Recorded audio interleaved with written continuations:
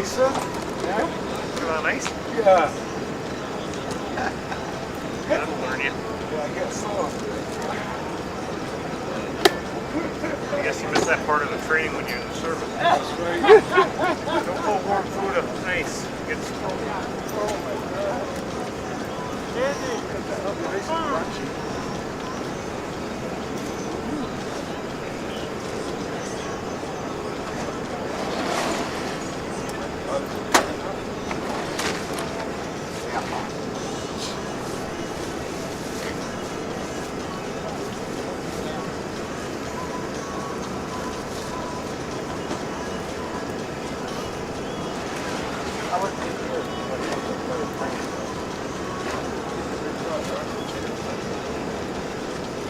Just the drums.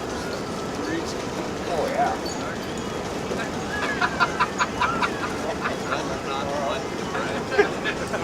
Hey, Jim, you want to start up your truck? Put it on the hood or engine heater? Engine block. Engine block.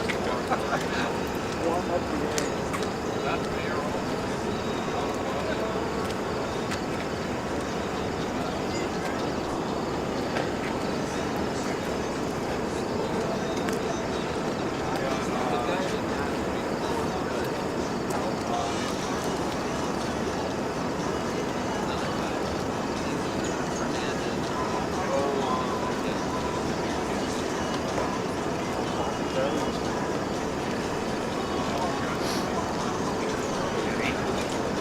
Oh, God, no. There's a lot more names there.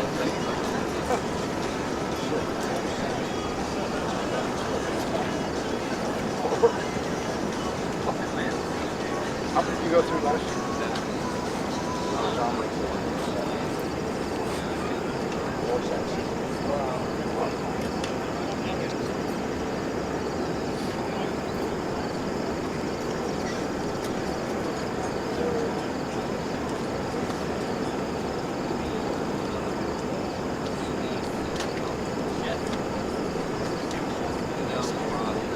Sucks.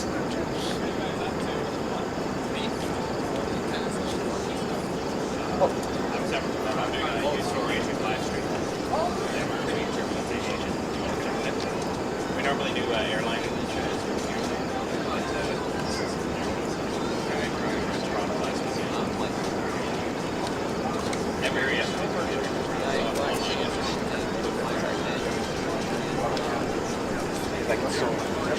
Answer to your question, amateur radio. Answer to your question with the antenna, amateur radio.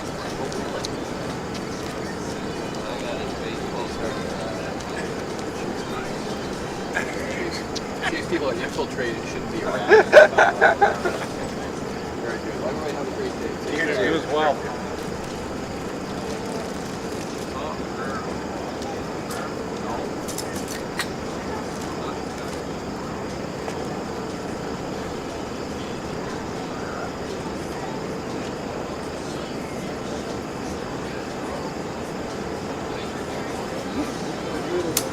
Yeah.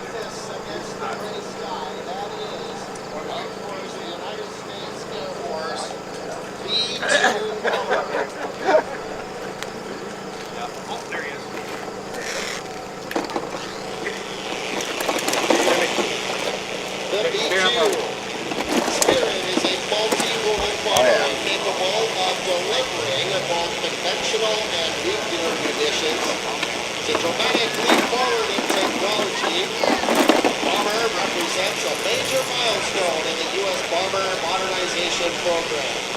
The B-2 brings massive firepower to bear in a short time anywhere. B-2 coming in? Yep. Previously impenetrable defenses. The B-2's low observable or stealth characteristics give it the unique ability to penetrate an enemy's most sophisticated defenses and threaten its most valued and heavily defended targets. Airshow fans, from the left, the B-2 Spirit.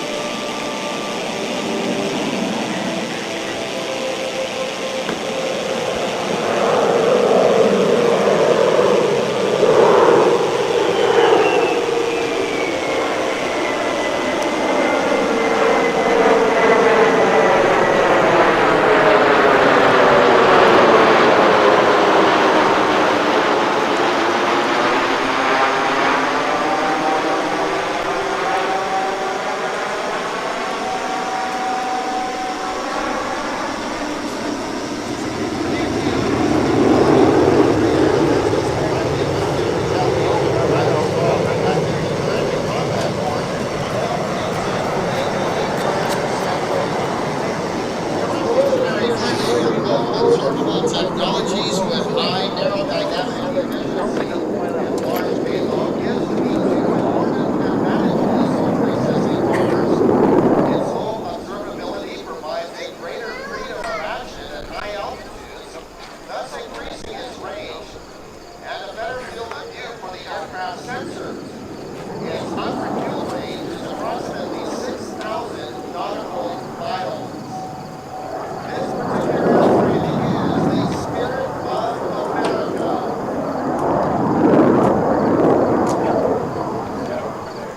And as you look out towards the southeast, you see the unique profile of that aircraft, giving you a clear indication why the aircraft is indeed a stealth-powered, low-profile, unique shape. Makes it extremely hard to find on the radar.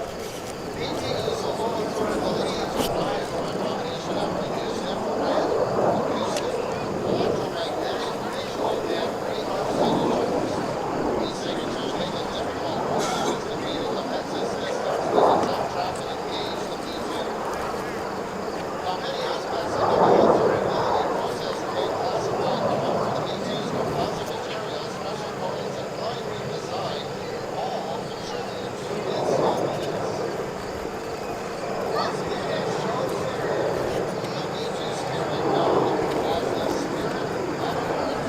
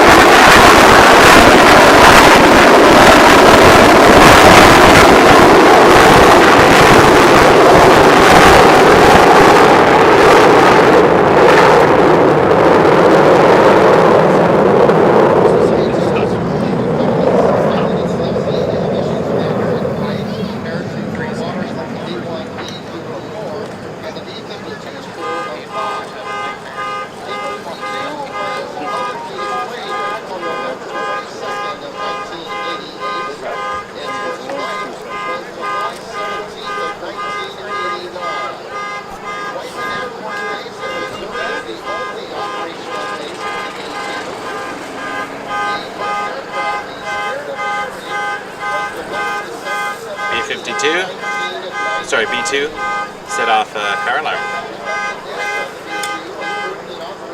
I think I was thinking of Love Shack, B-52s.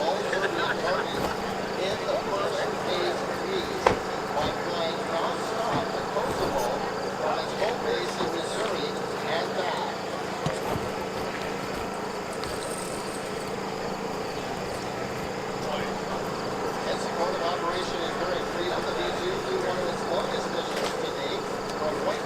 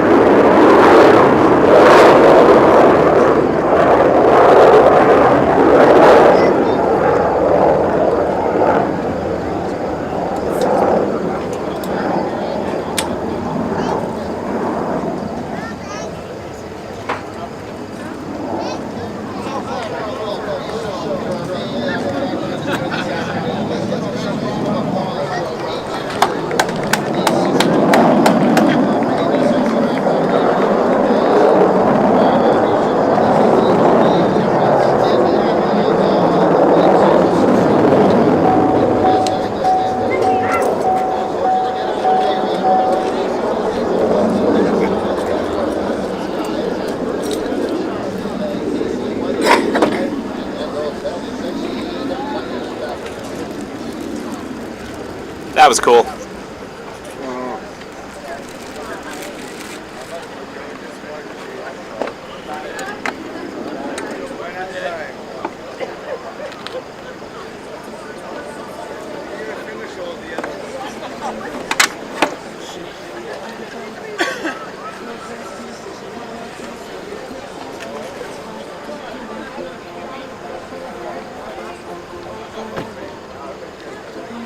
If the show ended right now, I'd be happy. I would. That was worth it.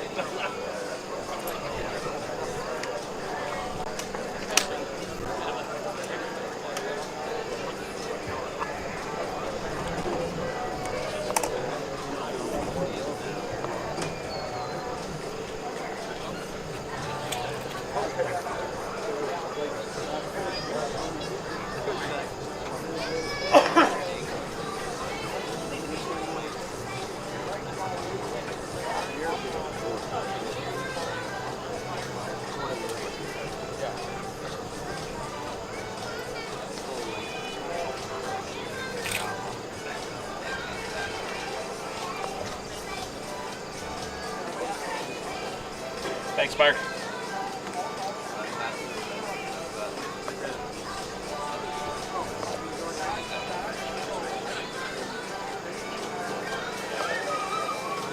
That'd be cool.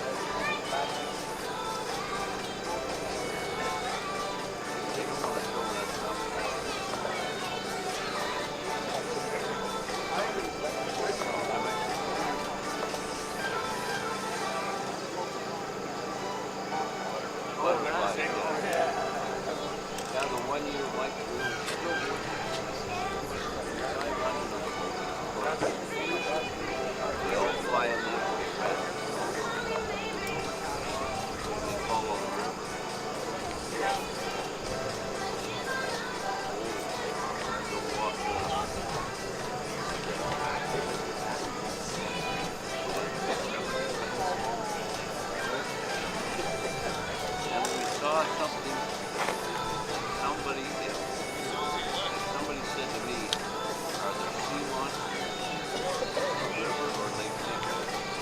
Yes, there are.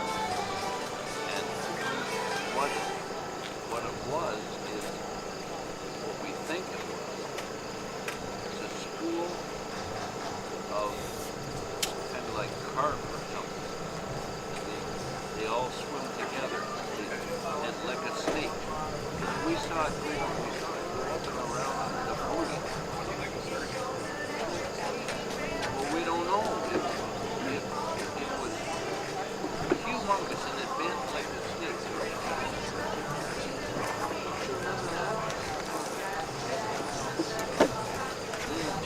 Yeah, I caught that thing. We tried to kill it and its head was like a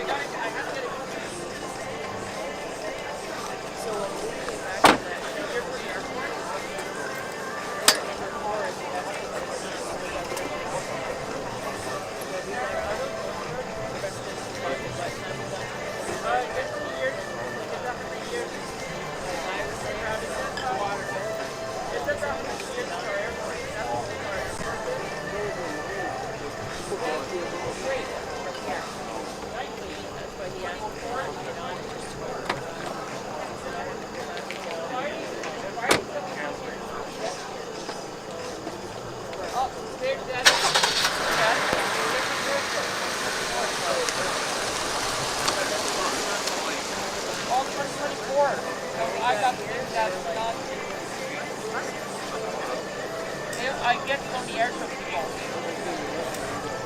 I got my...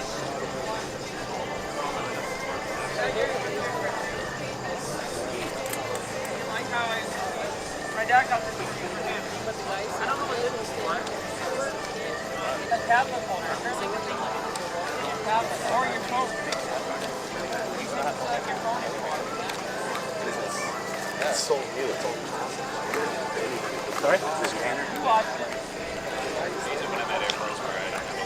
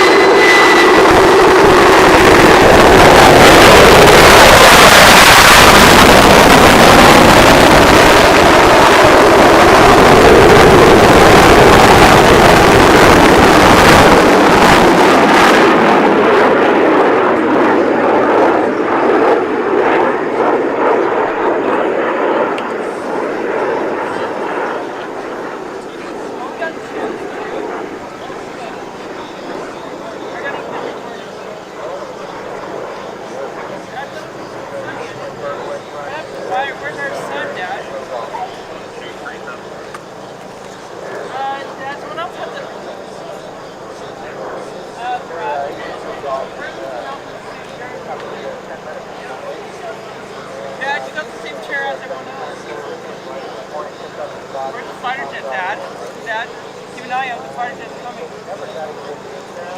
Oh, it's coming. Turn to a little faster. My dad is coming back for round 2. Dad. 1353 is Toronto Centre, London area. Oh, it's for both. So yeah, it's like the area, terminal outside of the tower. Here he comes back again.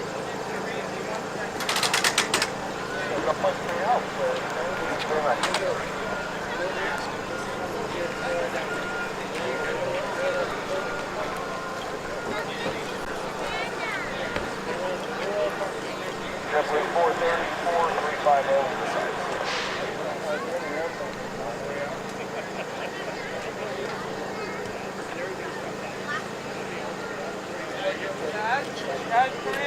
Dad, come in. Run.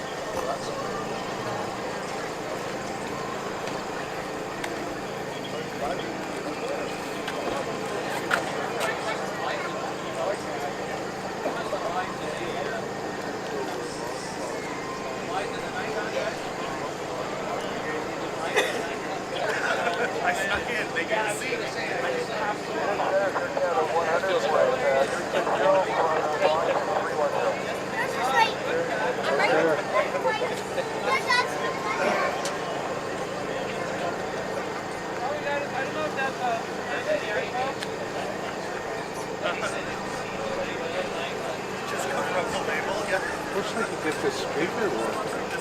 Huh? Wish they could get this speaker working. No, finish.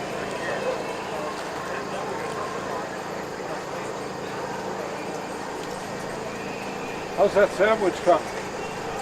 Done! Finito.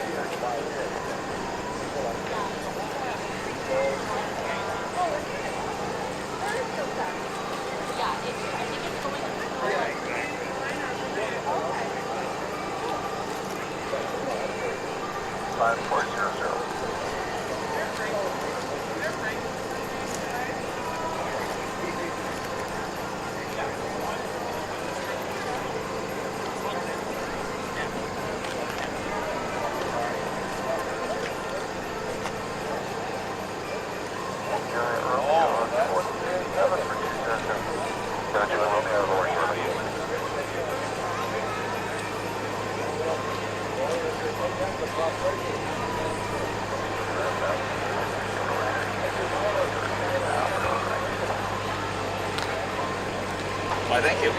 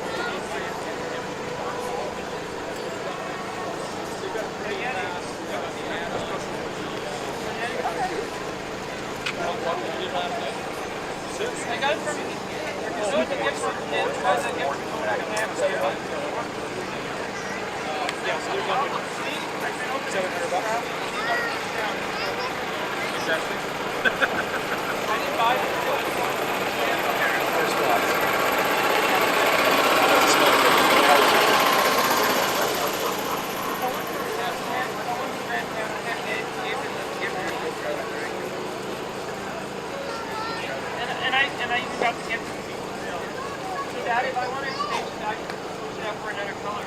I gotta get the piece.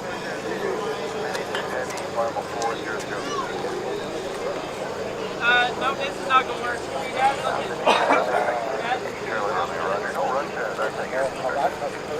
I lost my Yeti water bottle.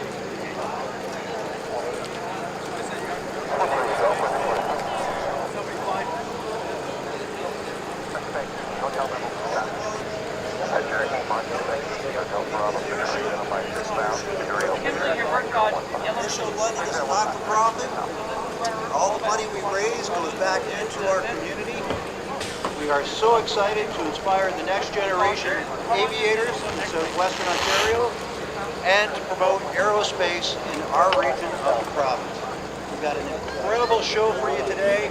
We are so pumped to present to you all of the actors and in the words of our air op manager Gary Vanderhook, here we go. Thank you very much, Jim, and please welcome to the microphone now the Executive Director for Airshow London, Holly Doney. Thank you so much, Ken. Just another quick thanks to all the fans that are here today. Our amazing thanks to all the crews and families that are able to come out to Airshow London this weekend. It's been great having all of you here and learning so much about you. A big thanks to the City of London for allowing us on. Aaron's walking.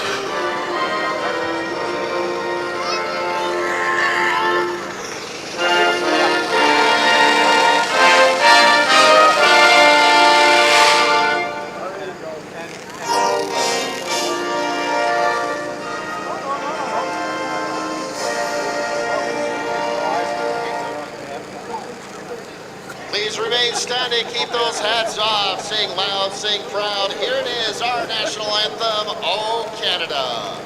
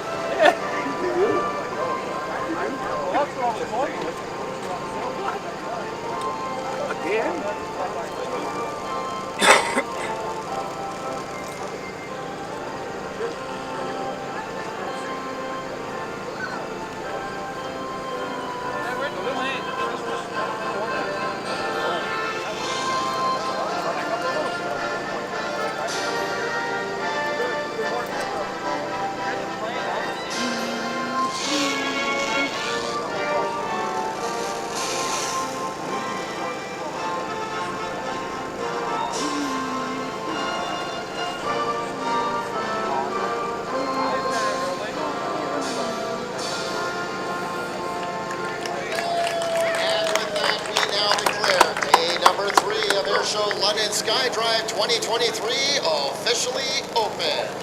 Okay.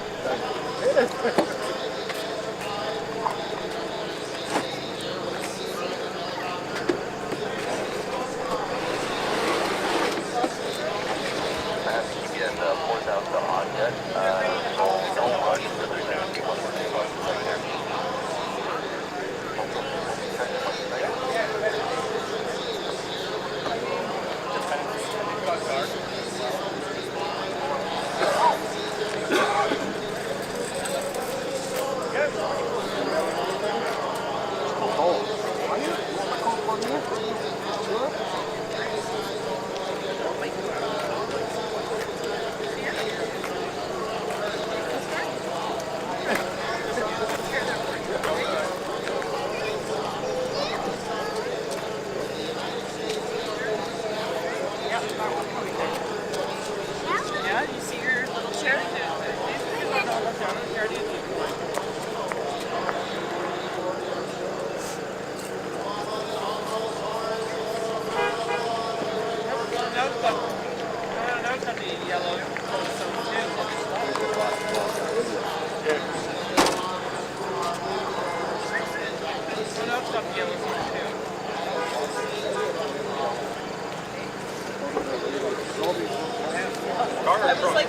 I was like, we lost Contact Freedom Center 13225.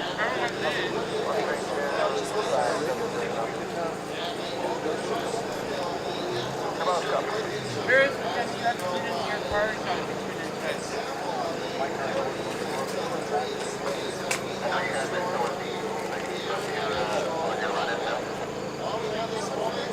Can you get it? Can you get the radio station?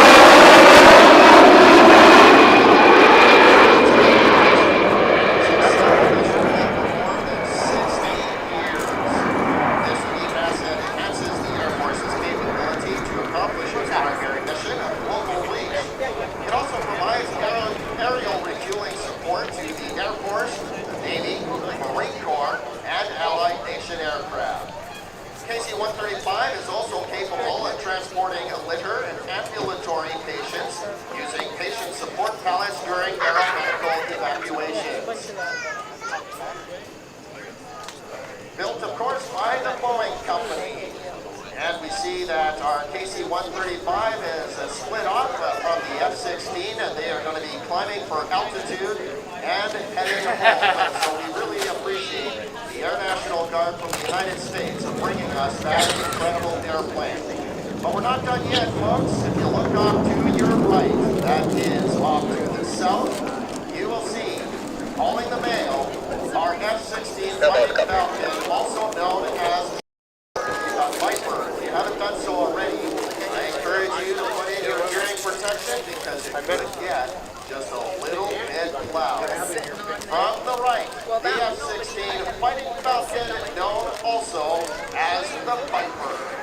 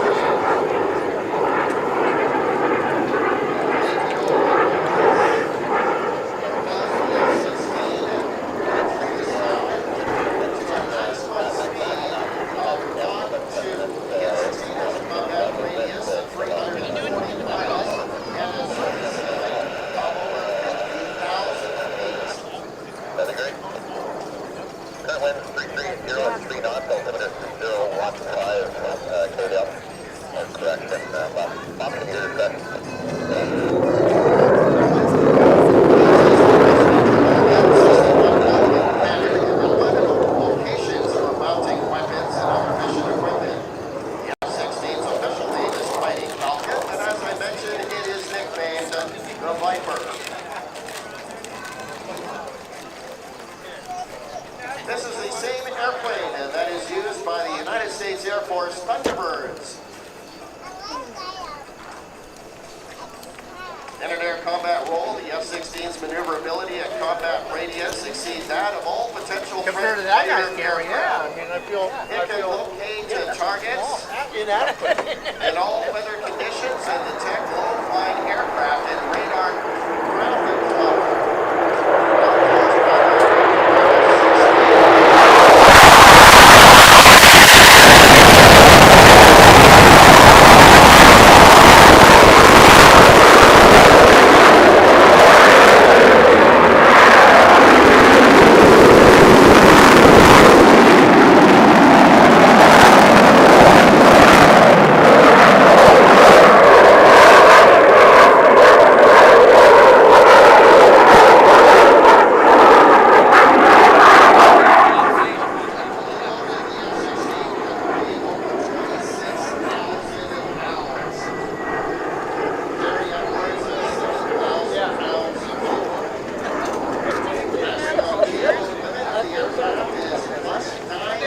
Now,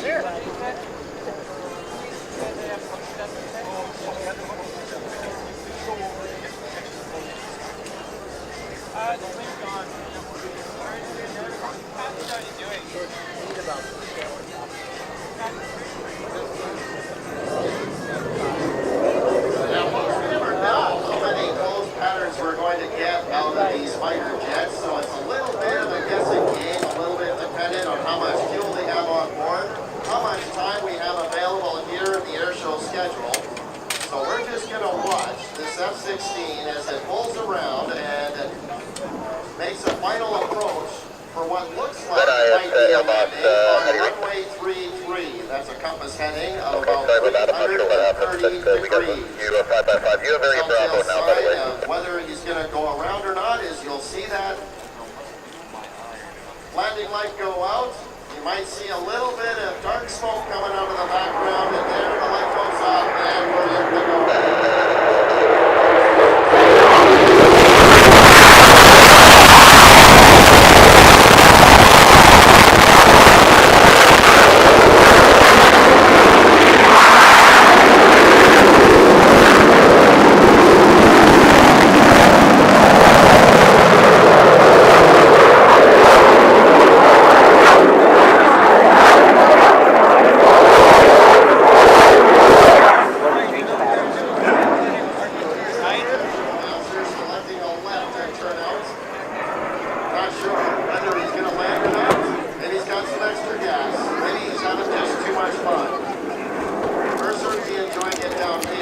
At Airshow London SKYDRIVE 2023.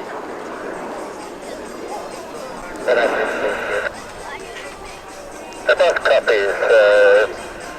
Land your discussion, runway 33, wind 3303.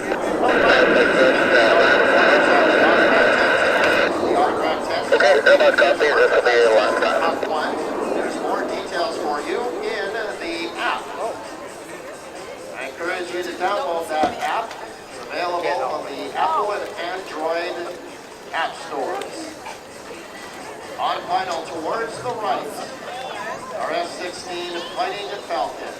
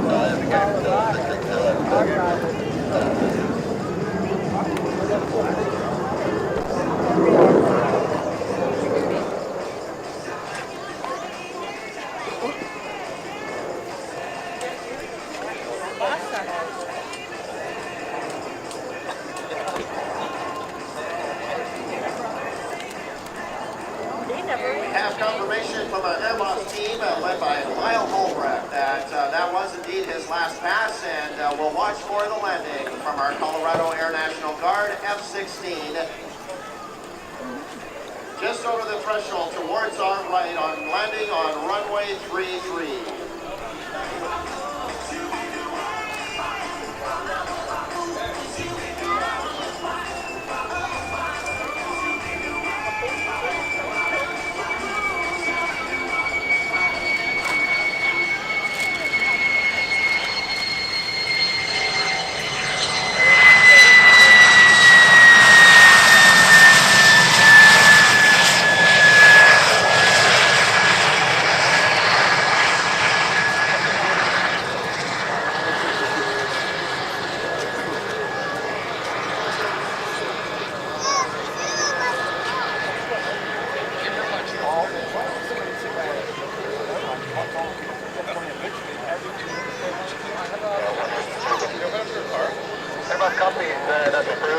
Do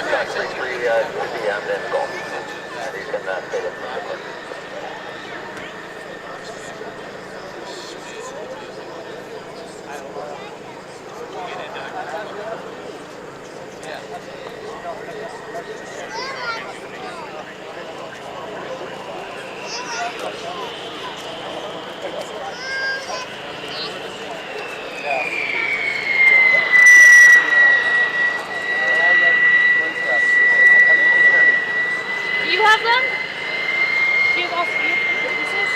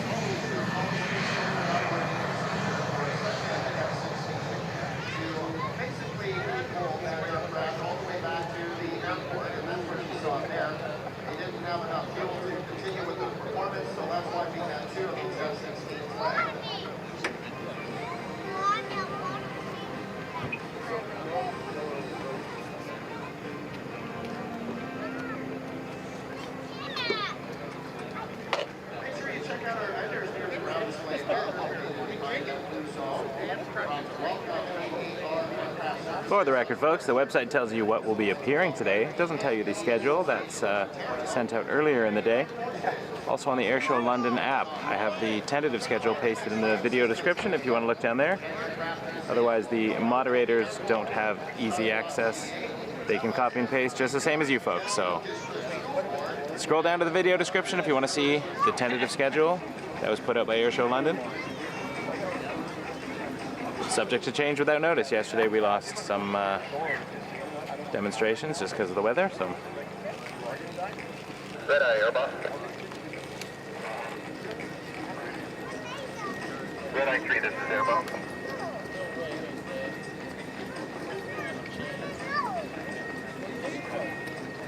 Red eye 3 from Airboss. I'm hearing just a short burst of carrier can read me. Are you complete with the MOU over Goddard at this time, the Ultra? Red eye 3, confirm.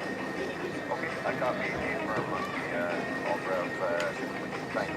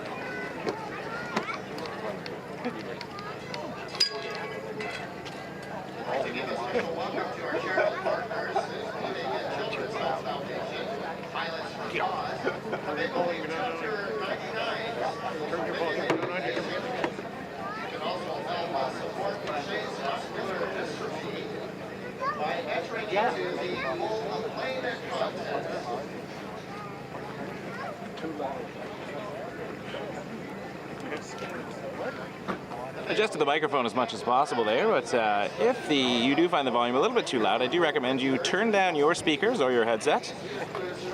It does get loud sometimes. I can adjust the volume as needed, but if an F-16 is going to rip on by with afterburners on, that's going to blow my microphone no matter what I do. So I'm not riding live microphone. I don't have a sound mixing board here.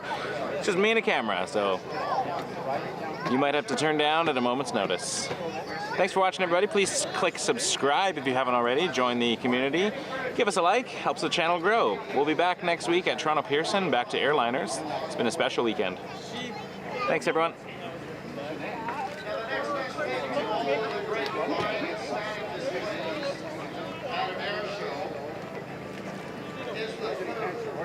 So for next weekend, you're back at Pearson, you said? During the week. Yeah. SKYDRIVE is a cashless bank of to accept debit or credit cards, payments. We have some awesome food trucks this weekend. And normally I'll park here.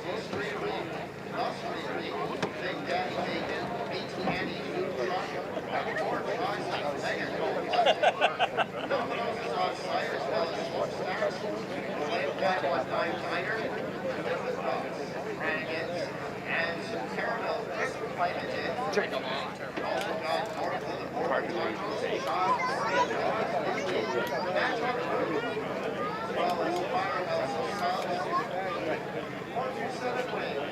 as well as McDonald's. This was for the large lady.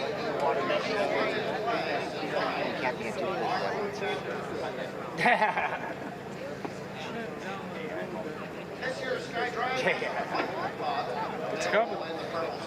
Probably. Have a call here to the club on the trolley or by walking. Reminder to please drink responsibly and do not drink and drive.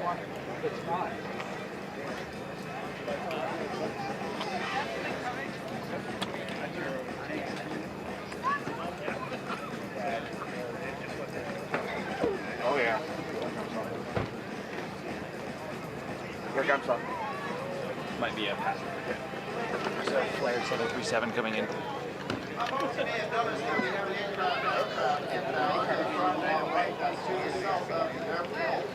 This is a commercial airliner that's inbound to the London International Airport. Believe it or not, this airport does remain partially operational during our air show, and we really appreciate the cooperation of our commercial operators. So we're just taking a moment here to remember this Flare Airlines. I'll be heading over to the terminal area, and then we'll be able to continue on with our air show program.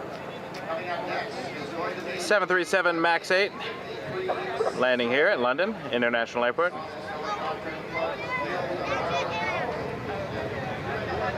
I generally don't get this close to these.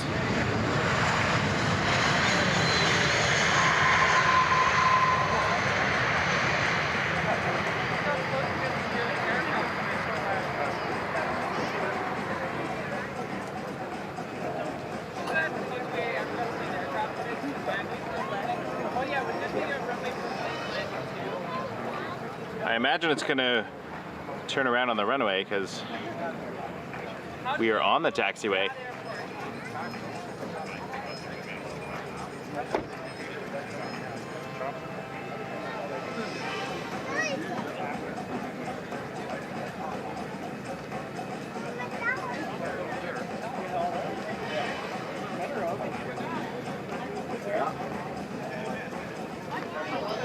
For those keeping track, that's Flare 931, just landed from Halifax on a 737 MAX 8, and it's going to be taxiing back to the terminal.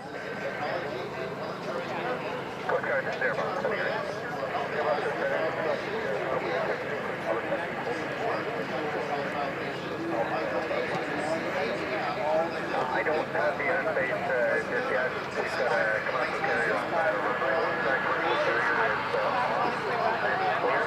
There's a few more scheduled landings during the show, so I think we'll see another 737 before too long.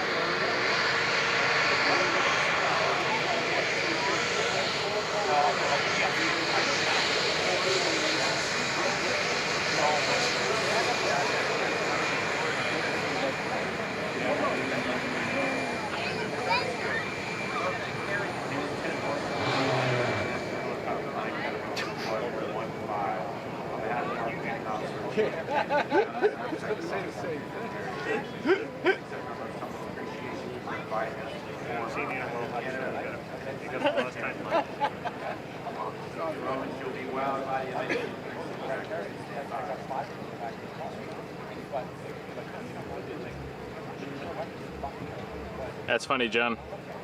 You don't need to flare if you're in a flare. Pretty sure that's why they call it a flare.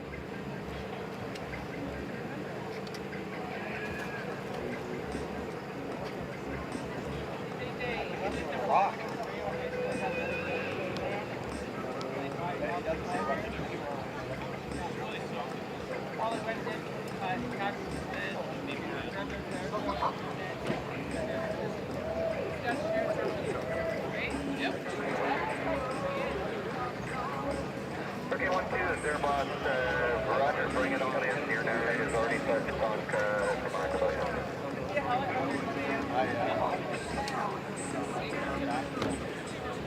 Didn't think of that, Lisa. That makes sense.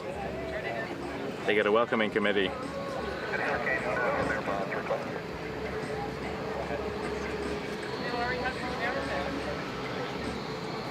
a request when you have a moment. The Coast Guard, I think it's for 6 years, or maybe a 65. They just want to do a hover check for maintenance at the south end of the goal towards your path. Are you okay with that while you're doing your demo? They will stay clear of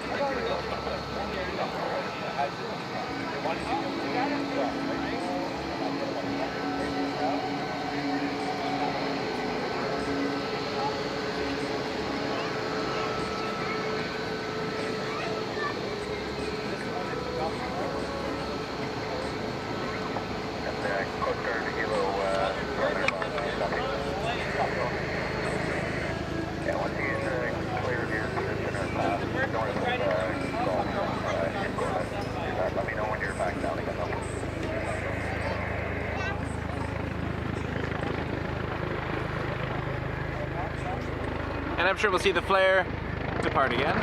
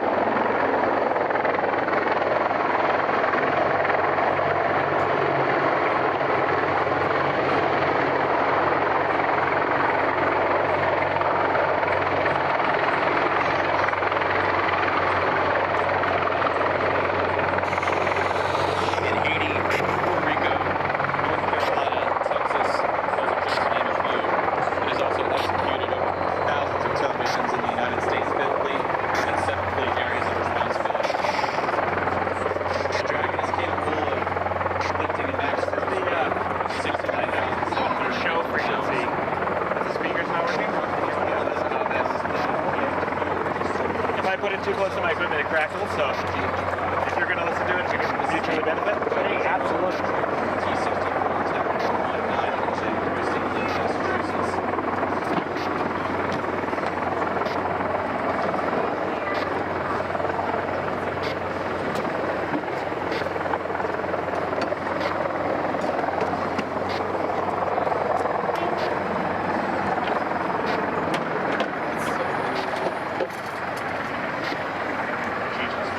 Showcasing the aircraft as they execute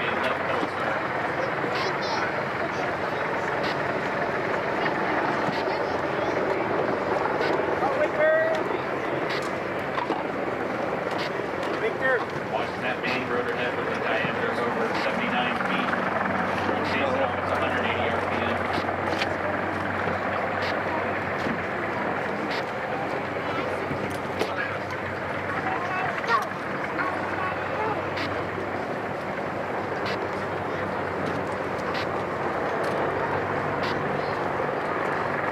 I had to put that on the screen because it made me laugh.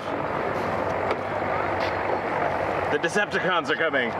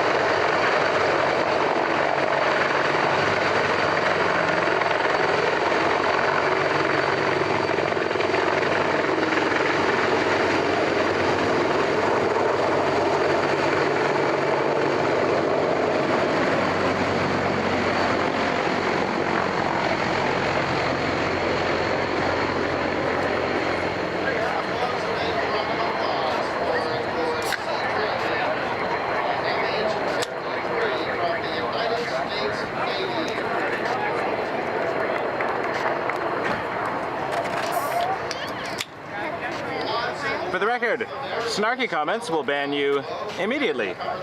Sometimes I have to step away from the camera because I am here with my family trying to enjoy the weekend, so I'm going to miss some things. I will say, if you're unhappy with how I'm filming, please request a refund.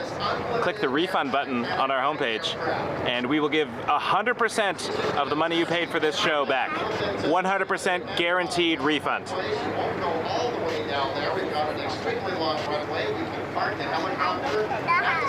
Which means I will give you nothing, which is what you are contributing right now. Thank you so much. Great job you're doing. Thanks. Airshow London that holds the veterans from Parkwood Hospital veterans there. Additional veteran support programs to enjoy the show.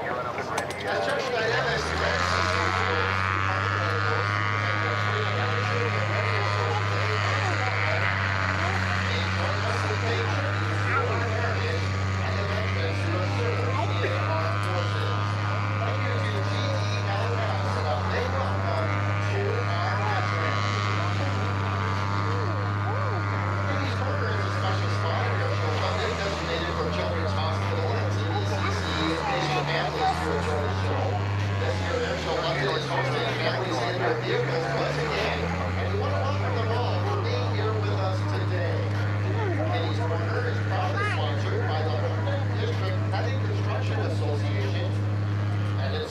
Children's Health Foundation you can participate in the 50-50 draw.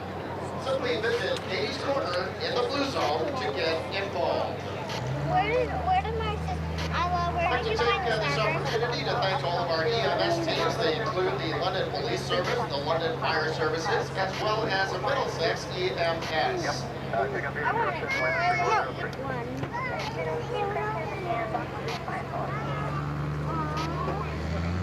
Melissa just completing a quick engine run-up to make sure that the airplane is ready. B2 flew about an hour ago. We caught it at the beginning of the stream. Checking the oil temperatures to make sure that OC and the aircraft are ready to go. There's some smoke out there to indicate to us that she's ready to go. Gets in a little bit of the rubber, runs up with the runway after the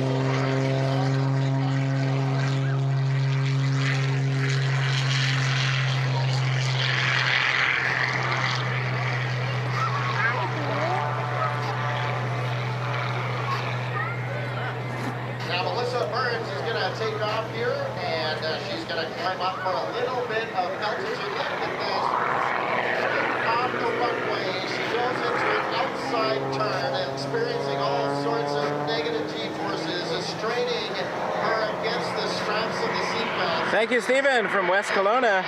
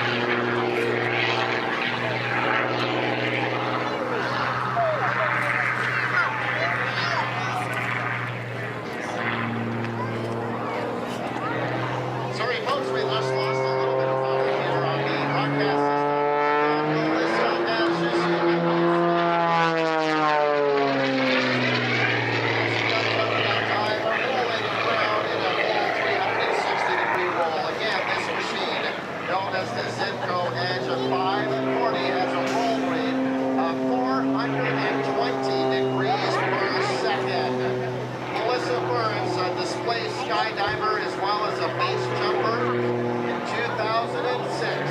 At the young age of 22 years, Melissa became the youngest female member of the United States Unlimited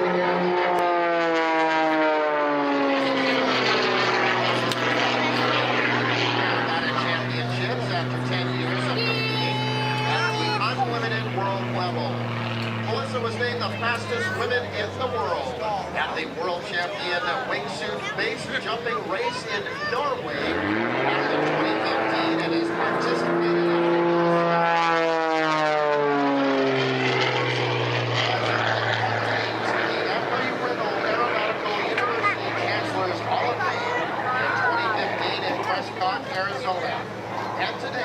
travels across North America, performing in Thank you, Justin. Thanks for the footage. First time seeing the B2 Spirit. 747 tip. Really appreciate that. Thank you, Justin. Thanks for joining us, everybody. Please subscribe. Give us a like.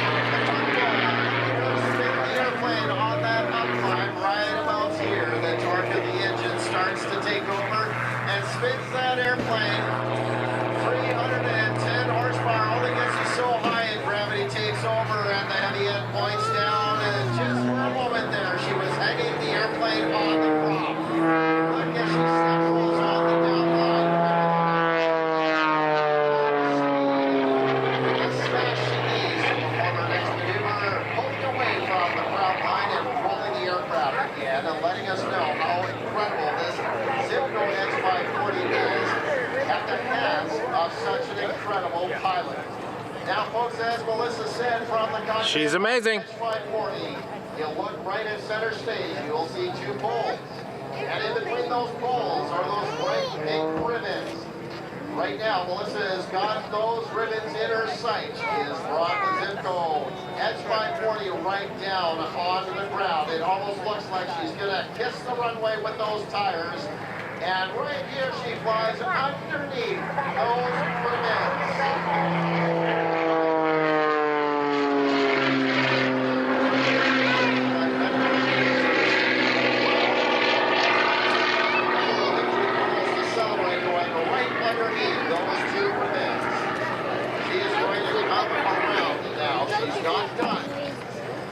Watch the airplane, watch Melissa, because she's going to get the Edge 540 turned around right about now. She's looking for those ribbons. She's going to line up with the center point between those two poles. She's going to bring the airplane a little bit lower to the ground, laying the smoke on the runway. Now she rolls the airplane.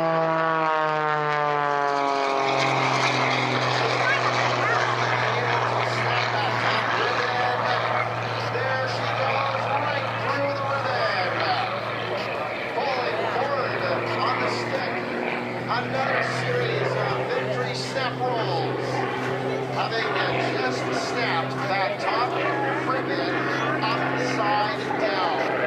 Now, folks, she's not done yet. You will see And we still have a ribbon suspended between those two poles.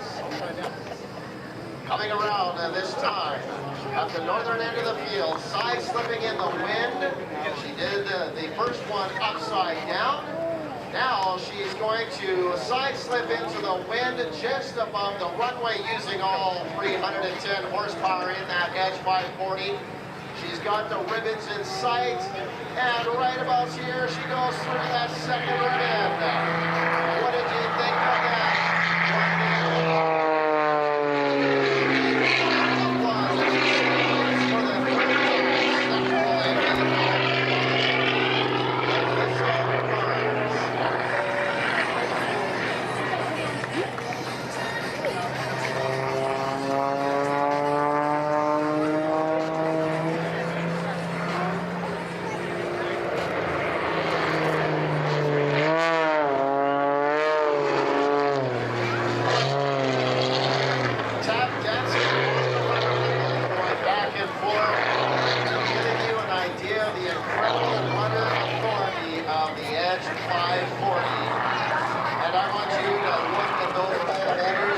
I think you can see it right there.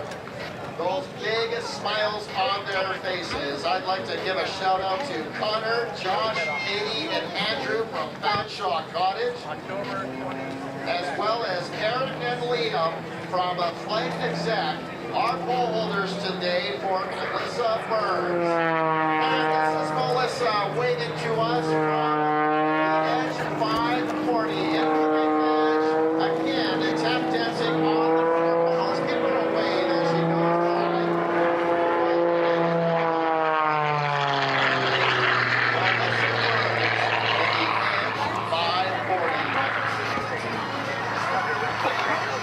Melissa Burns in the Edge 540. Hi to us. Hi. Those people know her name. Mom, how does she know her name? While Melissa sets up for a landing, we want to give a very special thank you to our Director of Air Operations, Cook, for all his dedication and work in securing all these awesome teams and performers we have here this weekend. Please honk your horn, clap your hands, let Cook know how much you're enjoying our performers here today.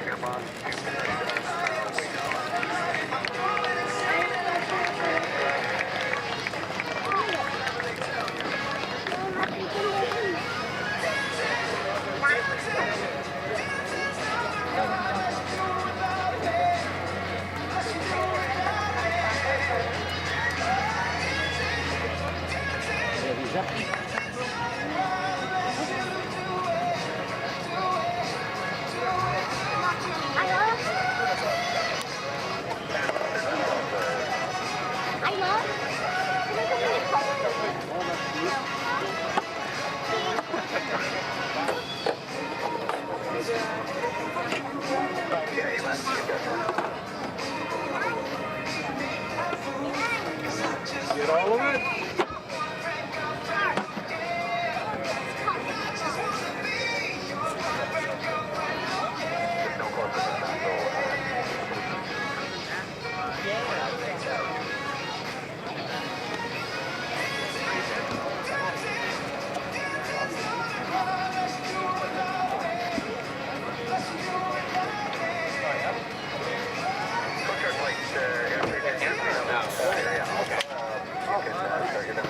Folks, she's got the engine shut down and she's got the airplane in their parking spot. She's unstrapping, getting her helmet off. Let's give a huge round of applause and honk your horns for Melissa Burns in the Edge 540.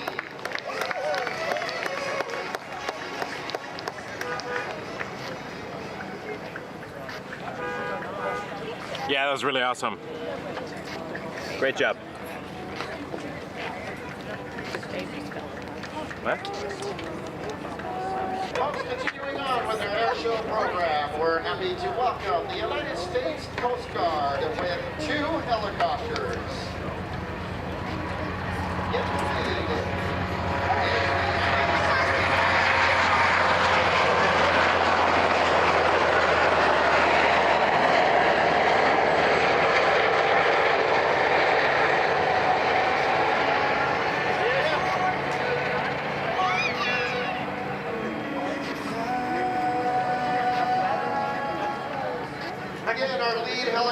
the MH-60T Dolphin, developed and built by Aerocopter.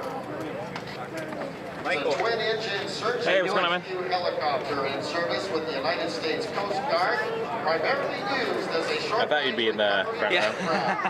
It is basically a U.S. version of the French-built Eurocopter, known as the Dolphin. The United States Coast Guard operates 102 Dolphins from the Atlantic and Pacific Oceans, the Gulf of Mexico, Hawaii, as well as the Great Lakes regions.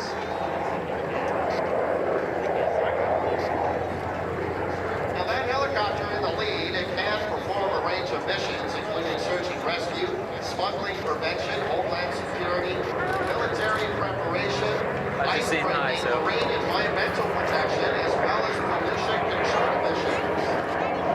Normally deployed from shore, the helicopters can also be operated from medium and high endurance U.S. Coast Guard cutters, as well as polar icebreakers. Thanks, Mark. Just ran into another subscriber. Taking pictures here. Great to see you all in person, folks.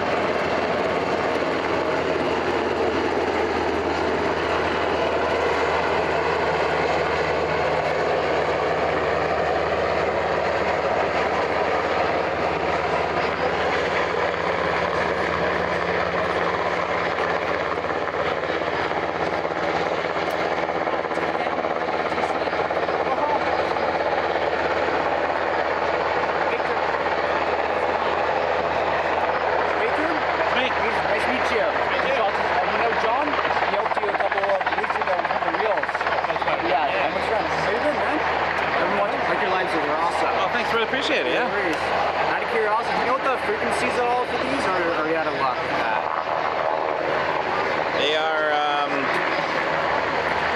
are not sharing the broadcast frequency. I know. Here in the area. So what cost is if I take a photo?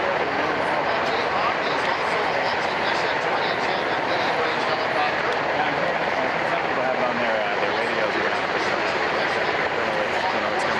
Big fan. Thank you so much, man.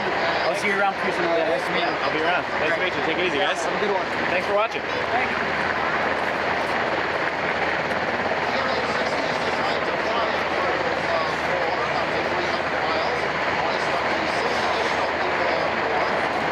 Just chatting with a subscriber there for a minute. Luckily, the helicopter stayed relatively static.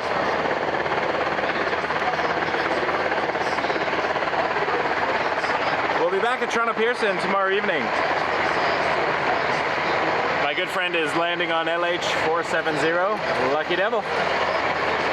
We're coming in from Frankfurt on the 747.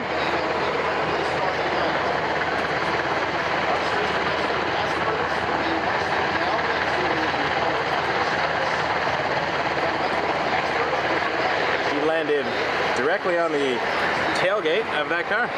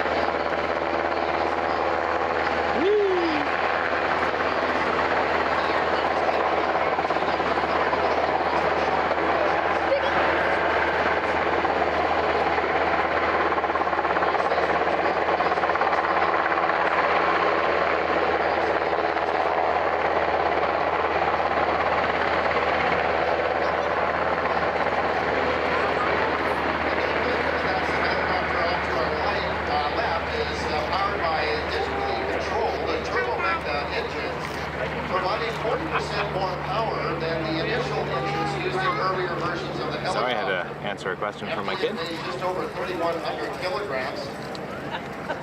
Give you an idea of the size of the rotor of the Dolphin. Panasonic camcorder. In the lead right now. It's about 39 feet. That works out to. And I use a Fuji X H2S for when I do nighttime shots at the airport. During the day, it's the Panasonic. I don't remember the exact model. I'm going to say it wrong, so give me a minute. W something. WHF1? WXF1? W something.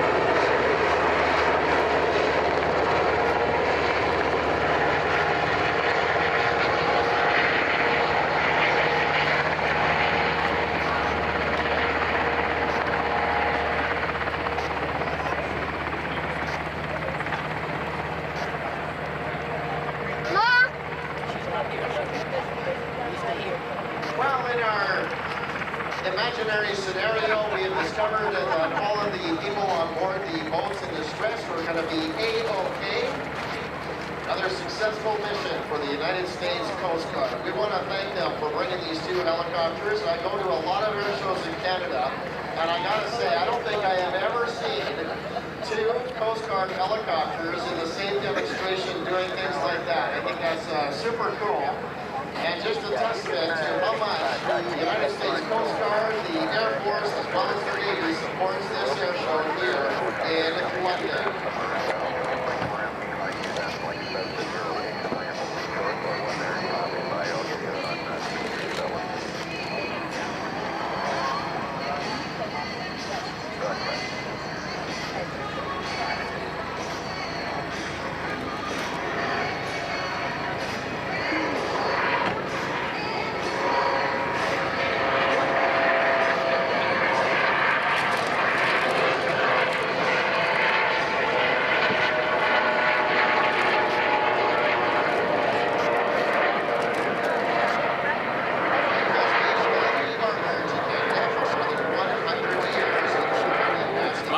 Don't jinx it. As soon as I say I have good internet, we go to spotty spots. More than $4 billion annually to the Canadian economy. Thanks, I appreciate it. More than 14,000 I'm putting my hotspot basically underneath my laptop.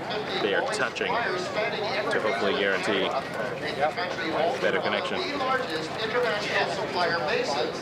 That's right. Canadian partners provide parts for all Boeing commercial airplane models and nearly all Boeing defense programs. We're going to see another fine Boeing product here in just a couple of moments as we bring on the F-18 Growler demonstration team. We're going to just recover those helicopters, and in just a couple of moments we're going to take or hand the microphone over to the team narrators.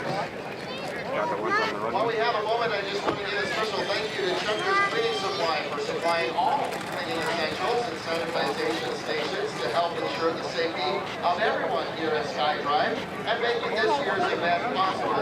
Also, thank you to Central Sanitization Services providers helping out the show this weekend and providing and maintaining the water. I see something. At SkyDrive.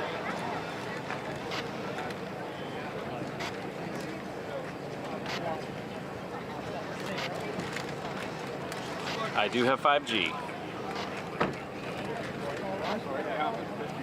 There's a lot of factors that go into making the Wi-Fi work properly from my 5G hotspot. Interference and whatnot, it happens.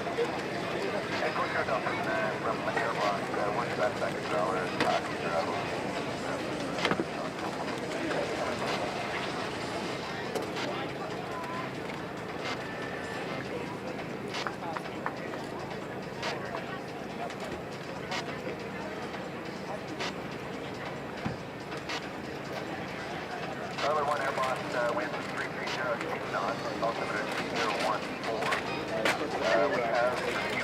You have various Bravo, above the 5 nautical miles, up to 10,500 feet. Take off here.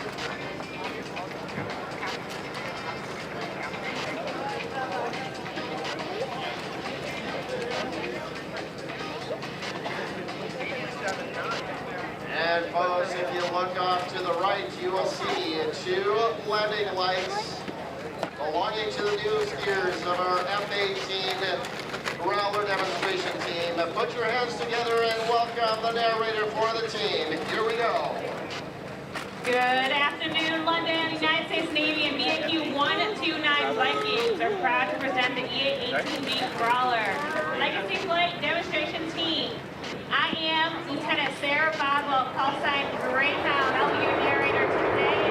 Joining me is Lieutenant Brianna Lunas, call sign Pop. Ladies and gentlemen, to your right, to your left,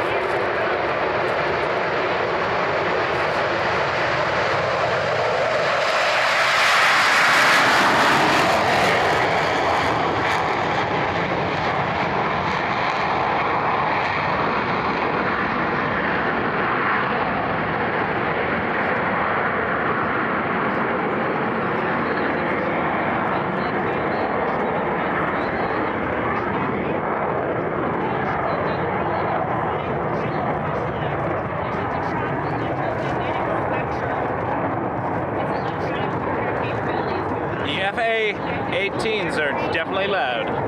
This is the Growler demonstration. They are growling. tactical aircraft in the world.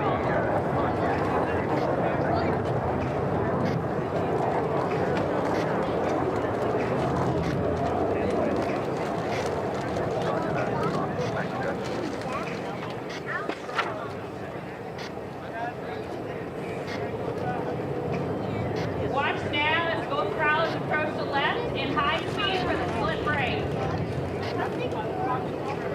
No, that's good. Growler 1, Growler 2, bring in the noise from the left.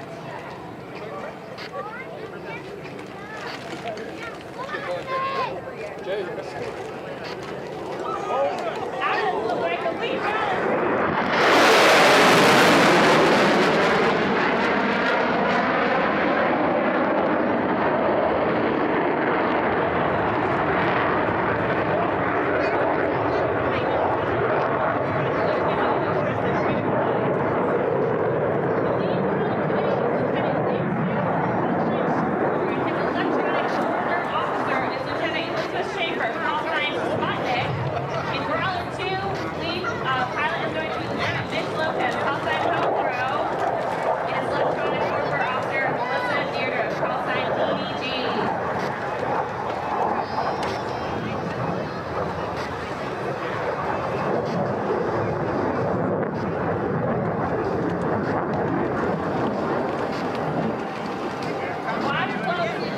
Good thing the camera is on a tripod, because I would have dropped it. maximum climb profile, technically known as the Cobra maneuver. While the Growler can certainly be a supersonic speed machine, it especially excels at slow speed maneuverability. Using fly-by-wire control computers, massive control surfaces, and those powerful engines, the Growler will rocket almost straight up.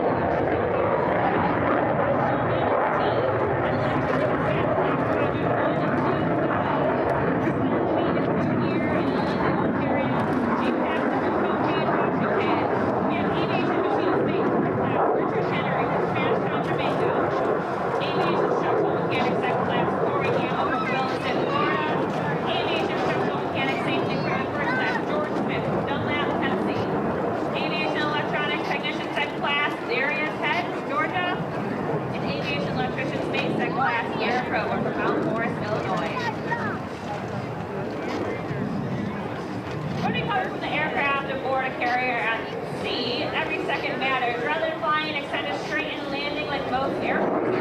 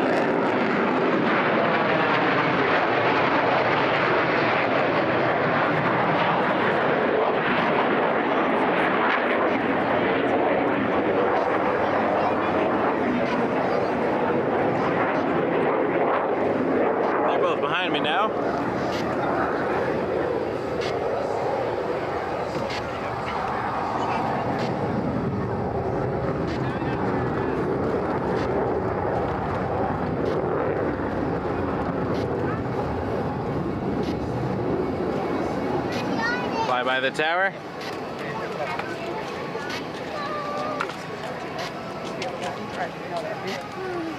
You're welcome. I got a door.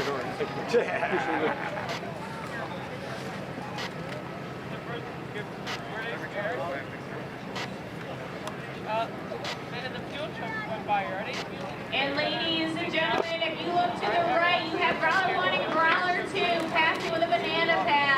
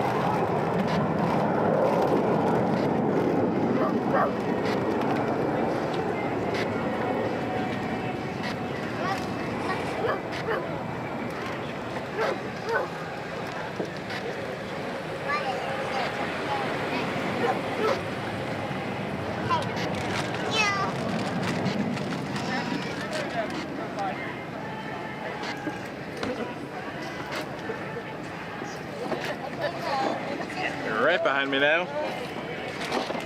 And ladies and gentlemen, if you look behind you, you can see Growler.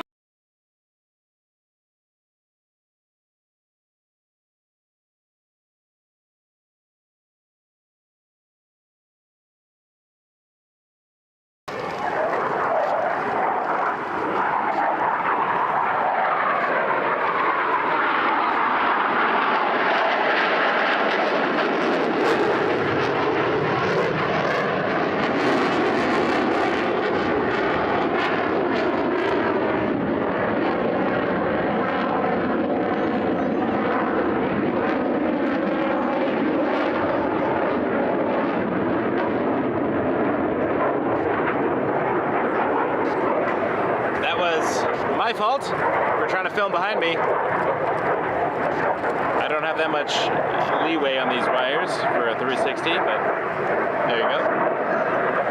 Easy fix.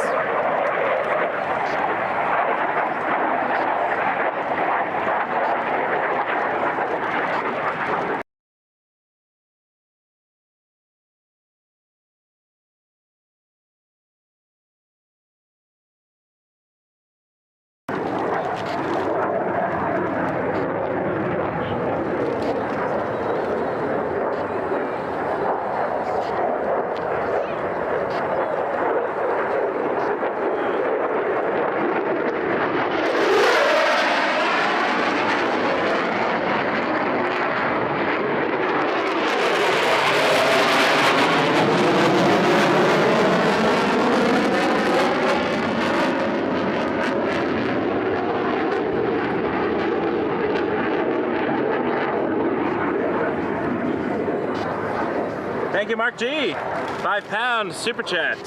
Amazing life, thanks from Northeast England. I got family in North England, Yorkshire. Lovely part of the country. Thanks for joining us and thanks for the tip, really helps us out.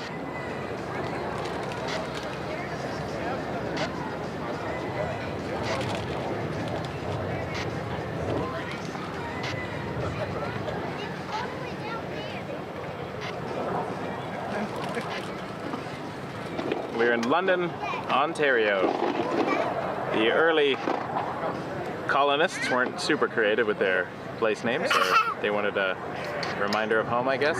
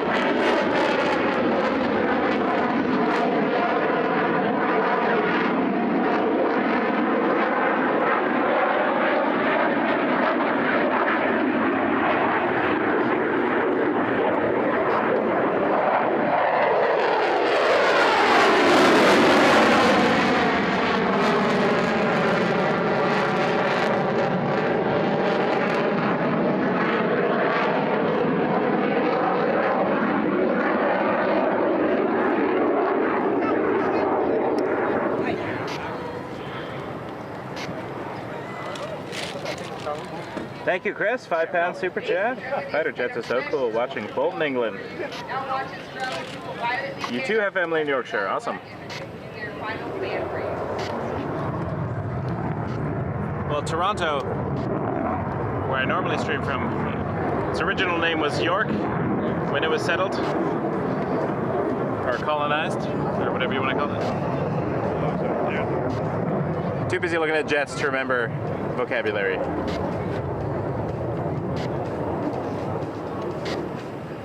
Parts of Toronto are still called York. There's East York and North York. This London is actually also on the River Thames. And there's a Covent Garden, Oxford Street, so on and so forth.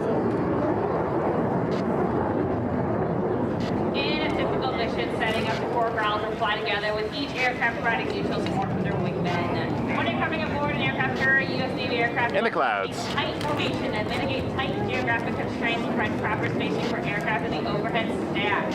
In order to take separation for landing, Navy aircraft will empty the fan brake, setting themselves up on speed and separating for the individual approaches. From the right, you'll see the fan brake for Growler 1 and Growler 2.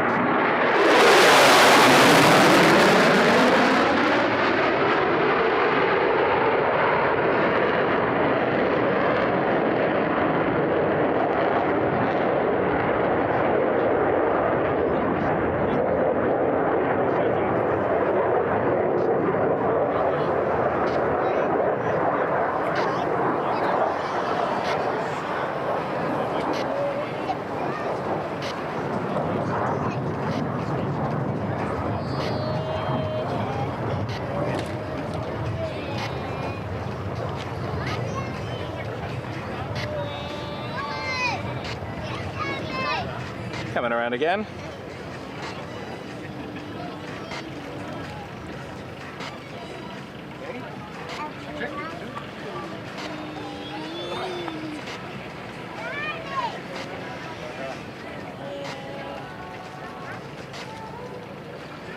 Are we landing maybe?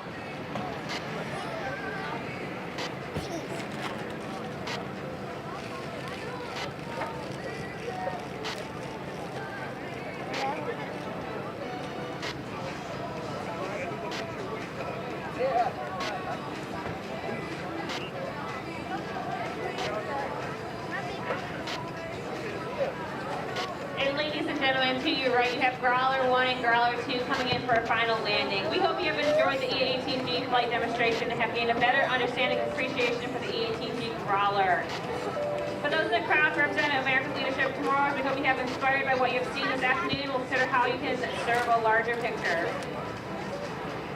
Electronic Attack Squadron wants to thank you on our behalf, AQ 129. Thank you for coming out, and we hope you enjoy the rest of the show. Thank you very much. Let's have a round of honking and a round of applause for the EA-18G Growler demonstration team, all the way from Whidbey Island on the west coast in the Pacific Northwest. What a great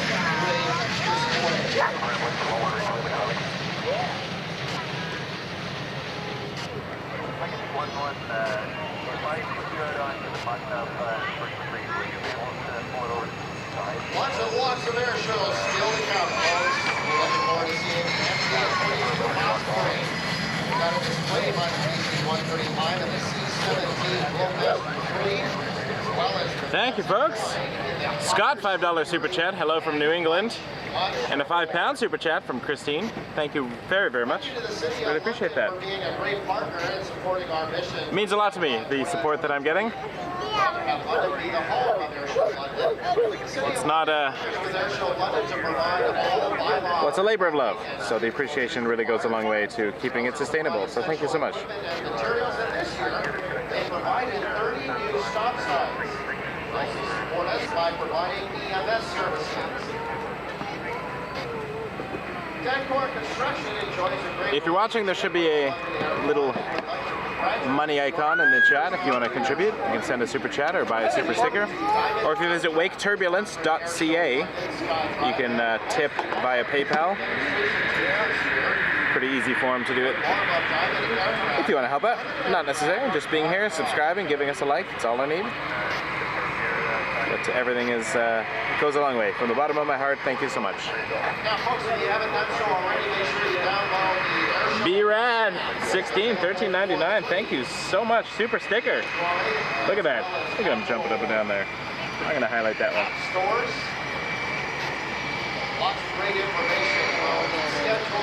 once the auto thing goes away. Give them away, that's our EA-18G Growler demonstration team passes back to the former parking area. Look at that dancing sticker. Love that. Ooh, they got the top open there. Let's zoom in and see if we can see.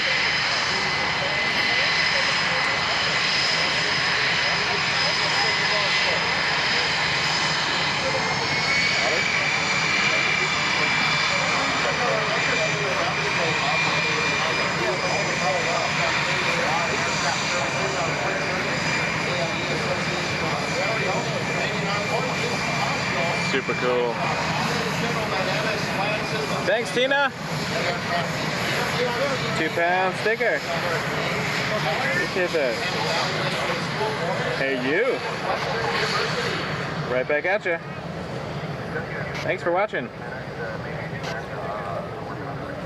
Safety is important to us here at SKYDRIVE 2023. Please be mindful of cars and listen to volunteer traffic controllers. Live from London, Ontario today. Reminder to use walkways and do not enter Southwestern Ontario. They are not your own. In Canada. For your safety as well, please look for a land marker when leaving your vehicle to help you find your way back when you return.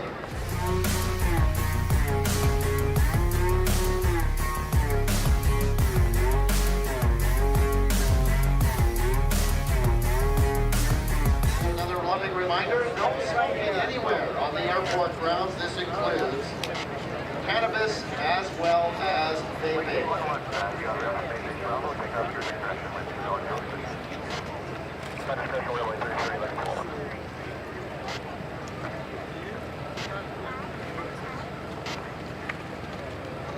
I wonder if we're going to see the 737 depart soon. There at the southern end of the field towards our right is probably Here we go. The most unique aircraft you'll see at the air show today. This is the tilt-rotor MV-22 Osprey. I'm very excited about the Osprey.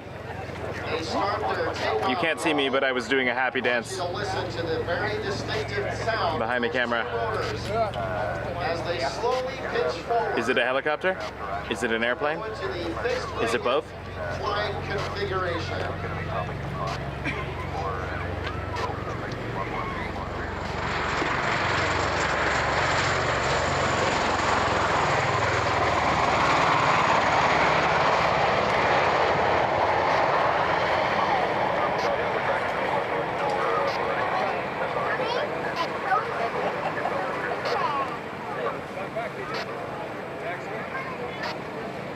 The Osprey combines the vertical takeoff, hover, and vertical landing qualities of a helicopter with a long range, fuel efficiency, and speed characteristics of a turboprop aircraft. The MV-22 Osprey is the primary assault support aircraft for the United States Marine Corps. It was fielded to replace the CH-46C Knight helicopter and is being deployed to support troops in combat. It's a hybrid. 2007. Take that, Toyota Yaris. The Osprey is unique in that it uses two engines positioned on fixed-wing tips housed in nacelles that rotate to allow the MV-22 to land and take off vertically, but achieve much faster flight than a helicopter by tilting those nacelles forward while in flight in a configuration similar to a fixed-wing aircraft. With the speed and range of a turboprop, the maneuverability of a helicopter, and the ability to carry 24 Marine combat troops twice as fast and 5 times farther than previous helicopters. I got to go inside it yesterday. It was pretty cool. Operations. The Osprey's impact was felt immediately. Upon its arrival in Iraq, commenting on its advanced expeditionary capabilities and staggering operational reach, a top Marine commander went as far as to say it turned his battle space from the size of Texas into the size of Rhode Island. Coming in from the left, the Osprey.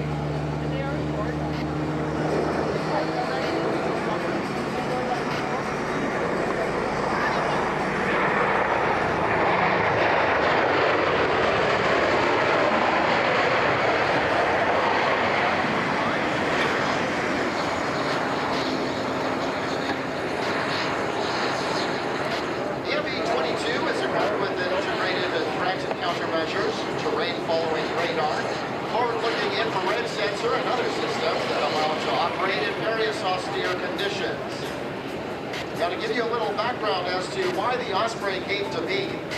Back in 1980, the failure of Operation Eagle Claw during the Iran hostage crisis underscored that there were military roles for which neither conventional helicopters nor fixed-wing transport aircraft were well suited.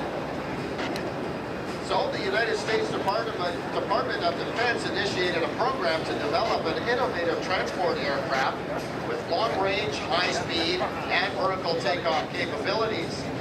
And the Joint Service Vertical Takeoff and Landing Experimental Program officially commenced in 1981. Partnership between Bell Helicopter and Boeing Helicopters was awarded a development contract in 1983 for the B-22 tiltrotor aircraft.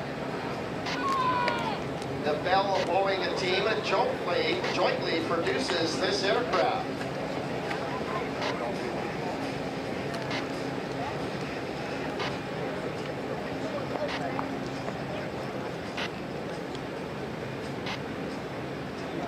B-22 first flew back in 1989 and began flight testing and design alterations. The complexity and difficulties of being the very first tilt rotor for military service led to many, many years of development. George, thank you so much. $20 super sticker. A bit of a head-on pass here by our Osprey. And you can see those nacelles now rotating upwards as they convert back to essentially a helicopter configuration. And they're going to be able to hover that Osprey right here at show center.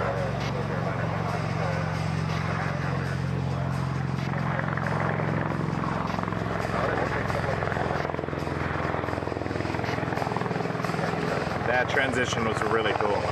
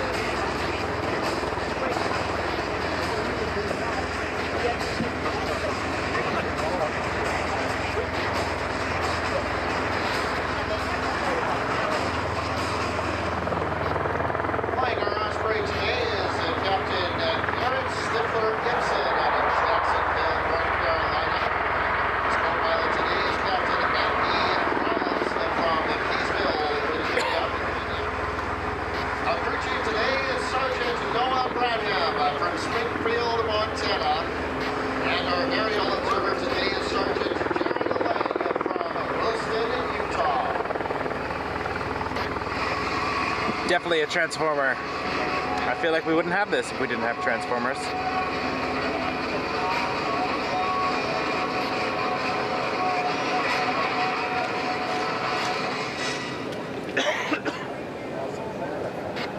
The B-22 first flew back in 1989. As I mentioned, the United States Marine Corps began crew training for the Osprey in 2000. Taxiing 737. In approximately 2007. It wouldn't be Wake Turbulence Aviation without noting the airliner. CH-46 Sea Knights at that point in time. Wind is favoring a takeoff from that side, so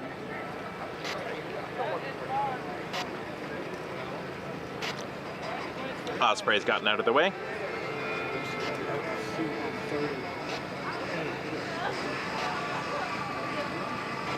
Osprey can carry 24 troops if they're all seated around the aircraft. They can also carry a maximum of 32 troops if the floor is completely loaded. They can also carry upwards of 20,000 pounds of internal cargo give you an idea of the size of the Osprey, it's over 57 feet long with a wingspan of just over 45 feet. All right, coming in from the left, the MV-22 Osprey. All right, Flair, you can wait a minute.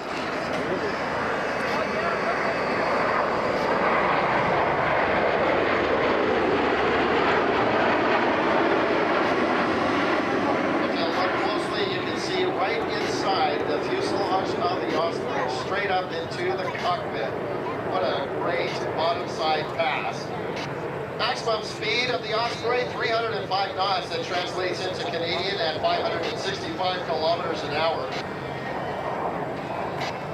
Has a range of just over 1,000 miles. Of course, that's in zero wind conditions. Has a combat range of about 390 nautical miles.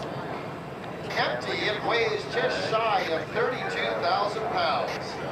It's powered by two Rolls-Royce turboshaft engines that generate upwards of 6,100 horsepower.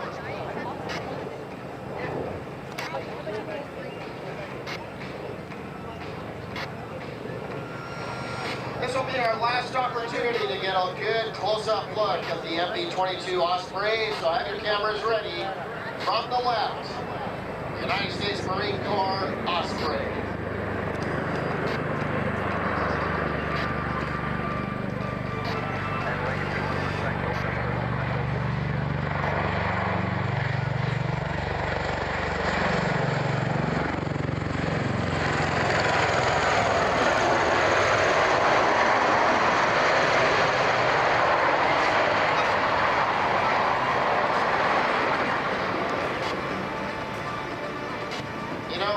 It's truly amazing that any aircraft could fly, much less a unique airplane like the Osprey.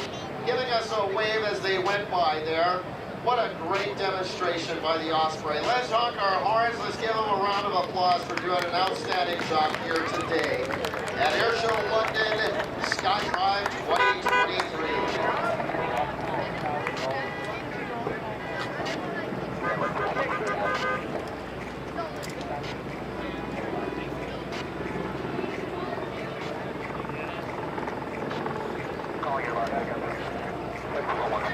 Thank you to Edgewater Estates for being an aviation sponsor. Our sponsors, of course, are an integral part of hosting this event year after year. Conshaw College is the home of the Norton Wolf School of Aviation, as well as the Aerospace Technology. This 737 is headed back to Halifax. And our ground support equipment. Flair 930. Once again, a MAX 8. And we're going to see it depart here at London International Airport from runway 33 as it backtracks on the runway right now. In partnership with Conshaw, we're proud to support the next generation in aviation. Big thank you to Fast Science for sponsoring all our event signage you see at SKYDRIVE this weekend. Contact them for all your visual communication needs. Whether you need a single building sign or 1,000 banners, their marketing savvy experts are more than ready for the challenge. Step into our world at Flight Exec for luxury and comfort without compromise. Let us show you the difference between other private charters and our extravagant experiences that are tailored specifically to you. We've got the key. Come fly with us at Flight Exec and unlock your world.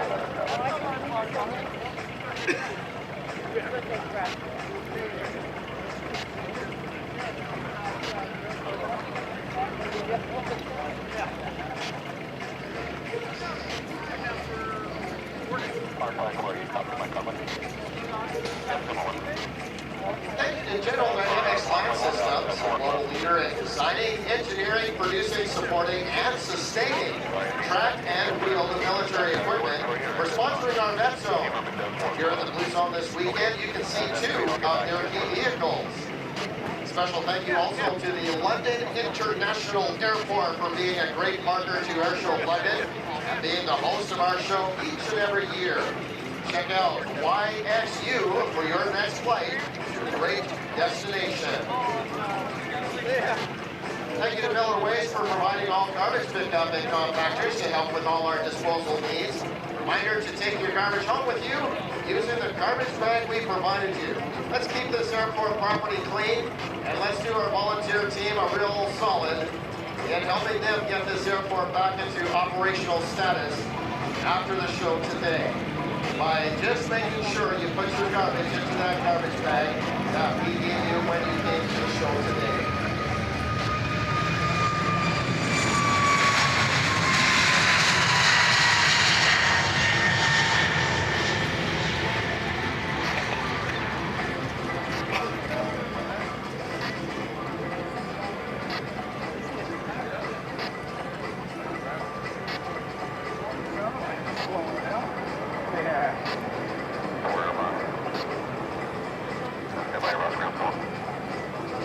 I want to take this opportunity to give a special shout out to our Airboss team led by Lyle Holbrook and supported by Josh Pegg.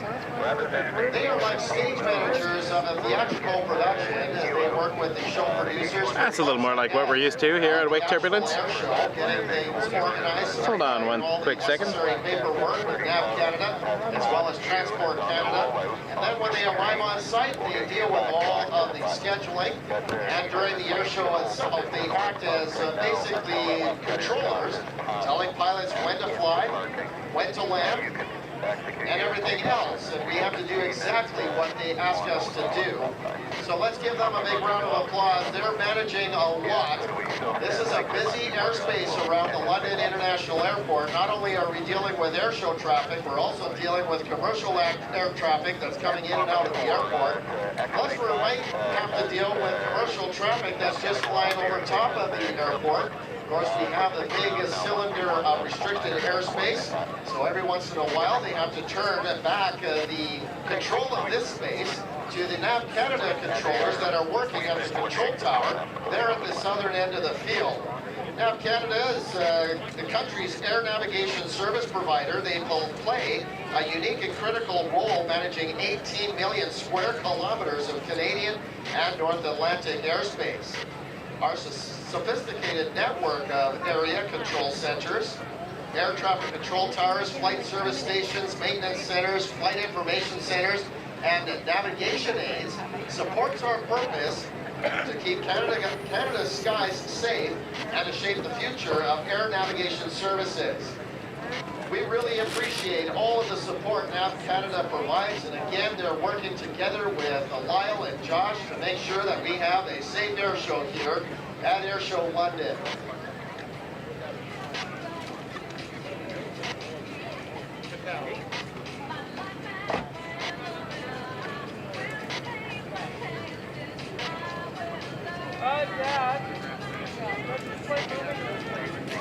Also like to take this opportunity to thank Nikon, the official title sponsor of the Nikon Yellow Zone.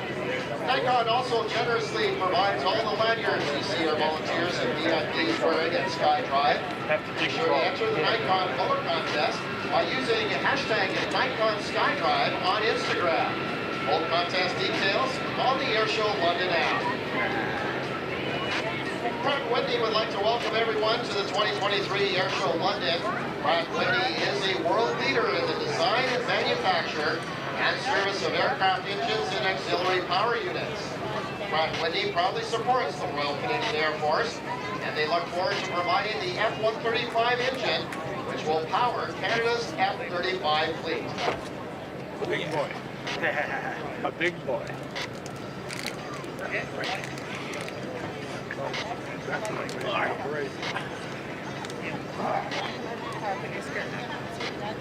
I was talking about NAV Canada as well as their bosses here. Like I said, they're working very, very hard right now managing air traffic. We just departed that commercial airliner. If you look off to the south or to your right, you'll see another commercial airliner that's inbound. And in the meantime, we're also taxiing and preparing our next performer. 737-800 coming in from Calgary. WestJet 734, same flight we saw yesterday. This air show continues safely. This is an 8-year-old aircraft coming in. Not the one you see right here, but the one up in the sky. Commercial airliner back on the ground and into the terminal parking area, we'll be able to continue on with our air show. Coming up is going to be our KC-135 and C-17 Globemaster 3 demonstration. Oh, you won't want to miss the Globemaster.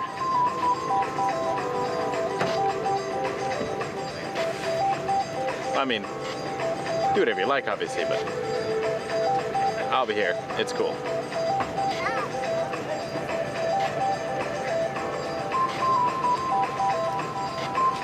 If you like 737s, stay tuned tomorrow. We're back at Toronto Pearson for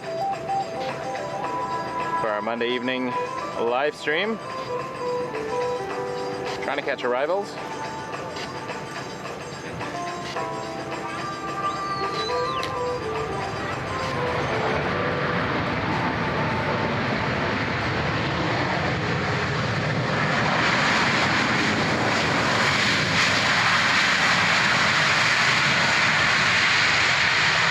Including the Queen of the Skies. We'll be waiting for the Lufthansa 747-400 tomorrow as it returns to Toronto from Frankfurt with my childhood best friend on it. Not that he'll be watching, he'll be on the plane. Unless Lufthansa gives free high-speed Wi-Fi, that would be cool.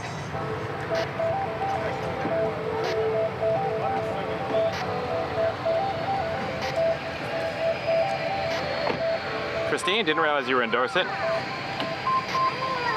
My mother, until she died, lived in Wimborne, Minster.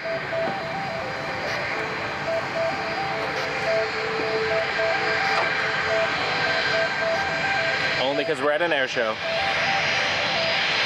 We'll see the 7.3 in a minute.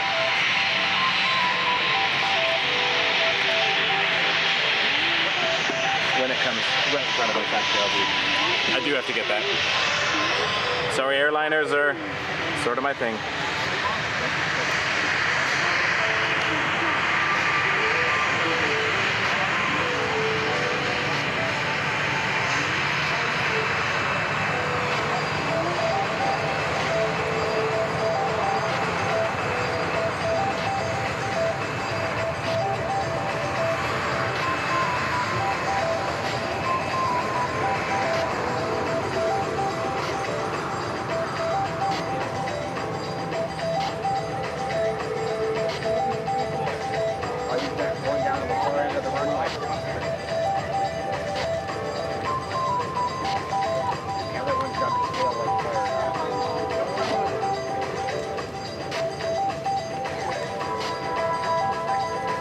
Lovely, Christine.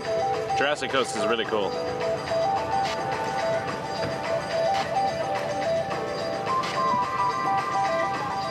I've had a few really good nights out in Bournemouth as well.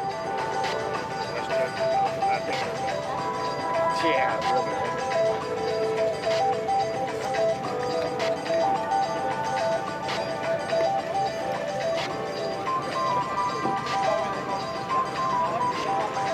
Because it comes right towards us here.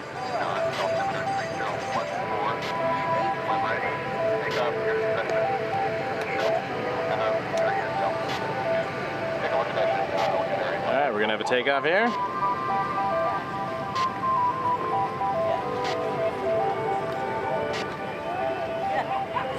Alright folks, you can see the aircraft already lined up for takeoff, the KC-135, and here to announce for us in this next demonstration, Staff Sergeant Flip, you're on.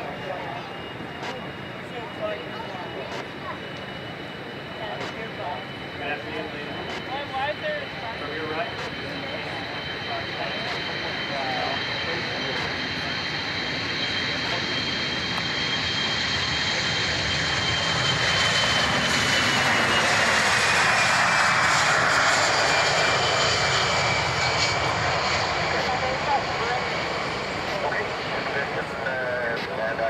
We'll see them again as soon as they prepare for aerial refueling pass. They'll set up in orbit to your right to await the C-17 Globemaster 3.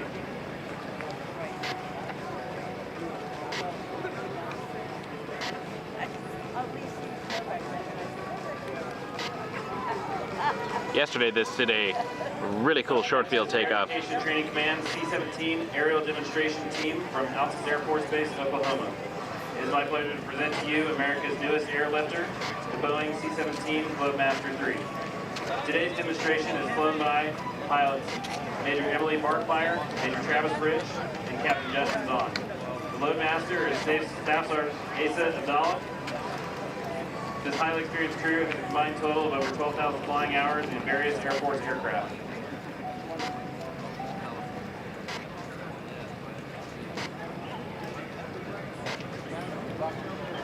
The crew will now perform a maximum effort takeoff and climb, demonstrating its ability to operate out of short, austere airfields.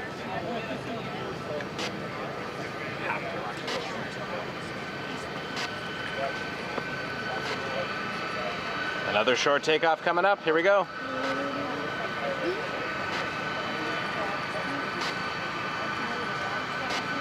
Short takeoff coming up. The other plane based on a 707. The other one. Ow!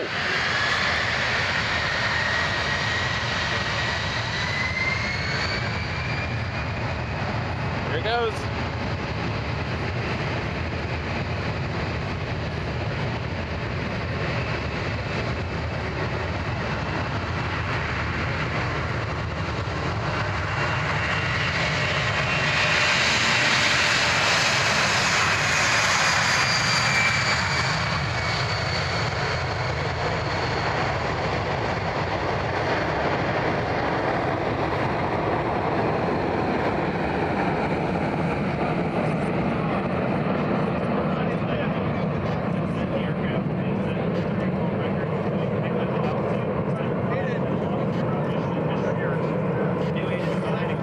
You can tell me every physics formula you like. I still don't get it. Advanced cargo handling system allowing it to operate with a crew half the size of similar cargo carrying aircraft.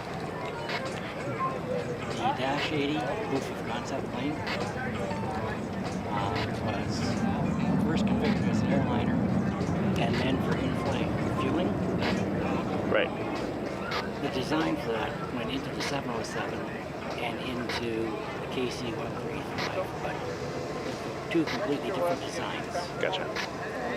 They just look alike because they're based on the same development. Thank you, Mike.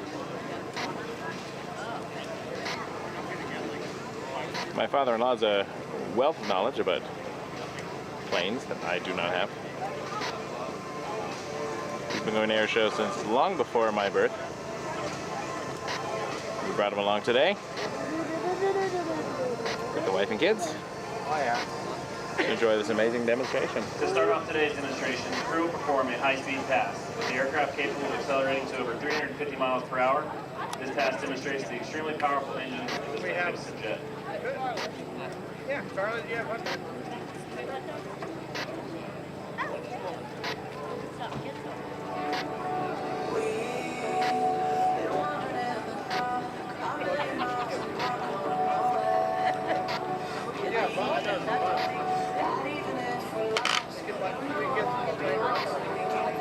Notice how quiet it is while passing by Show Center. This gives the operator a tactical advantage while flying low level over hostile territory and allows for more suitable operation at airfield near heavily populated cities.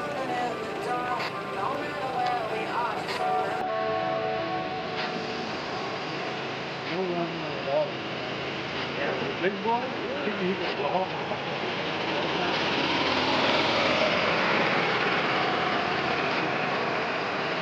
That was the Boeing golf cart.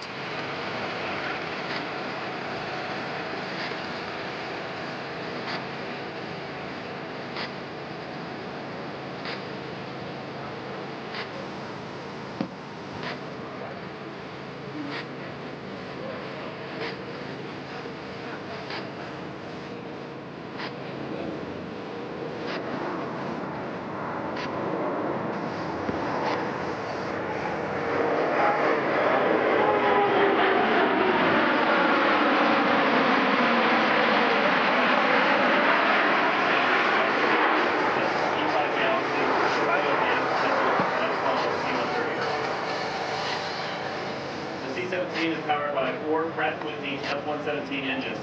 These are the same engines used on the Boeing 757. Each engine delivers over 40,000 pounds of thrust. This amount of thrust allows the Flowmaster 3 to carry over 170,000 pounds of cargo. That's 85 tons, the equivalent of 7 school buses or 1 M1 Abrams tank, for an astounding range of up to 2,400 nautical miles without even utilizing its air-to-air refueling capability.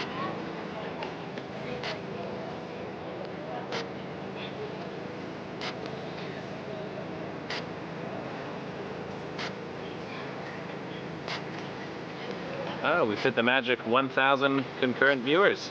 Thanks for watching, everybody. The aircraft will now perform a slow speed pass. Slow speed pass coming up. The leading edge flaps and large power lift wing flaps. These devices change the shape of the wing and are key to its low final approach speed, enabling this aircraft to land and stop in very short distances.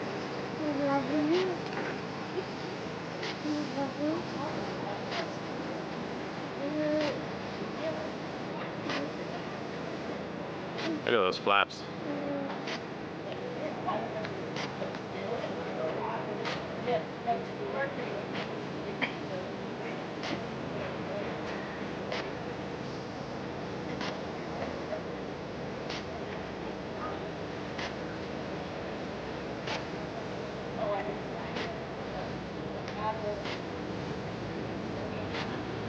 Slow speed pass.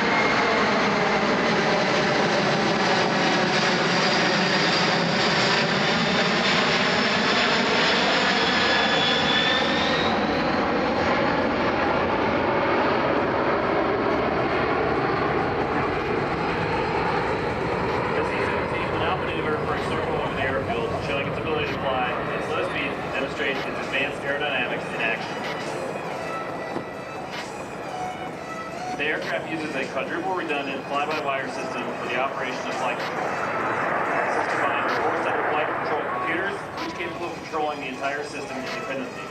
The system is designed to optimize the capabilities of the C-17, yet maintain enough redundancy to protect against a wide variety of failure conditions. Another feature of this amazing flight control system is that the aircraft can also be flown in an entirely mechanical backup mode, further safeguarding against abnormal situations.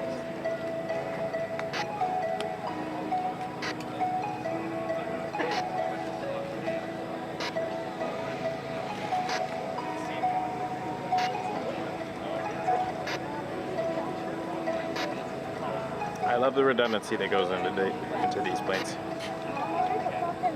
Safety first. As the aircraft approaches, notice the upturned wingtips or winglets. These decrease aerodynamic drag and increase fuel economy. Now, to give you a better idea of how the aircraft's overall size, these winglets are nearly 9 feet tall.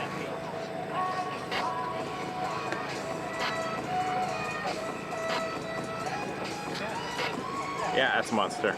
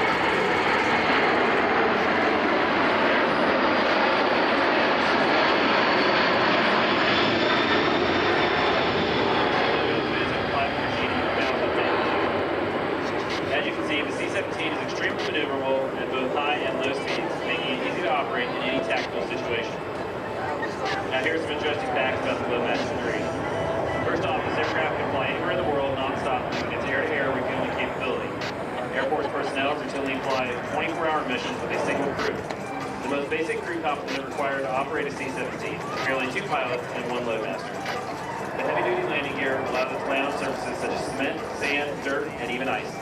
As a result, the C-17s have been in over 180 countries and every continent in the world since production began.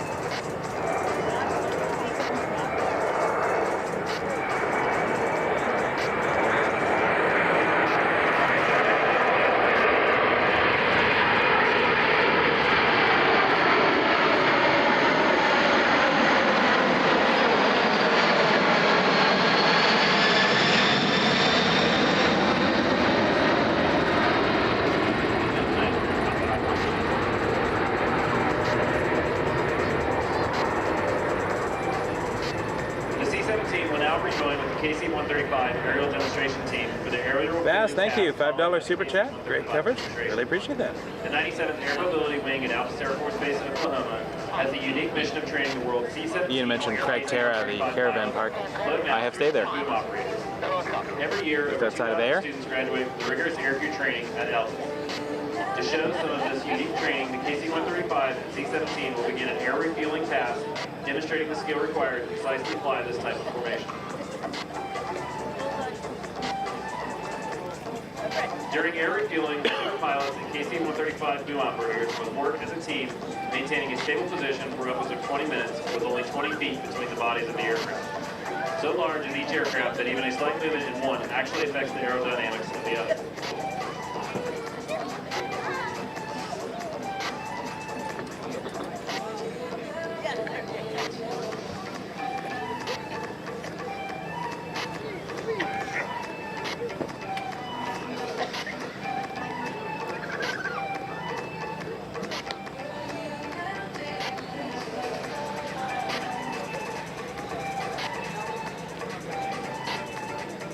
Thanks, Albert.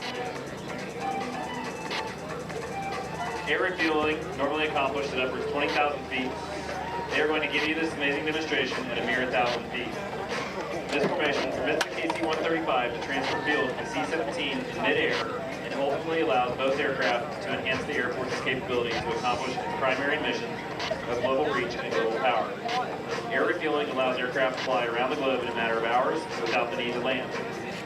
Both crews are comprised of members of the 97th Air Mobility Thanks, Christine. 97th Operations Group, the 54th Hey, Air Isla. Refueling Squadron, and the 58th Air Daddy has a nice accent, apparently.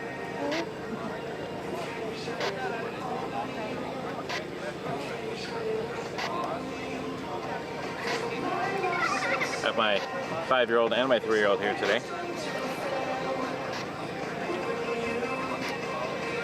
Isla was named after the island in Scotland, which I've been to, enjoyed very much. I think there's another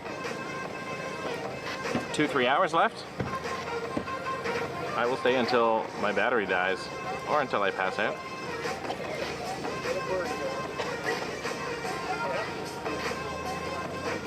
Still to see the Snowbirds and the F-22 Raptor demo team.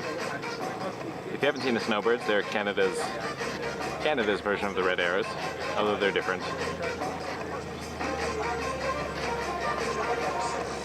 They fly old 1950s trainers, but they put on a nice show. We're proud of them.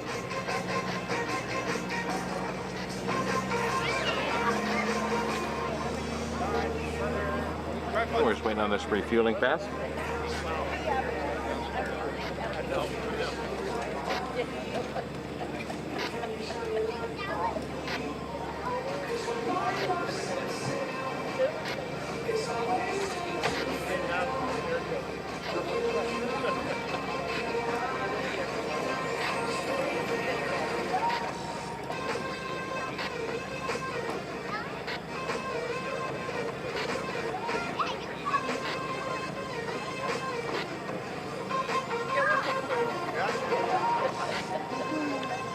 Mike, you'll know this. Someone asked if the C-17 can be refueled midair. Is that what they're demonstrating? Yes. Yes. I missed the setup there. Yes, I love bananas are on the front seat. Mommy can help you.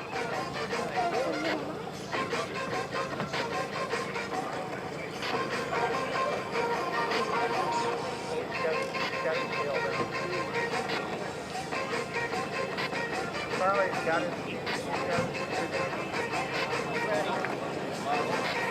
the aircraft break up their formation, the KC-135 is going to maneuver for its landing attitude demonstration.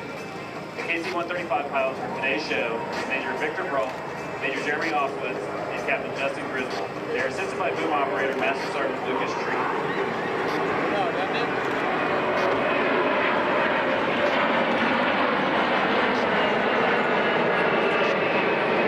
Braking formation.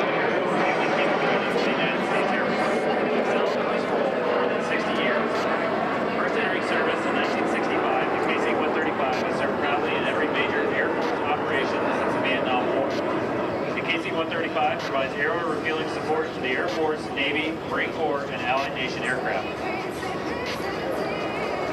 The KC-135 carries up to 200,000 pounds of fuel, or 30,000 gallons. A skilled boom operator can offload enough fuel in 1 minute to provide a single car with a year's supply of fuel. With its capacity, the KC-135 would be able to fuel over 1,800 cars.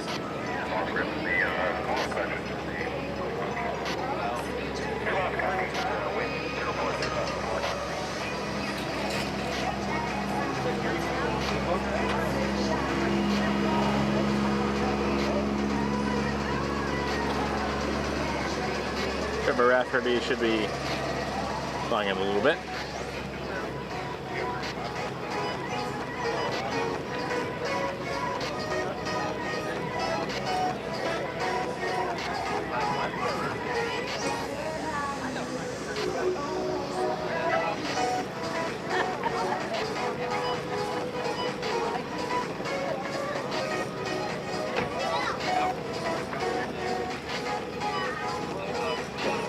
Zoom out for a moment.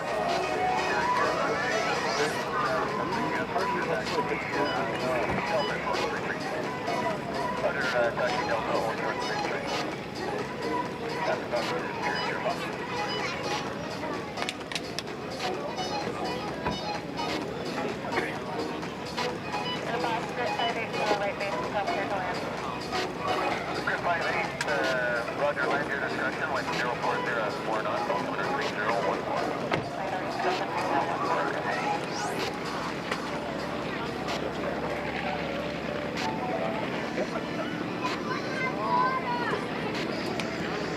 The KC-135 is now maneuvering for a low-speed pass within 10 feet of the runway surface. The low-hanging engines on the aircraft provide only 18 inches of clearance from the ground. This landing demonstration is performed to show student pilots the proper landing picture for a safe touchdown. The KC-135 is limited to 4 degrees of bank upon landing, making it a challenging aircraft to land in windy conditions.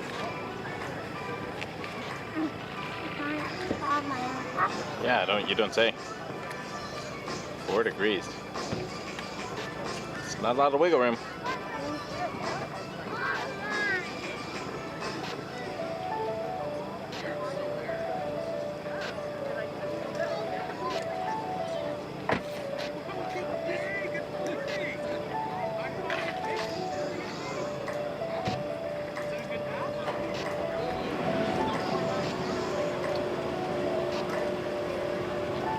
Inches of clearance. The runway on this pass. It's going to be cool.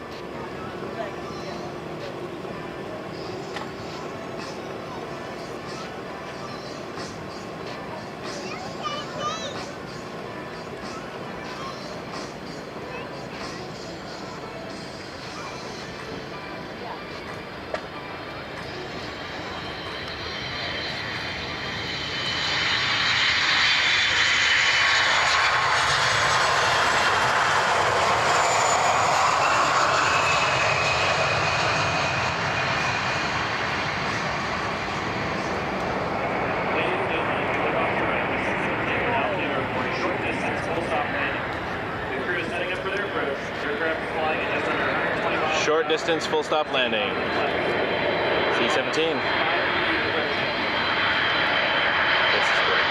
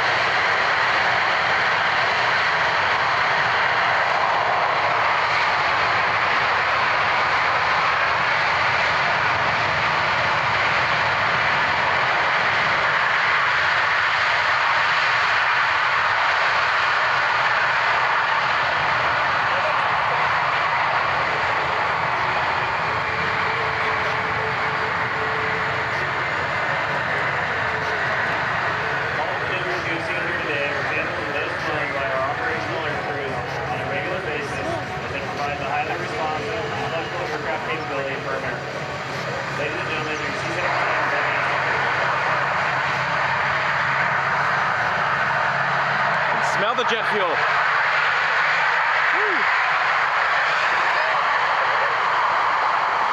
That was raw and awesome power from the C-17. Going into reverse there. A lot of thrust.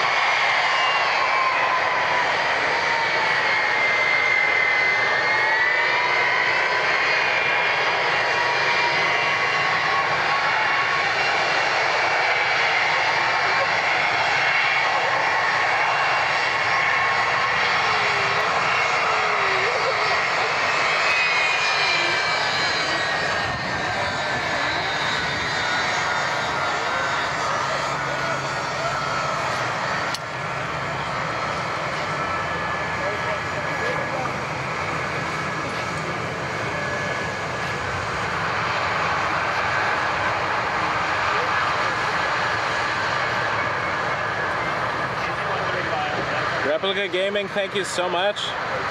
$20 super sticker. You are amazing. Oh, I appreciate that. You're amazing too.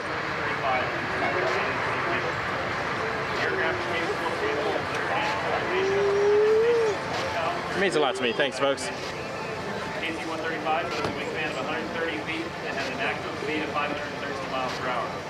The aircraft can reach the ceiling of 50,000 feet and carries a basic crew of 3. Pilot, co-pilot, and boom operator. Some KC-135 missions require the addition of a navigator. Basic crew of 2 flight nurses and 3 medical technicians added on aeromedical missions with a full fuel load.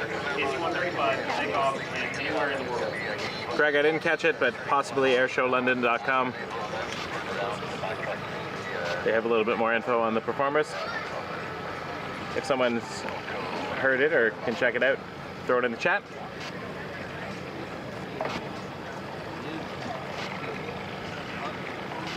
Ladies and gentlemen, this concludes today's demonstration.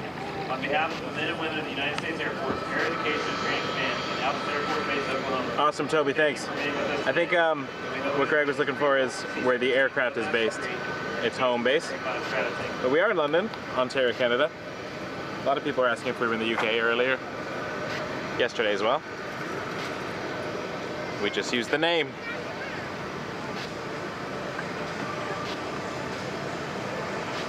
Thank you very much. Big round of applause for our C-17 and KC-135. Just touching down here on runway 33 off to our right. What a spectacular display. Just gives you a little bit of idea of how big that C-17 is. Let's slow this stuff up. Let's get more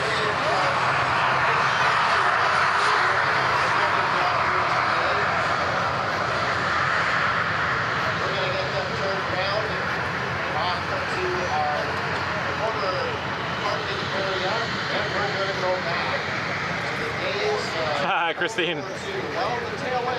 Yeah, I feel like sometimes driving in Canada in the winter on a regular street takes me longer to stop than that C-17.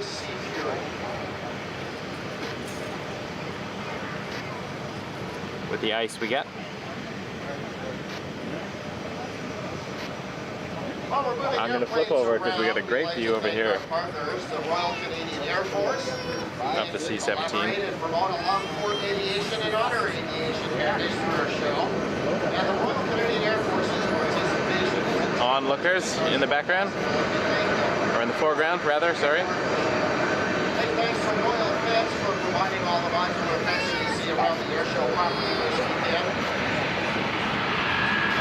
Also encourage you to choose Stunt.ca for internet, TV, and now video for living internet. The internet just off right here. Thank you to Sunbelt Rentals for being the track rides supporting our show. For us to be successful. Two things you don't often see near each other. A WestJet 737 and a C-17 Globemaster. seeing pass over here.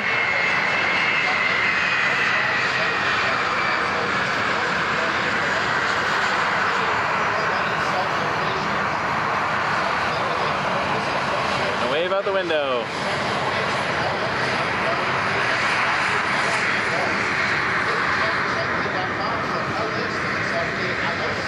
Very cool.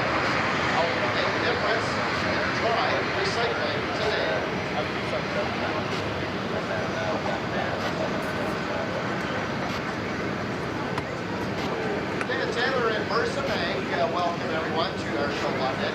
Mercer Bank is celebrating its 30th anniversary this year and is proud to be the only publicly traded bank in Canada to call the City of London its home. Thank you to Western University for being SKYDRIVE's sponsor this year. Western offers more than 400 specializations, majors, and minors. 26,000 plus students, allowing them to gain innovative modular degrees, including a commercial aviation program. They make it their goal to deliver the Western experience. Except for a learning experience that engages students to challenge themselves to never understand things in the classroom and beyond.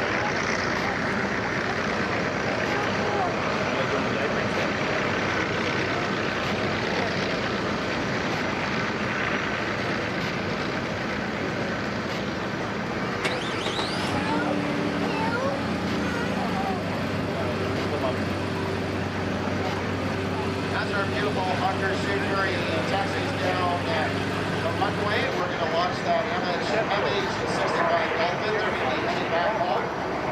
Once again, really appreciate the United States Coast Guard showing up in force to demonstrate their equipment here this weekend on Airshow London SKYDRIVE 2023. As soon as we get that helicopter out of our controlled airspace here, to bring on the Cline in that beautiful Hawker Security.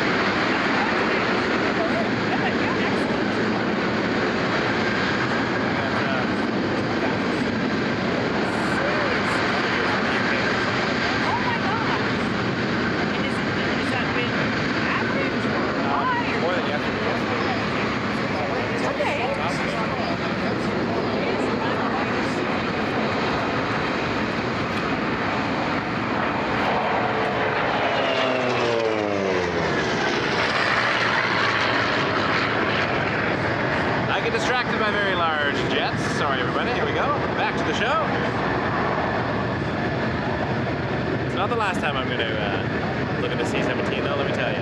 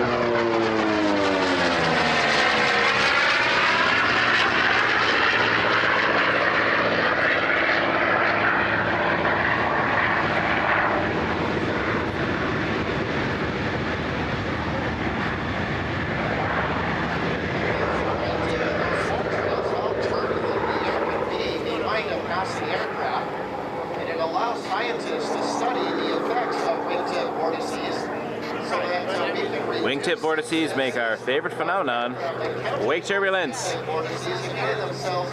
Why I called my channel that. You can see the vortices twisting and turning in the sky there, creating have a look at those shapes. Vortices twisting there. Wingtip vortices have a tendency to separate and then descend. Take upwards of 2 minutes to completely descend.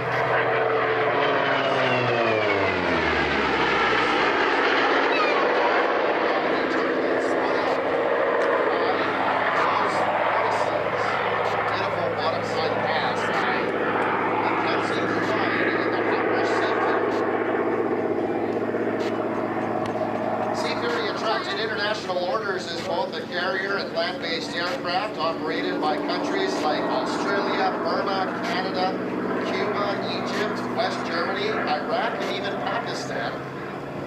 The type accredited itself well into the Korean War, fighting effectively even against the MiG-15 jet fighter. Look at this, another beautiful pass by the Raptor Sea Fury from the right.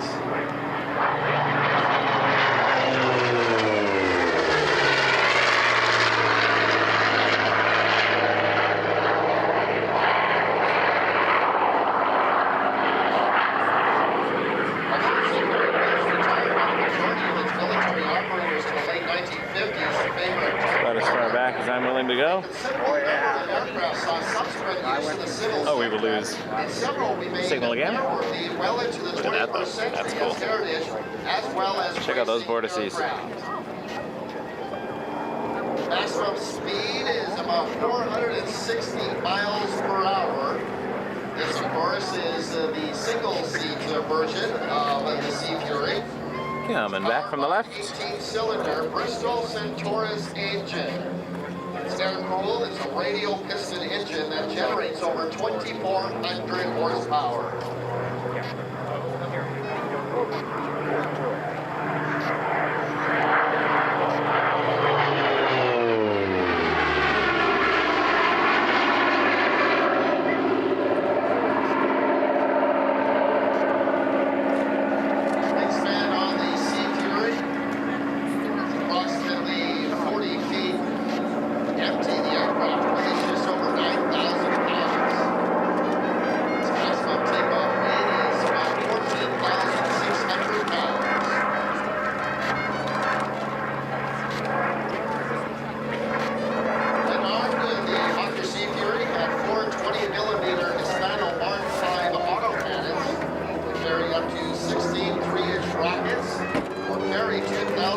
Sorry, I lost my spot there. There we go. Lost my footing.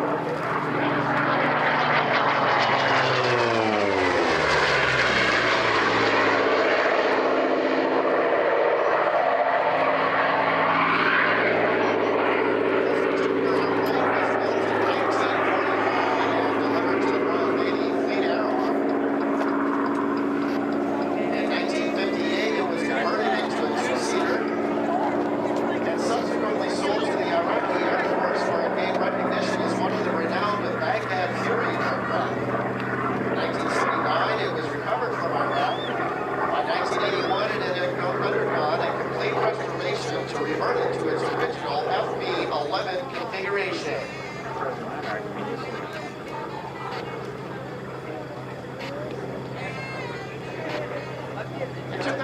Flying Sanders Aeronautics completed the most recent restoration, adorning it with a distinctive Royal Australian navy blue paint scheme now displayed. 2021, the Turbulence family embarked on expanding their warbird fighter collection and preserving another piece of Canadian aviation history with the purchase of this airplane.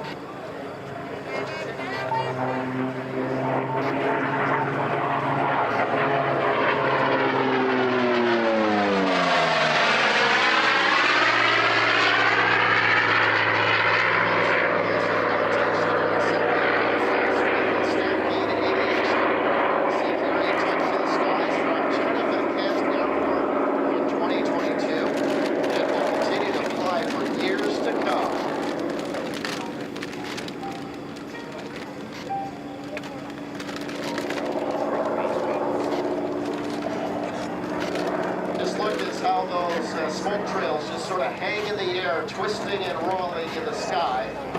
Yet giving you an idea of the turbulence that is created in the wake of the Hawker Sea-Fury. First reference to wake turbulence on the stream. Give yourself a point.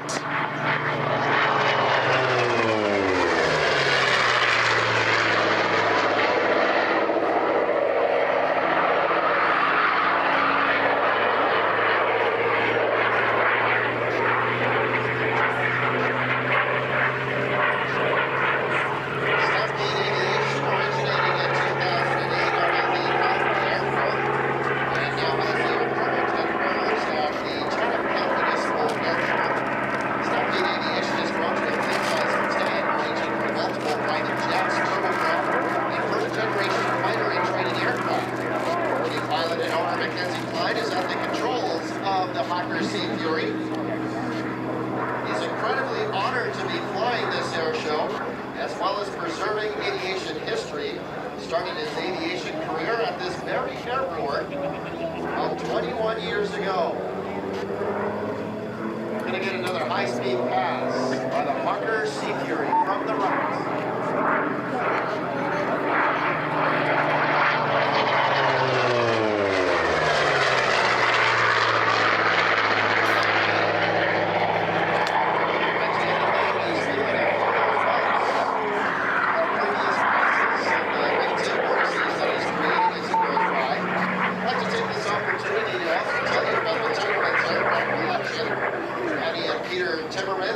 Some of the rarest fighter aircraft remaining from the Second World War era. They are lifelong aviation enthusiasts and are now a cornerstone of aviation history and warbird preservation in Canada. Their growing fleet of aircraft has been incredibly fulfilling for the aviation community, and most notably the Chatham-Kent Municipal Airport. The love for these airplanes is reflected in the immaculate restoration and maintenance upkeep of these fighters.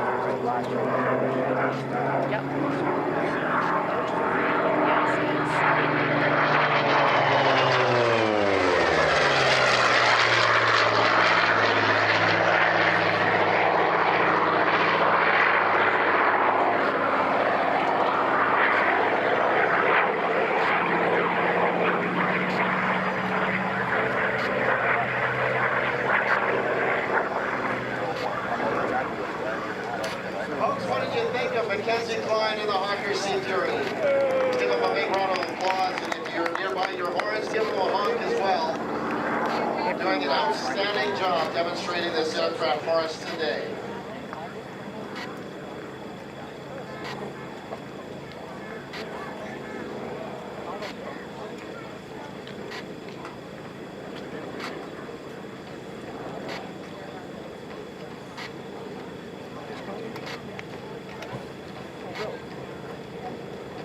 Yeah, just like where it's placed. Oh yeah.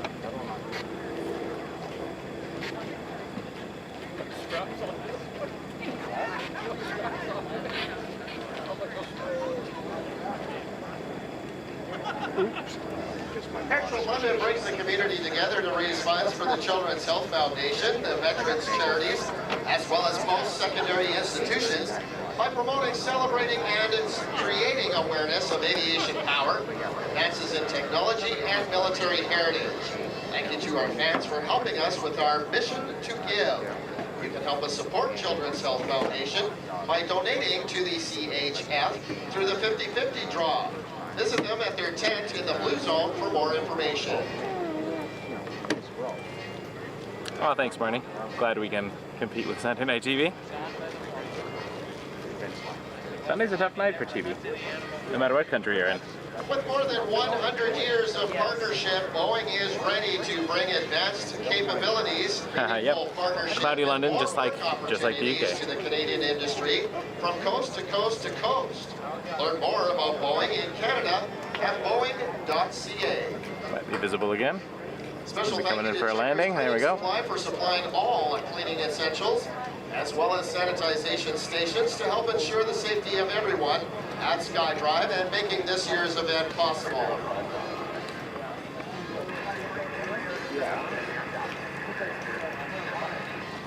Thank you also to the City of London for being a great partner and supporting our mission for SKYDRIVE 2022. We're proud to have London be the home of Airshow London. The City of London partners with Airshow London to provide all bylaw, parking, and street closures required, as well as essential equipment and materials. This year they also provided a whole bunch of new stop signs, and they also support us by providing EMS services. Just touching down to the right, Mackenzie Clyde in the beautiful Hawker Seacuring. Give him a wave as he goes by. I'd like to remind everybody that as our performers finish their performance, shut down their aircraft, they'll be making their way to the autograph tent. Want to head over there and talk to our pilots, get some signatures, ask them some questions about their dreams and ambitions, what inspired them to start flying, and anything else you might want to know about their incredible aviation careers.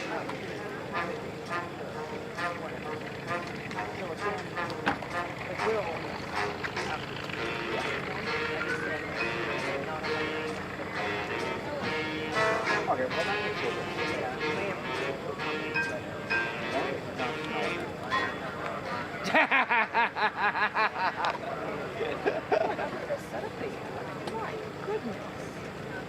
Wow, I need to take pictures of this one. This year's Airshow London SKYDRIVE 2023 is highlighting women in aviation, and we want to give a special shout out to just some of the women involved in this air show, either as performers or working behind the scenes. Oh yeah, whole chat's going on. Shout out to Executive Director of I Airshow usually London, talk Ozzy and Doty, but sometimes outside. Because I saw assisting our someone say Airbus that team they've as a never seen coordinator a with NAV military Canada, air show Helia have a Brew. civilian Also like to give a special shout out to Major not Emily K. actually a military air show. We have a lot of flying military the aircraft C-17 out of at the show, but it's not a military air Airless show. Squadron from Altus Air Force Base. That was interesting. I just talking to one of the media relations people from Airshow London here. MH-60. I don't know if you wanted to say hi to everybody. You want to introduce yourself here? No, can we do this very much? Hello. I'm turning around the camera. Hold on.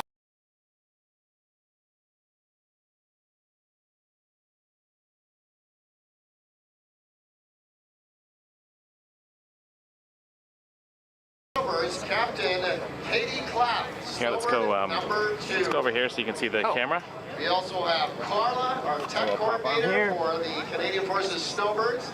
There's many, many more women involved in this air show. Excellent. I'll pop in with you. Hey there. I'm Diana Screamo. I want to help with the media and public relations team here at Airshow London. Thank you so much for tuning in. We are absolutely thrilled to have all of you with us. And I was just noticing that the comments, they seem to be fantastic. I noticed one comment in particular, somebody said, oh, it's interesting to see a military air show at a civilian airport. I just want to let you know and clarify that we are not officially a military air show. Obviously, we have a lot of military aircraft, but we're not a military air show. And yes, we are at a civilian airport. In Canada, we do have, of course, a couple of military bases that have air shows in Trenton and Borden, but we are at the London International Airport in London, Ontario, and we are a civilian airport, so again, a civilian air show. But we are thrilled that we get so much participation from both the Canadian forces and the US forces that come here, and they have helped us become we were rated the best air show in North America 2 years in a row, this year and last year. That's amazing. Yeah, it's with the support of those American forces that come. Yeah, thanks for chatting. We're having an absolutely fantastic time here. We got, so far, looks like currently, about 930 people tuning in right now from all over the world. A lot of viewers from the UK are talking about similarities between the weather today and the weather in London, England. Yeah. Wish it was a little warmer, but... Yeah. No, but it's been a great show. Thanks for letting us come out. We really appreciate it. Thanks for coming. Really appreciate it. All right, let's get back to the airplanes, everybody.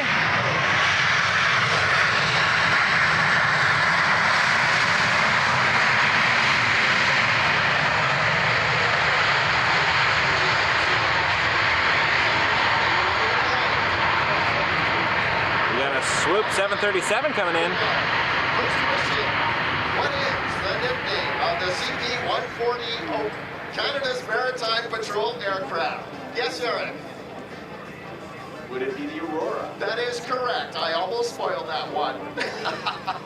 I'm going to carry on.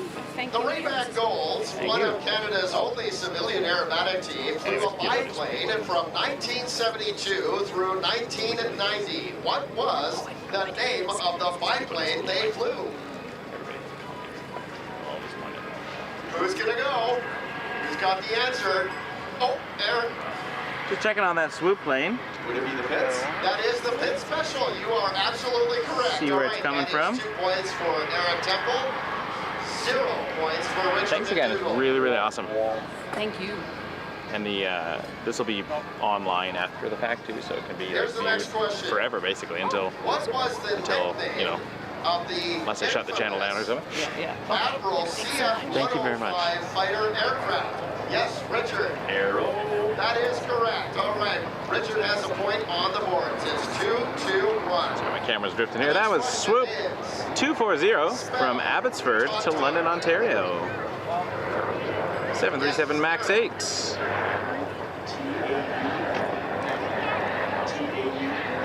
That is correct. Well done. 3 points for Eric, 1 point for Tripod was Richard. being a little funny there. I was trying to flip it around. I hope you know the answer to this one. What year did the Tudor enter RCAF service? Still doing that thing. It likes to drift. Richard. Well, if I look at the placard on the side of my jet, I'll see 1964. That is correct. We're going to give you that point. I think they initially started production back in 1963. That's when they started entering, but I'm going to give it to you because, well, you need some help anyway. All right. Take it. 2 points for Richard, 3 points for Eric. We'll do a couple of more here. What does ECATP stand for? Oh, I saw Richard looking for the bell, but Eric got to the bell first. Well, I'd like to phone a friend on this one. It's going to be the pilot of Can Force 1, Captain Scott Nanta is here with our Challenger crew, so I'm going to phone a friend. Okay. That is the British Commonwealth Air Training Plan. That is correct. Now, I've completely forgotten what the score is, but Scott's got one. Eric, how many have you got?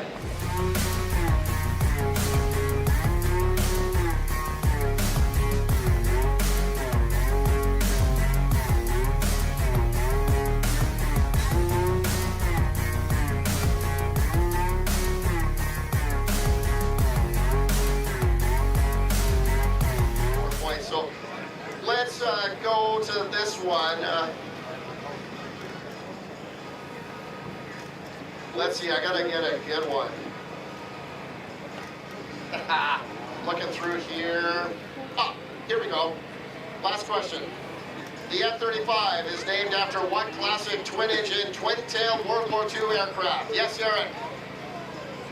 The Lightning. That is correct. We are going to give this challenge to Eric. Congratulations, my friend. Thank you very much, Ken. After multiple air show rounds of the Great Canadian Aviation and mostly Star Wars Trivia Challenge, we just wanted to say thank you for playing along with us this year. And Rich and I have had a blast. And thank you for sharing all this good trivia with us. Well, thank you very much for being good sports. It really helps, especially when we have a break like this. Well done, friends. That is how you play the Great Canadian Aviation Challenge. I hope you enjoyed that, folks.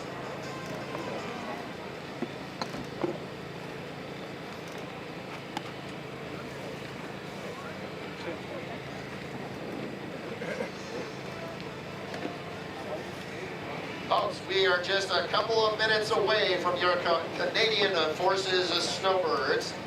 Now, after the Snowbirds are done, I don't want you to go anywhere because there's still lots of air show to come after that.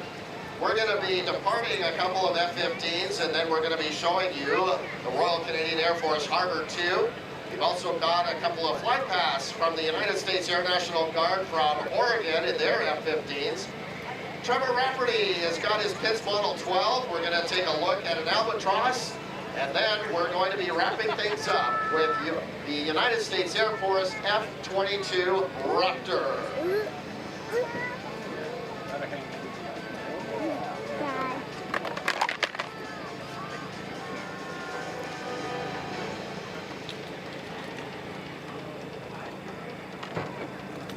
The door switch would.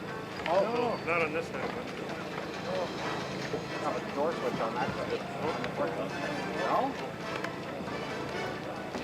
Wouldn't? Snowbirds up next. Right. I thought it would too. And I think might be the remote started. Oh. Locked. That has to be that's how the door focus.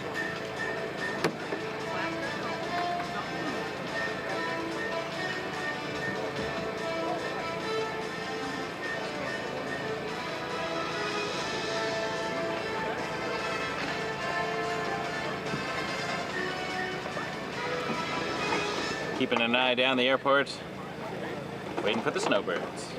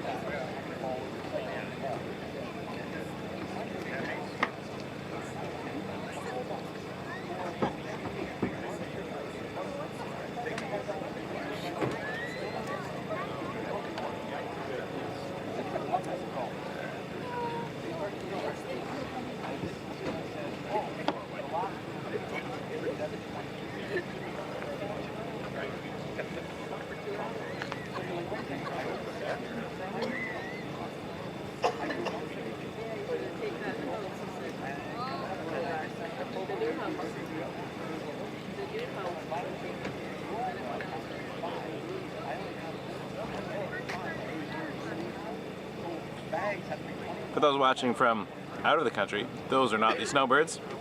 That looked like a Mini. Couldn't tell from this far away, but it's a car.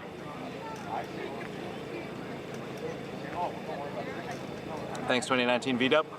So folks, the reason for this slight delay in our airshow program is because we're just awaiting for a commercial airliner to be pushed back from the terminal.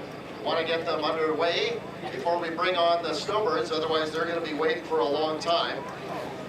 So I'll take this opportunity to give a huge thank you to Diamond Aircraft for sponsoring Airshow London SkyDrive and for hosting all of our visiting demonstration teams this year, in addition to being the home base for our Snowbirds. You can learn more about Diamond Aircraft at diamondaircraft.com. Big thank you to Fast Signs for sponsoring all our event signage you see at SkyDrive this weekend. Contact them for all your visual communication needs. Whether you need a single building sign or 1,000 banners, their marketing savvy experts are more than ready for the challenge. All right, folks, put your hands together. It is time now for your Canadian Forces Snowbirds. Oh, I guess they're going to delay the commercial plane. Either way, we like the commercial planes too. Good afternoon, London. Are you ready for a Snowbird show? Who's ready in the chat for a Snowbird show? On behalf of our commanding officer, Lieutenant Colonel Dennis Bandit, and all members of 431 Air Demonstration Squadron, welcome to the 2023 Canadian Forces Snowbirds performance. Mesdames et messieurs, bonjour. Au nom de notre commandant, le lieutenant-colonel Dennis Bandit, et de tous les membres de l'escadron de démonstration aérienne 431, bienvenue au spectacle des Snowbirds 2023.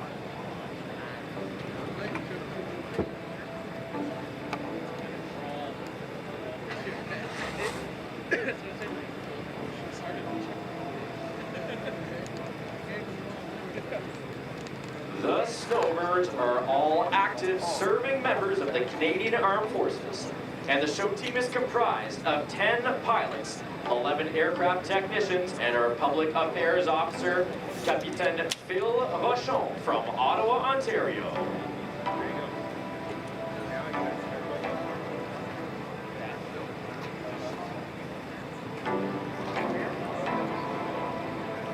Les Snowbirds sont tous des membres des Forces armées canadiennes, et l'équipe du spectacle est composée de 10 pilotes, 11 techniciens et techniciennes d'aéronefs, et notre officier des affaires publiques, le capitaine Phil Rochon, originaire d'Ottawa en Ontario.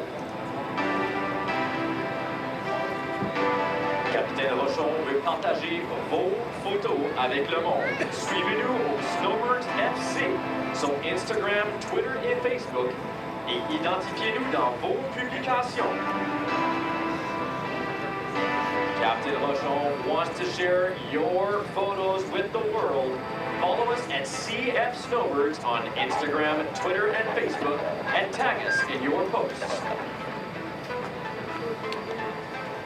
Votre pilote de sécurité aujourd'hui, à ma gauche, est le Snowbird 10, capitaine Eric Temple d'Ottawa en Ontario. Capitaine Temple est un ancien pilote d'hélicoptère tactique CH-146 Griffon et instructeur de vol sur le CT-156 Harvard 2.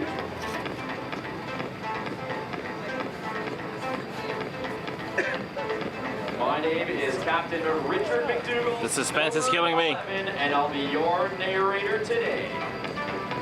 Snowbird 11 since the 2020 Op Inspiration Tour. I'm also a former C-130 Hercules and CT-156 Harvard 2 instructor pilot with over 2,500 hours of military flying experience.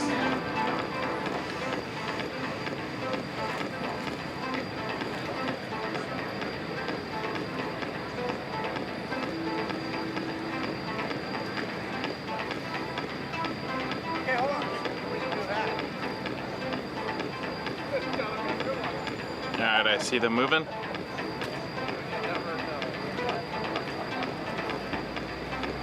As the team taxis to the runway, let me tell you a little bit about the jets that will be used in our performance today.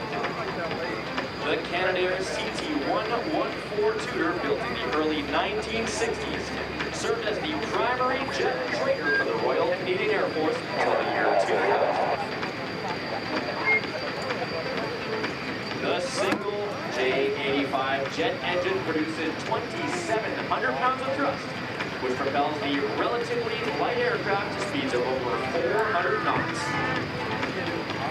The straight wing design and the finely tuned controls make it a classic sports car of the air. with the exceptional maintenance it receives from our highly qualified team of technicians. The Tudor continues to serve as the perfect platform for formation aerial demonstration display.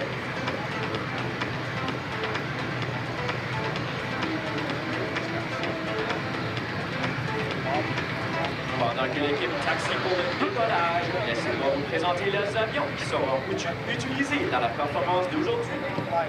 Le Canadair CT-114 Tutor, construit au début des années 60, a servi comme avion à réaction d'entraînement pour l'aviation royale canadienne jusqu'à l'an 2000. Le moteur J85 produit 2700 livres de puissance, qui propulse cet avion léger à une vitesse de plus de 400 nœuds. Avec une construction d'aile droite et des contrôles finement réglés, le Tutor vole comme une voiture de sport dans l'air. Avec la maintenance exceptionnelle effectuée par nos excellents techniciens et techniciennes, le Tutor est une plateforme parfaite pour la démonstration de formation aérienne.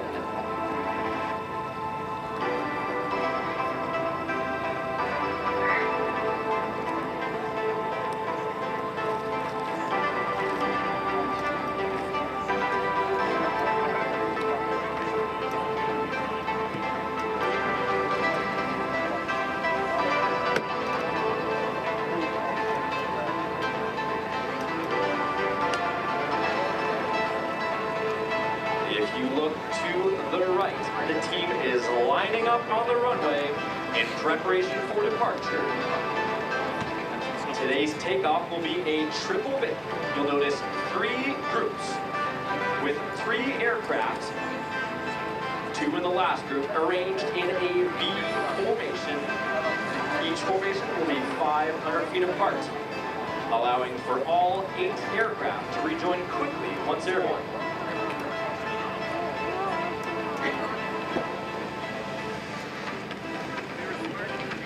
Regardez vers votre droite, alors que l'équipe s'aligne sur la piste pour le décollage.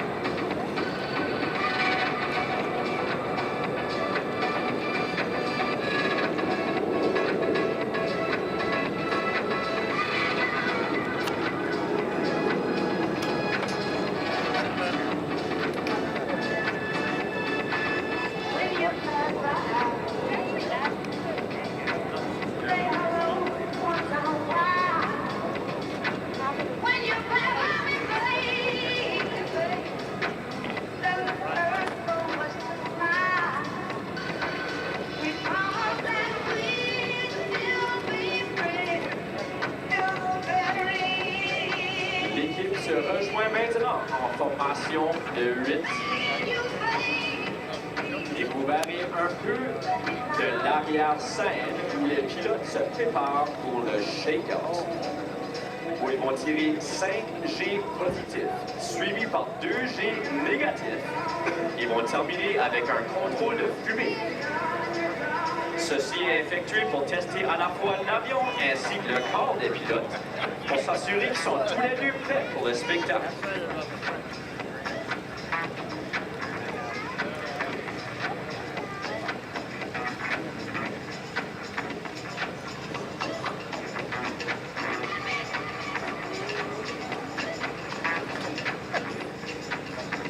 Now, if you look out in the distance ahead of the crowd, you'll see a bit of a glimpse behind the scenes where the pilots are setting up for the shakeout, which is a positive 5G pull and a negative 2G push, followed by a smoke check. This is performed to test both the aircraft and the pilots' bodies to ensure they're both ready for the show.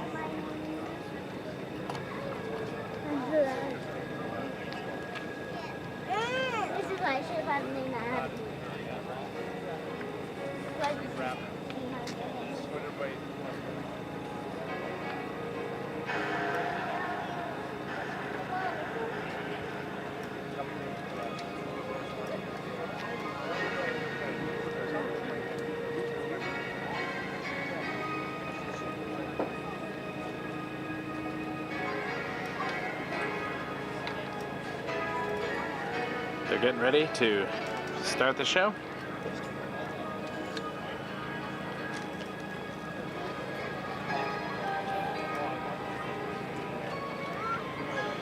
And we're waiting for that first glimpse in the distance.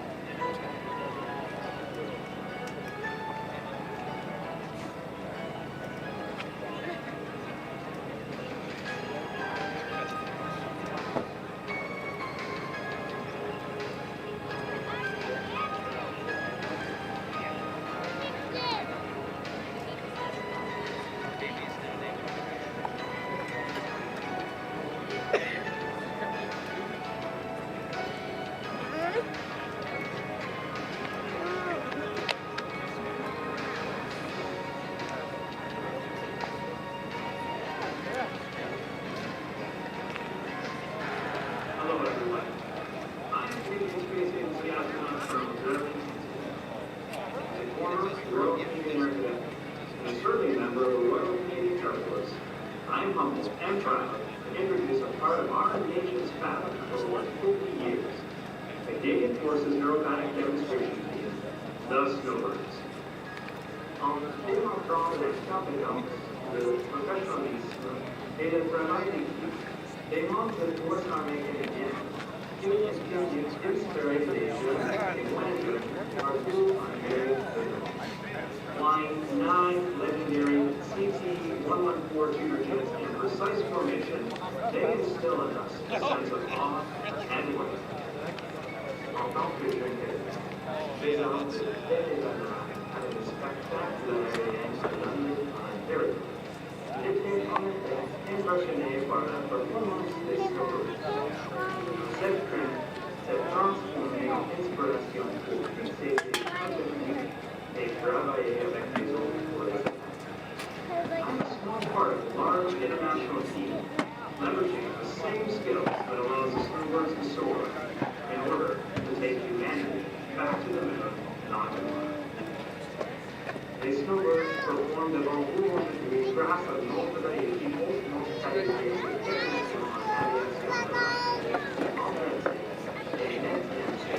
Yes, Sky God, they went south. So just waiting for them to appear in the distance on the horizon. You usually see their lights first.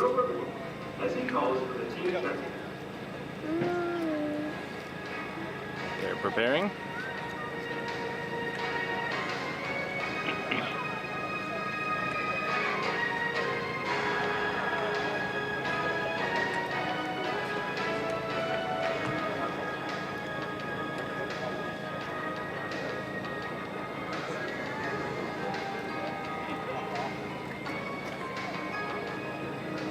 Good afternoon, ladies and gentlemen. Welcome to your 2023 Snowbird experience. Bring in promo show. Service check in. 3, 2, 4, 5, 6, 7, 1. Have a great show. Snowbirds, swoop down. Let's do this.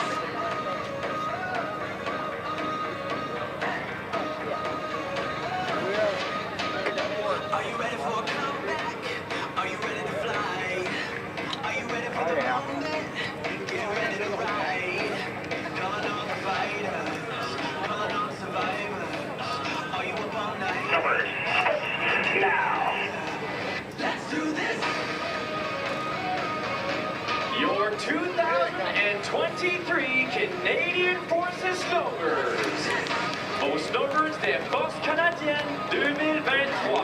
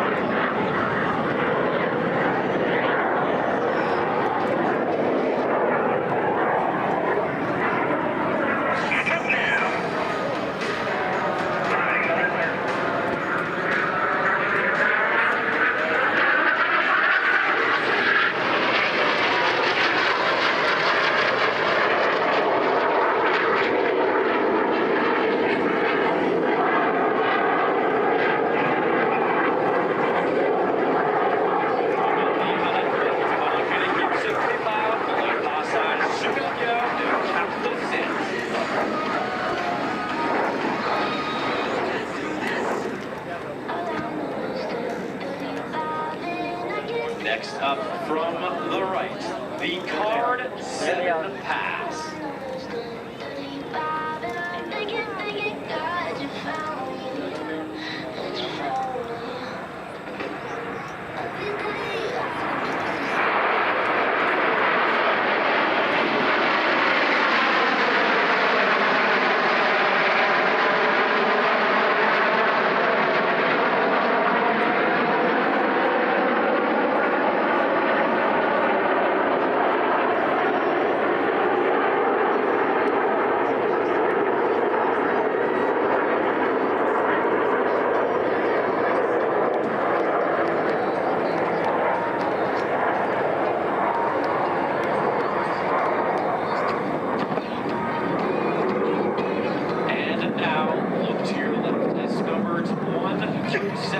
Demonstrate the closest formation on display today.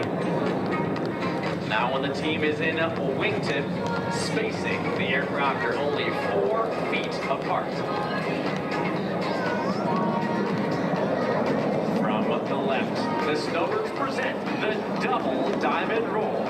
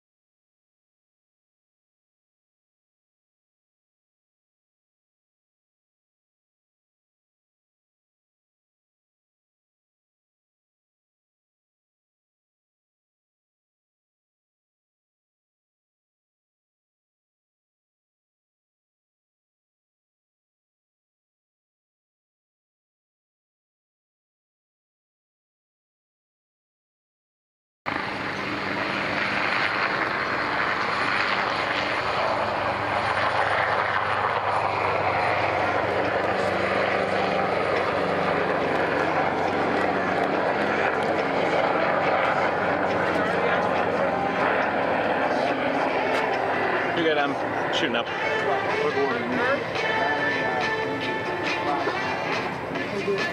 Good, you?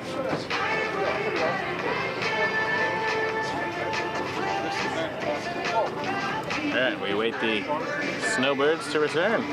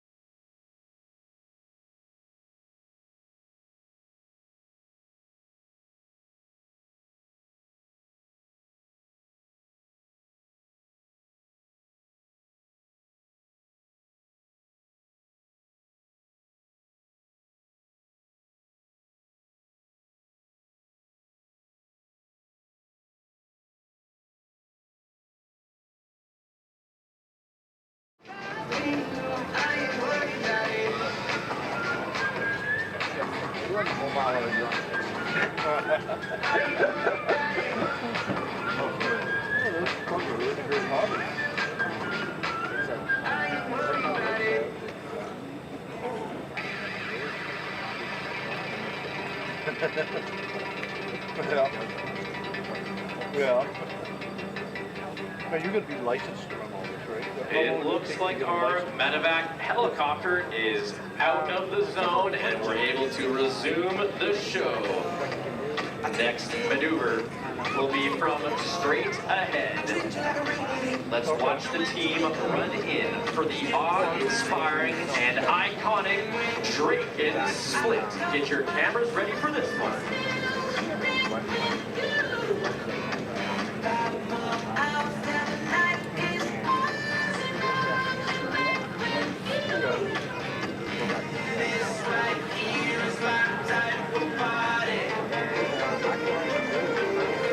Maintenant, résumez le spectacle.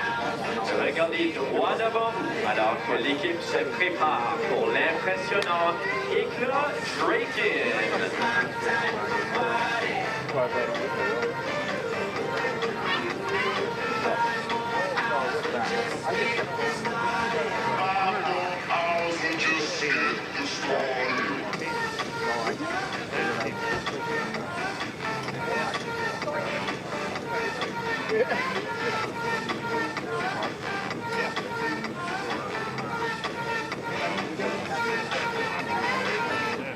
How you wanna feel, baby?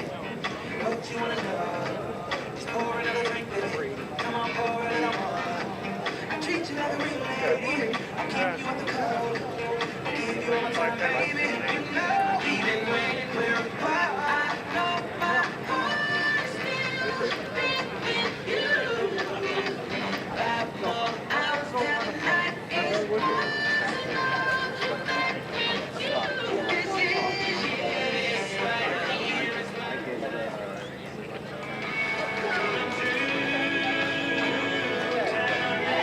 Here they are straight ahead. Get your cameras ready.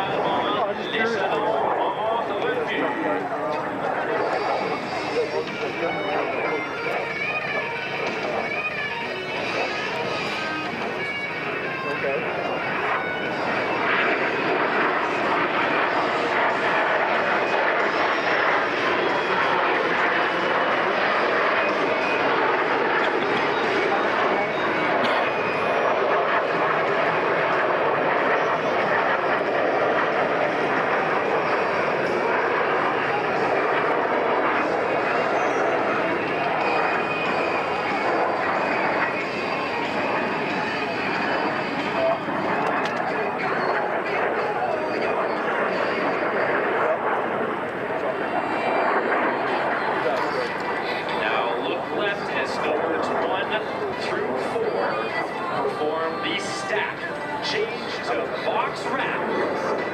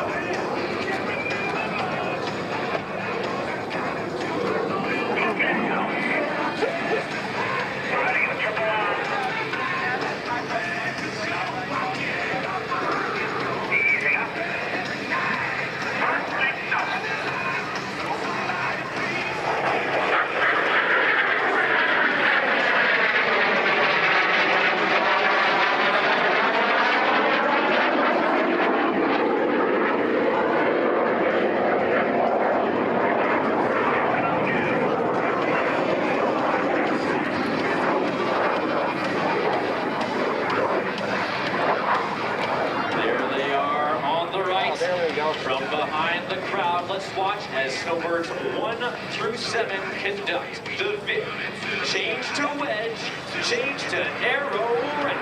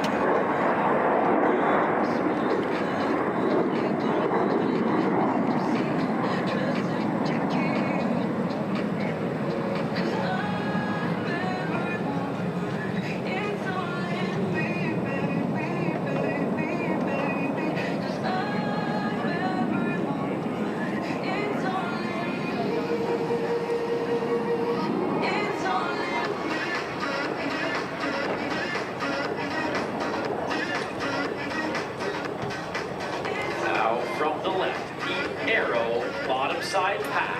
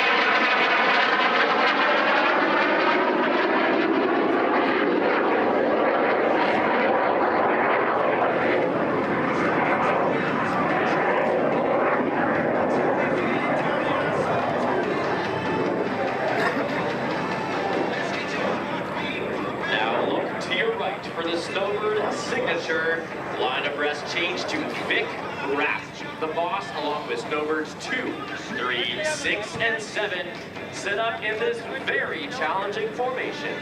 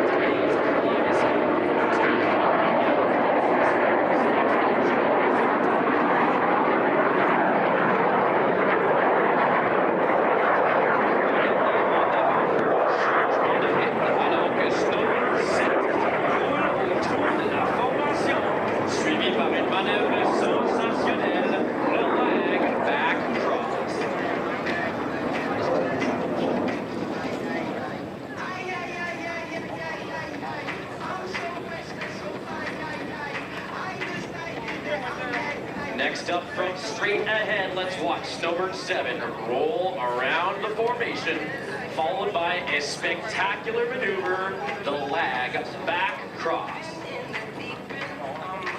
Great work streaming the London Air Show. Those who are unable to attend this year, thank you, Gus. $20 tip. Really appreciate that. It means a lot to me, Gus. That's why we're here, for those who can't be here. Here we go. Oh, yeah.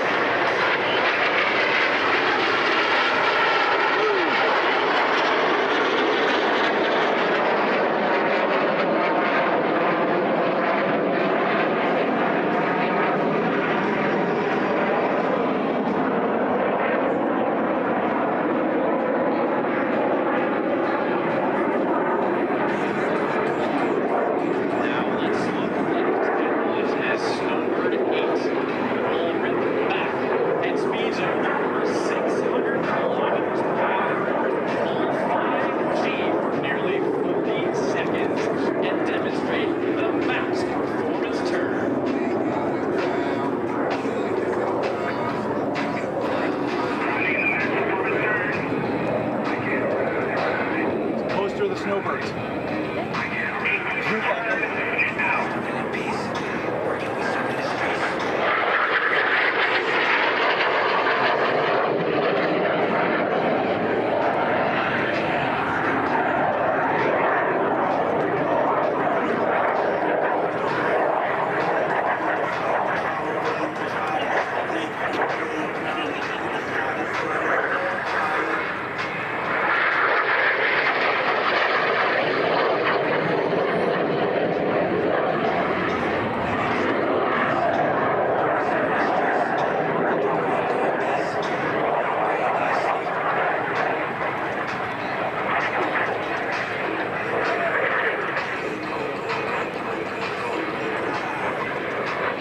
Next up from the right, guess who's changing positions as 1 through 7 perform the Orion change to Swept 7 Raptor.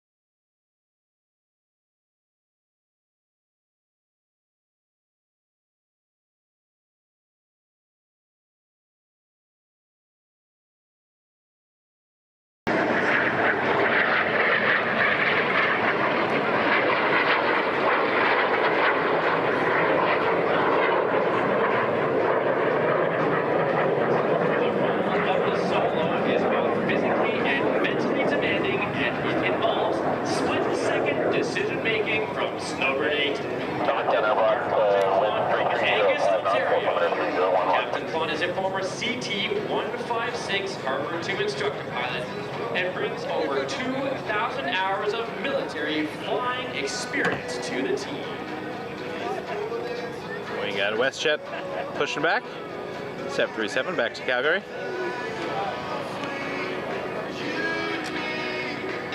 In the middle of a Snowbird show. Leading a 9-plane aerobatic team requires finesse and superior situational awareness from Snowbird 1, the boss, Major Brett Parker, from the City of Champions, Edmonton, Alberta. The boss is a former CF-18 fighter pilot and fighter lead-in instructor and has flown 5,000 hours of military jet time, including 6 previous show seasons with the Snowbirds. Major Parker is making his way around the formation, having previously flown as an inner, an outer, a stem cat, and now as our boss.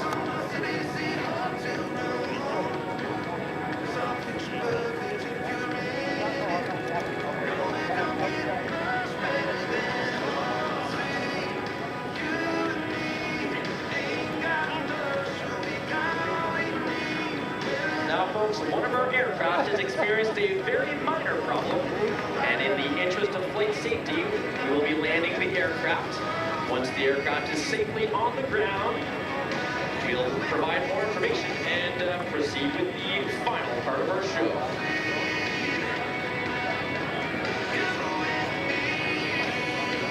Hey, what's that?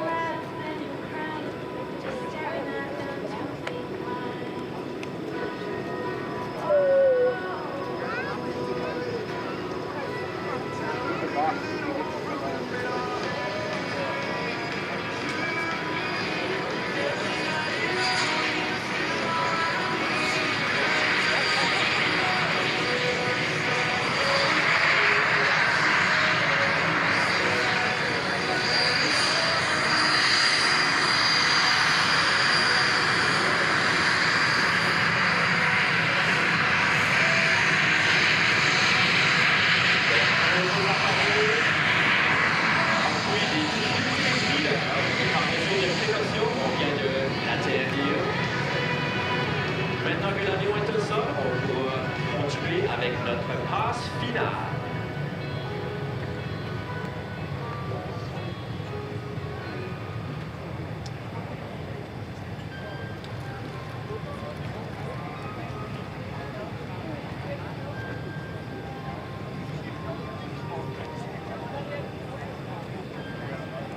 A Snowbird and a 737.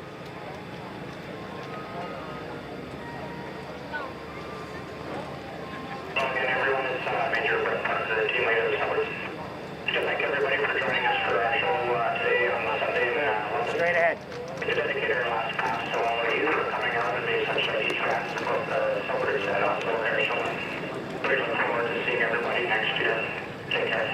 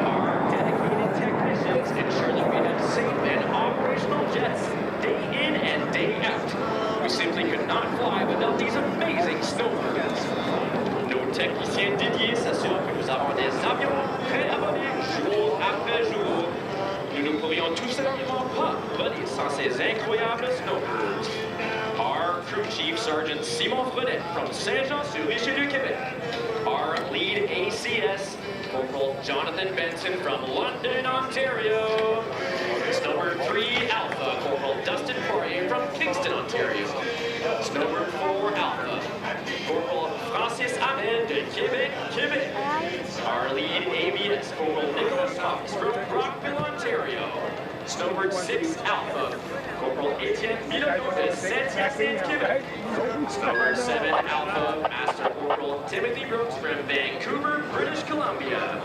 Our lead ABN Corporal Justin Chantidat from Mississauga, Ontario.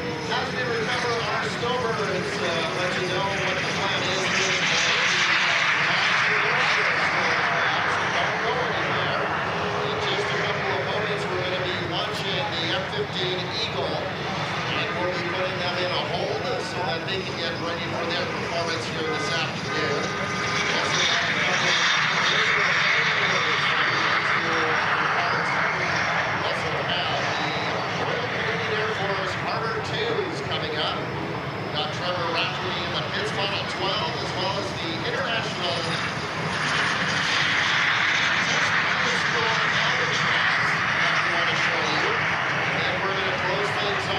United States Air Force F-22 Raptor.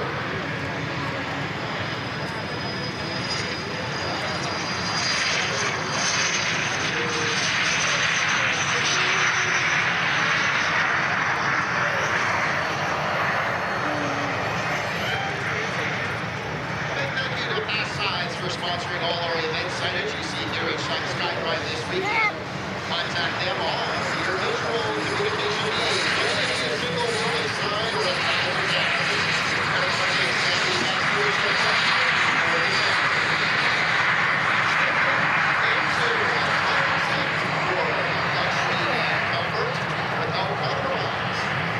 I'm going to show you the difference between other private charters that are extravagant experiences and are tailored specifically to you.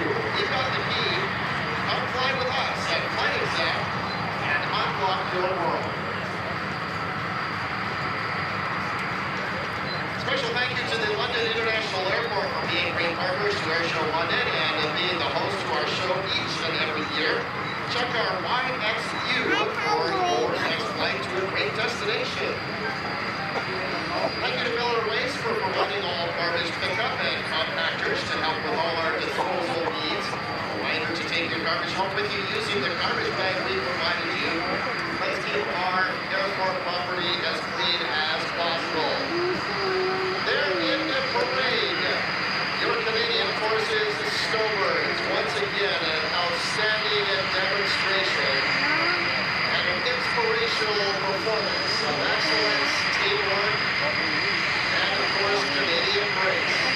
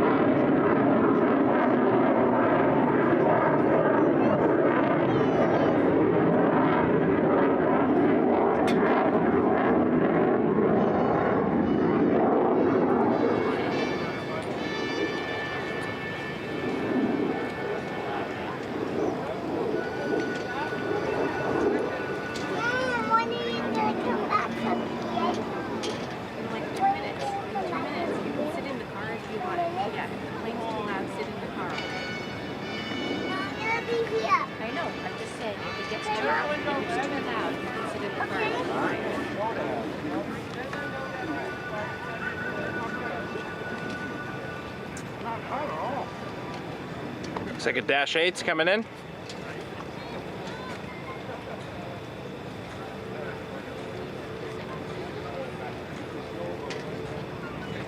Yep. While he lands.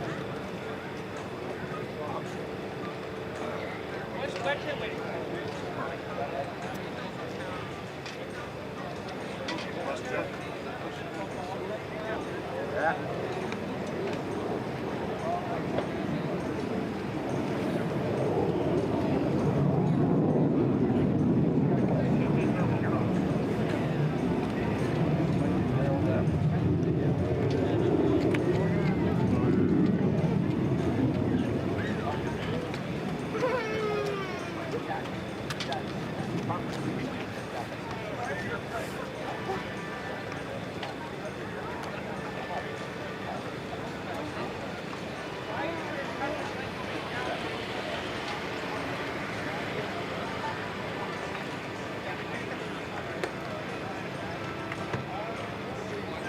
This is Jazz 259 in from Toronto. YYZ.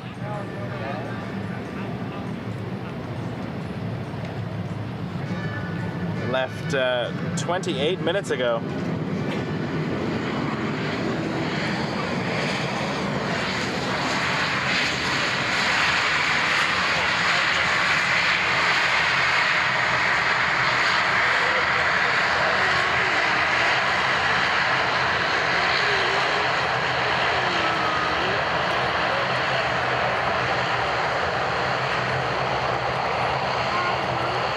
Gonna turn around on the runway.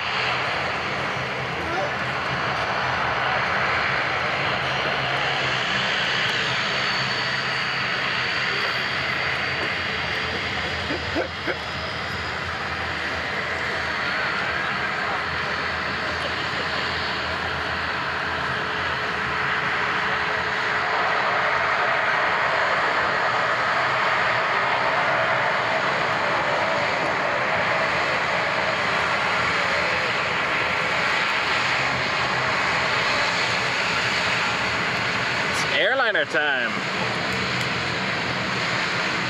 We got the WestJet 737 headed back to Calgary. Taxiing now.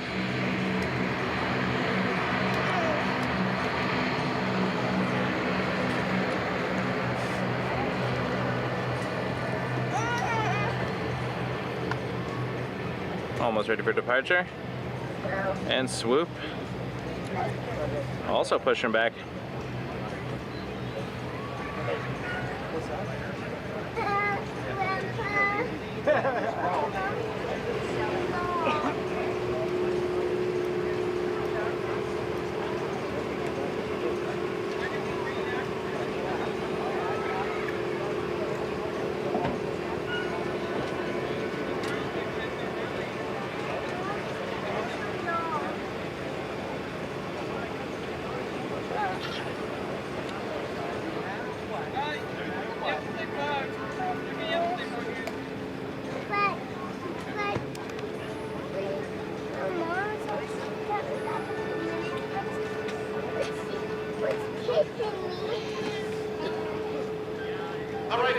We just have two more commercial airliners to launch here. You see one of them just lining up with the runway off to our right.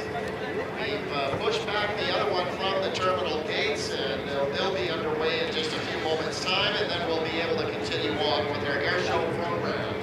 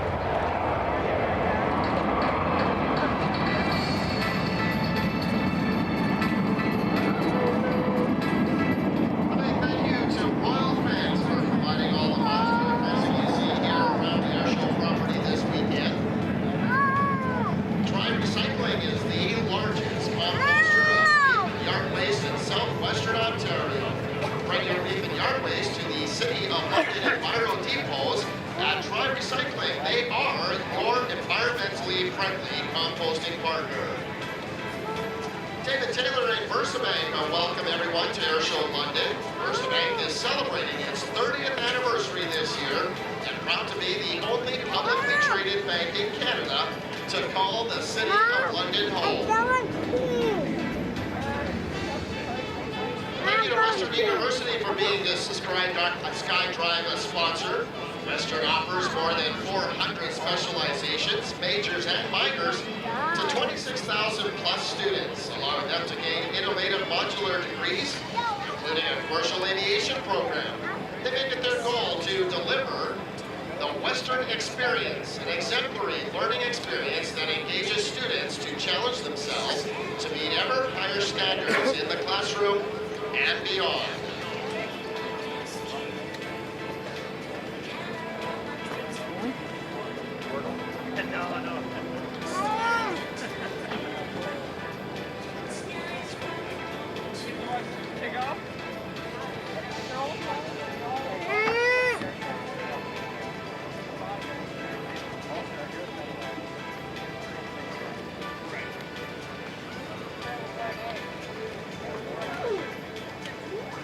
Once again, our Air Boss team led by Lyle Hallbrack is doing an outstanding job. We're working with NAV Canada and the control towers to manage all the air traffic that we have here, both at the airport as well as inbound and outbound aircraft.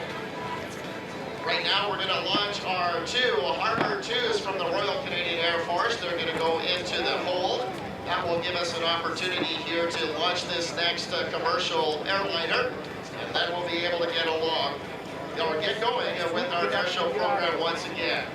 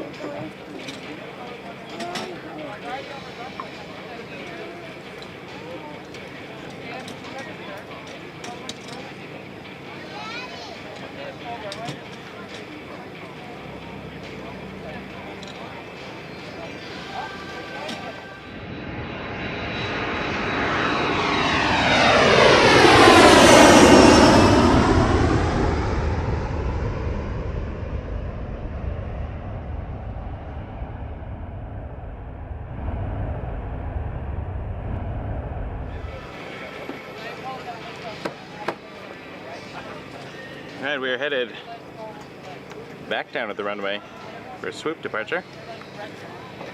I did miss a takeoff there, but it's been a long day. Sometimes I have to step out for a moment.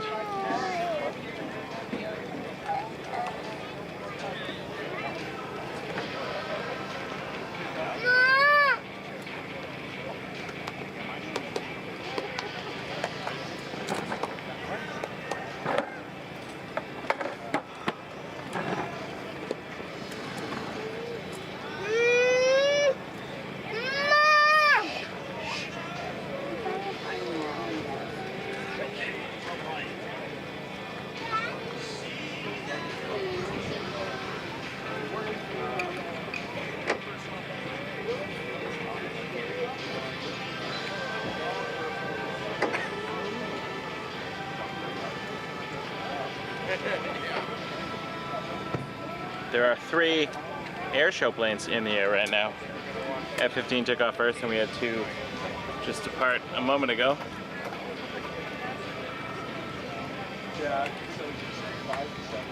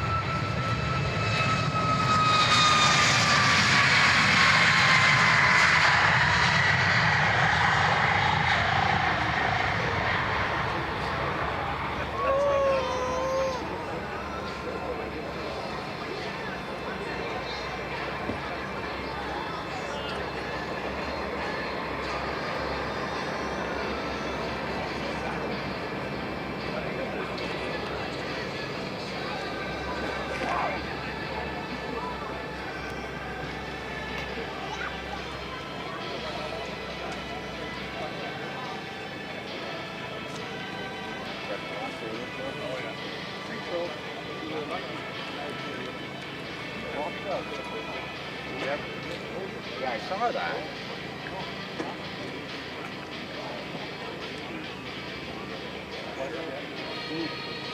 F-15's been circling around behind the tower there.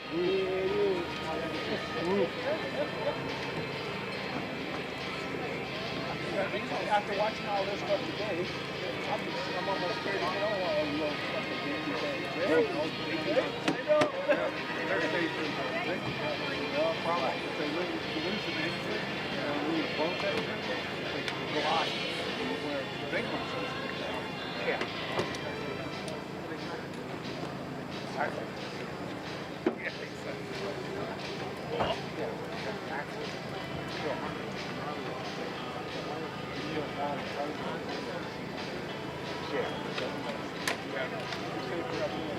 Okay, where is he kind of come from?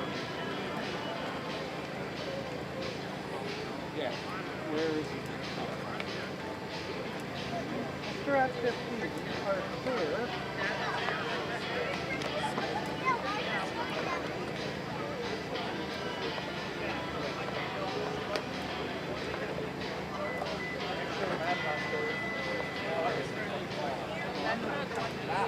Yeah, I know. yeah.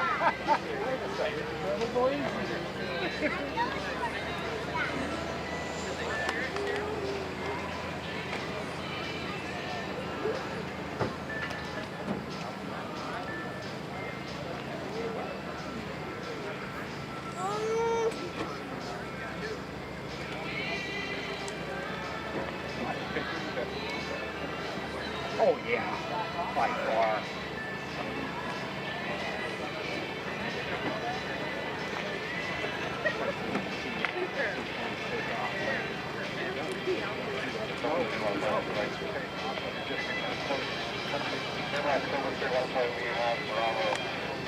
Cover 3-1 flight, Roger. We are now running quite late, so we may only be able to give you 1 or 2 passes and have to abbreviate a couple other acts as well. Copy. Roger, that's how we done this. Okay, and you're coming in from stage left or stage right, south or north? Roger that. Speed, please.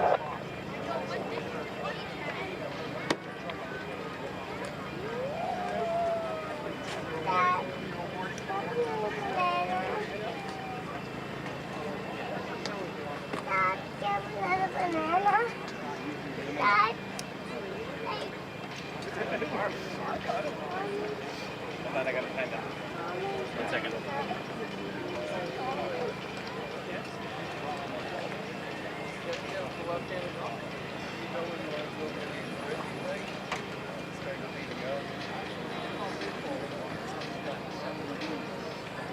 Cover 3 on plate. Your departure needs to be north westbound, runway heading, climb not above 4,000 feet on runway heading, maintain VFR, and then I'll switch back to ATC for your pin.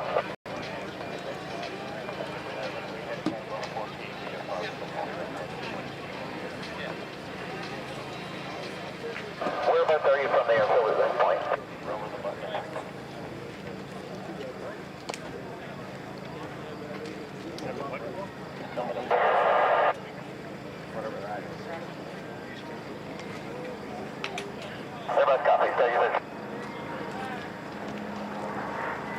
All right, folks, it is time now to go back into the skies over the London International Airport. Please welcome the Air Force number 2.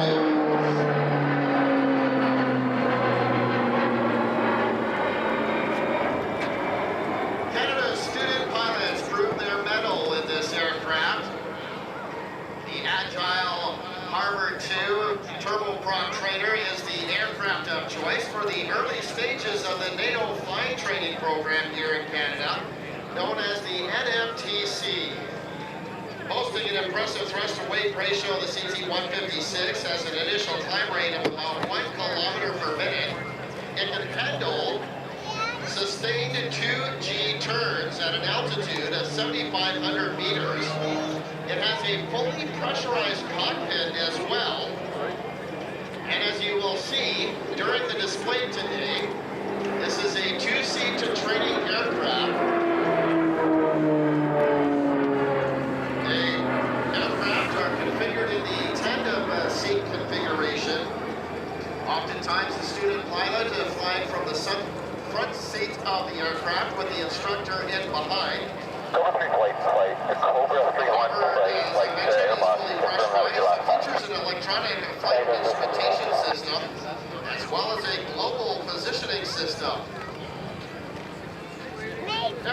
ideally suited to Okay, Cobra 3, looks like we're at a time. I'm going to ask you to keep on that heading, climb not about 4,000. Maintain the VFR. Once clear 5 miles at 119.4. Actually, click 119.4 at this time. Correct, at 135.3, copy. NFTC students log about 95 hours on the Raptor 2. After successful basic training, the pilots are straight into the fighter, multi-engine, or helicopter programs.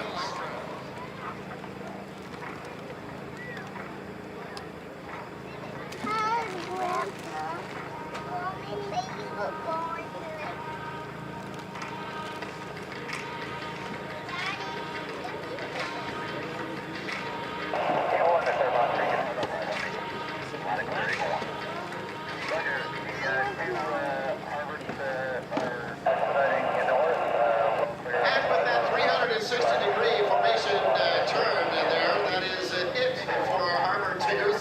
They are making their way back to Moose Jaw, Saskatchewan. So let's give them a nice round of applause. Crew today was Captain Tim Robichaud from Burlington, Ontario. Along with him was Captain Leo Fletcher from Ottawa, Ontario. Also on board the aircrafts today, Captain Greg Heffron from London, Ontario, hometown boy, as well as Captain Kyle Taylor, born right here in London, Ontario. Again, heading back to Moose Jaw, Saskatchewan. Now, folks, you'll want to have your hearing protection ready again because inbound from our right is that F-15 Eagle.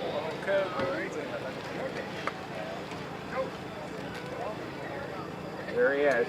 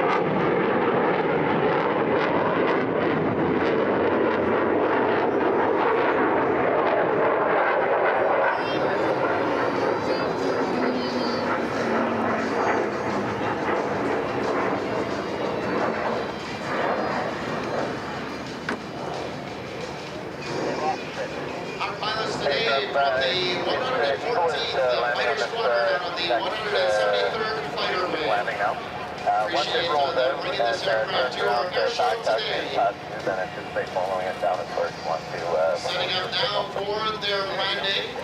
And as soon as we get the F-15 Eagle on the ground, we're going to bring on Trevor Rafferty with the incredible Pitts Model 12. Copy that. Approved. Oh, one more pass.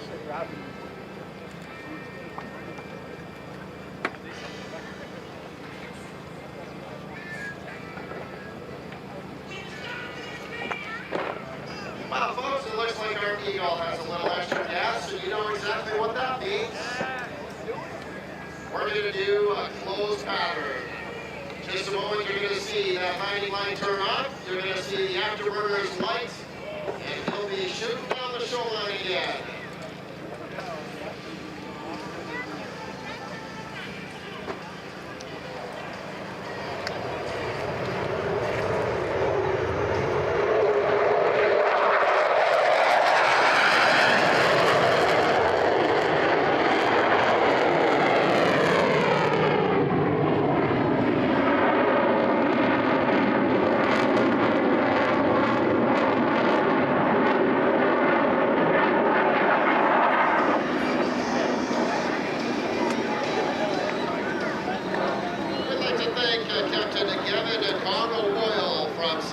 Washington, as well as Lieutenant Colonel Daniel Buster Parrish out of Las Vegas for bringing these F-15 Eagles to our air show today. Obviously, we're seeing one flying today. Always great to see Eagles at an air show.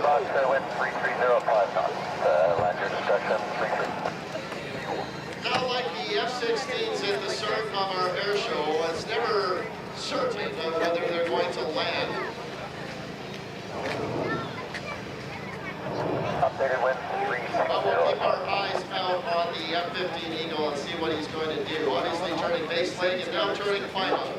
Oh, to runway 33. Looks like he's coming in. Yeah, he's coming in.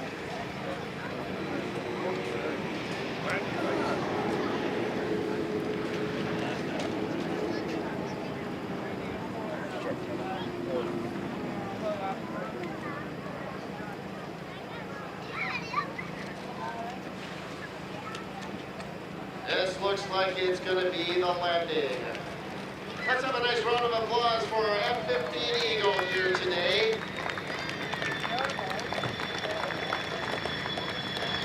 Eagle 1, nice job. As soon as safely able to get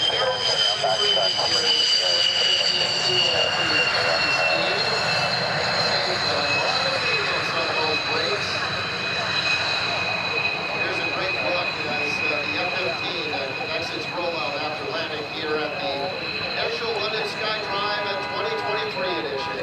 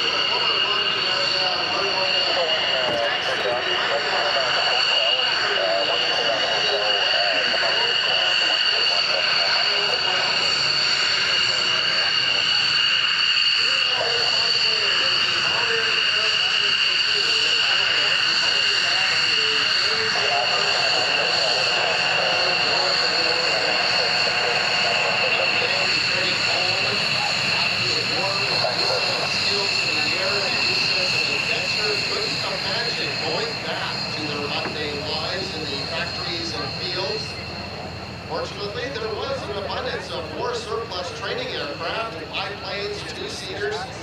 They could be purchased for pennies on the dollar. These restless airmen would travel the nation, landing in farmers' fields on the outskirts of town and selling rides. They probably talked in a young person to use the wagon, their wagon, to haul gas tanks to town to fuel up and then bring them back to the airplanes, probably on the promise of maybe getting a ride, or at least sitting in the cockpit of the biplane. And these aircraft would perform spectacular aerobatic performances to attract attention.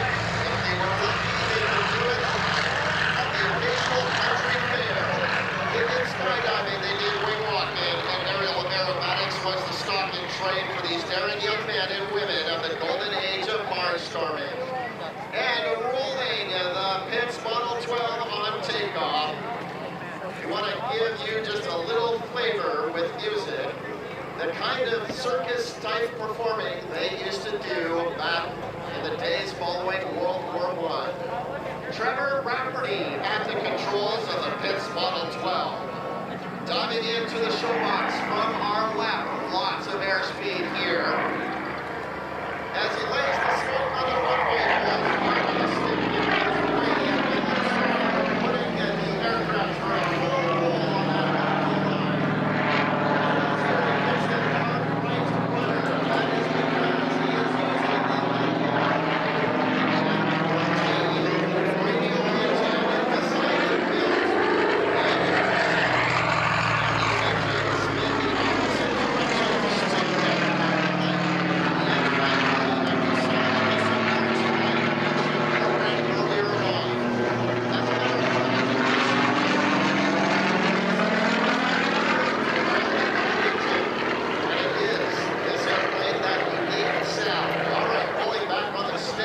Straight up into that great sky that we have here over the London airport. He's going to hold it right here, demonstrating to us the incredible power to wing ratio that is on the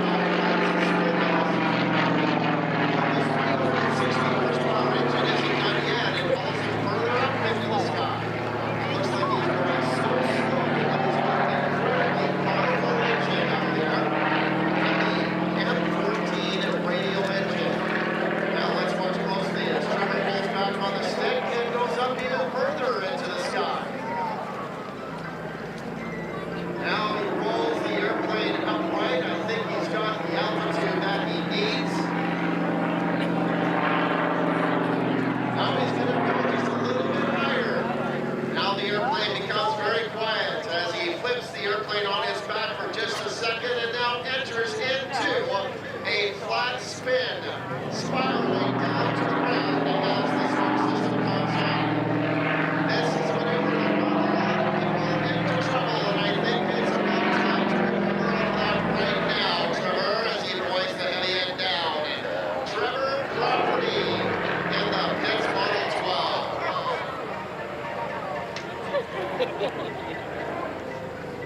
Trevor was born into aviation, growing up around wood and fabric airplanes that flew out of a small pasture near the town of York, Ontario. His father being a pilot, flying airplane at the age of 12, with Dad along for the ride, of course, to make it all legal. The notes here say after a brief stint as a teenager racing cars and chasing girls, Trevor got serious about flying and earned a commercial pilot's license with ratings in gliders and seaplanes, as well as an aerobatic instructor rating.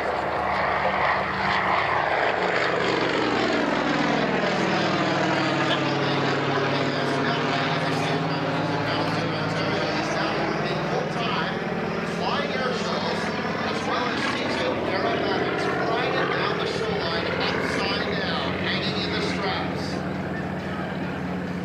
During this performance, Trevor is going from positive to negative back to positive G's in just a couple of seconds. It is very punishing as he comes in to the showbox upside down, experiencing upwards of negative 4 G's, just causing all the blood to rush to his head. It's very, very uncomfortable. I want you to look very closely at this airplane as it comes through this Mars service loop. You'll notice that this is a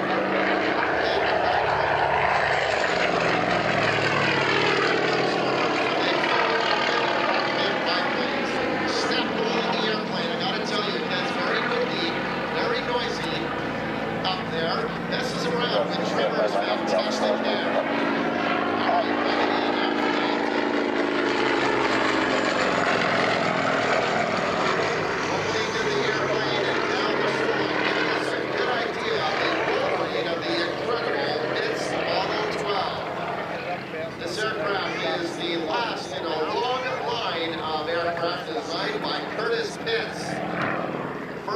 Pitts Special flew back in the 1930s. Curtis Pitts called it the Little Stinker.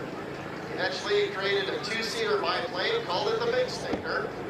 And then he had the idea of building a biplane around that F-14 radial engine, and the Pitts Model 12 was born.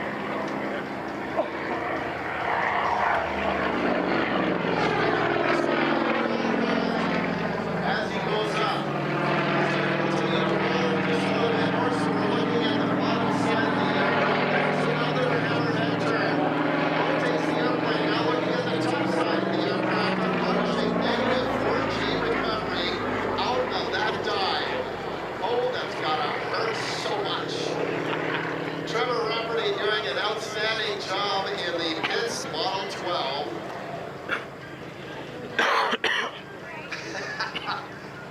Hiding behind the trees there for a split second, and always gets our heart pumping up here on the announcer and airbox stand.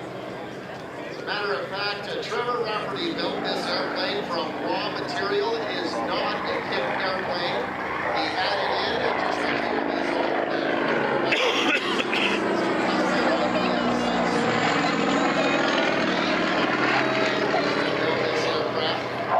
I know he's absolutely thrilled to be bringing this aircraft across the country, performing at air shows. All right, folks, you want to have your cameras ready as Trevor sets up for his photo pass. This will be his last pass of his performance. Giving you another great look at the Pitts Model 12. Bringing it right down on the runway now, putting in the rubber opposite aileron. So we're now looking at the top side as he side slips down the runway. Using all 360 horsepower in that engine and to carry him through the sky like that. As a matter of fact, it's the fuselage right now that's providing the lift. Folks, what did you think of Trevor Rafferty in the Pitts Model 12? Let's give him a big round of applause.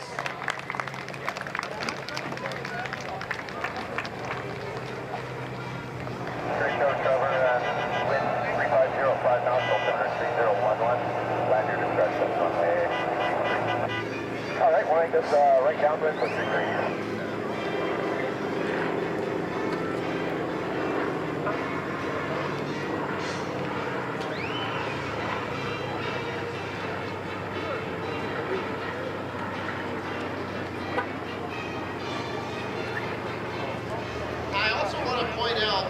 Trevor Rafferty has a unique uniform that he wears. He's probably one of the sharpest dressed persons at the air show today. And we have a special song that we'd like to dedicate to him as a result. Here we go. Very clear on Delta, but no delay for your takeoff right into the receipt of area Alpha.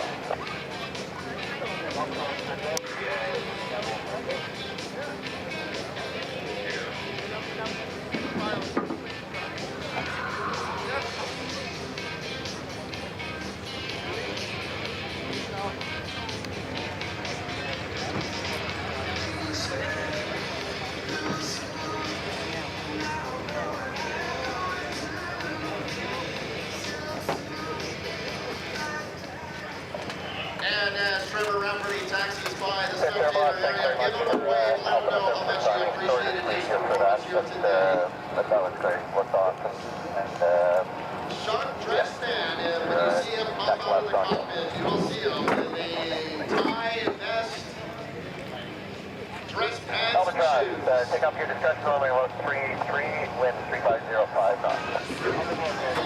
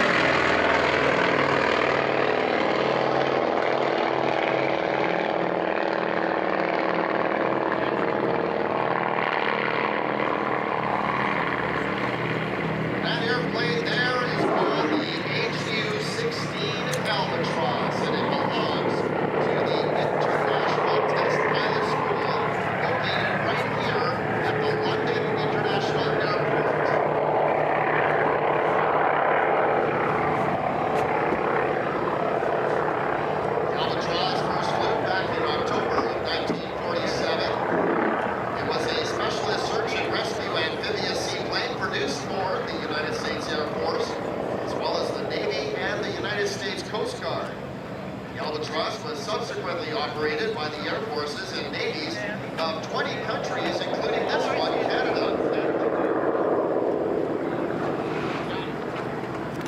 The HU-16C rolled off the production line at Bethpage in 1953 and was handed over to the United States Navy. The aircraft saw over 20 years service with the U.S. Navy, operating in the USA as well as detachments to Japan and Canada before being sold off to private buyers in the 1970s. Coming in from the left, the HU-16 Albatross. Listen to this.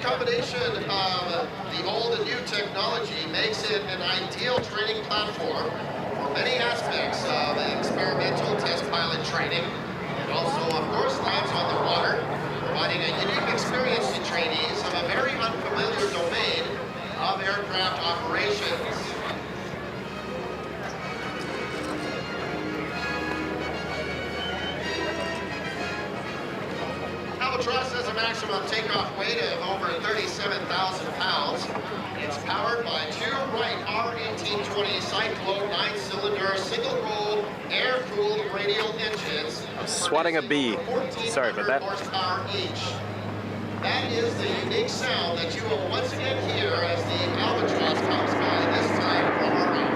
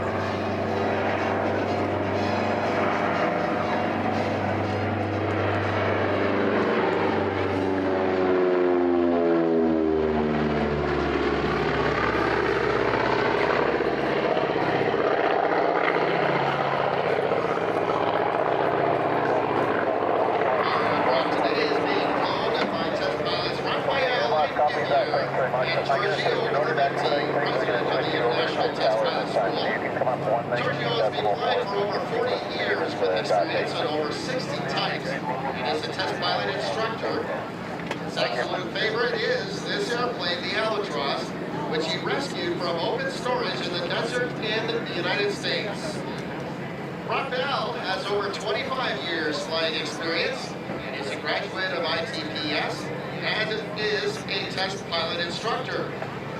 Took over a year's work by ITPS's maintenance team to get this Albatross back to airworthy status.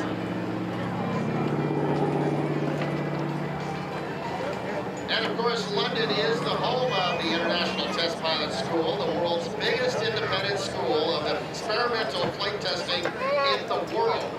Air forces and aerospace industry from around the world send their best and their brightest to London, Ontario to learn how to flight test big fighter aircraft, airliners, and helicopters. Coming in from the left, a beautiful top side pass coming up from the ITPS MH-60T Albatross.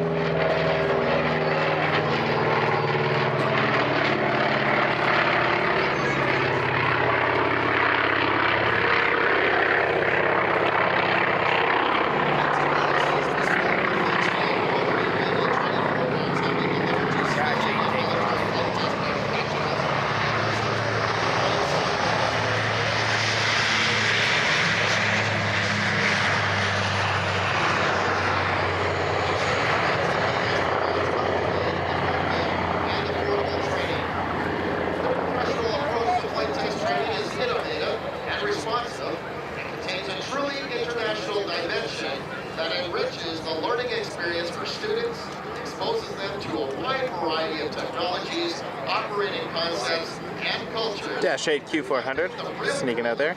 Testing as a profession.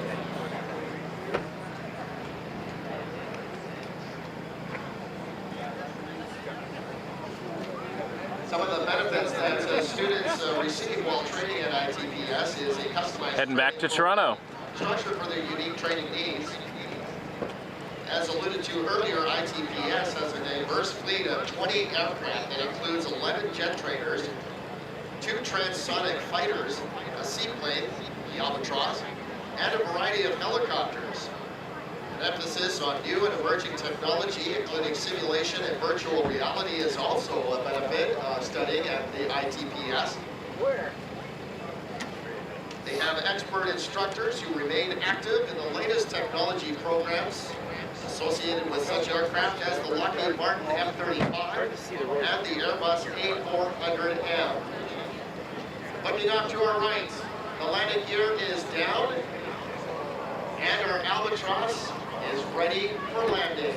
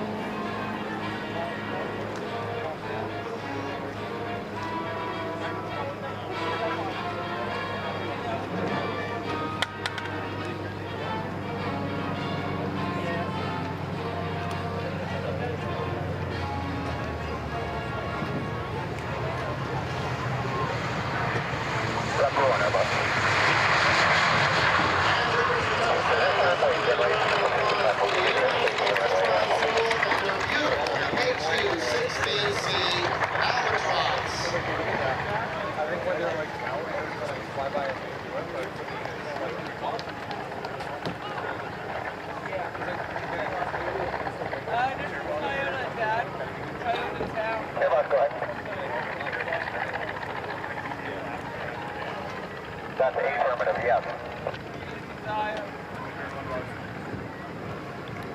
Raptor 1, take off your discretion, winds 350 at 5 knots, altimeter 3011, and you do have area Bravo, airspace is yours.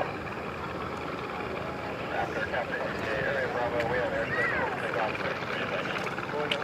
Watch the camera, please.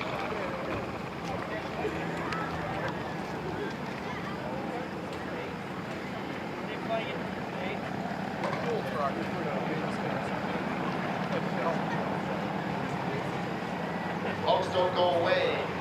In just a few moments, we're going to be turning the microphone over to the United States Air Force F-22 Raptor team. And I've got the thumbs up, which means they're ready to go. So, folks, please welcome F-22.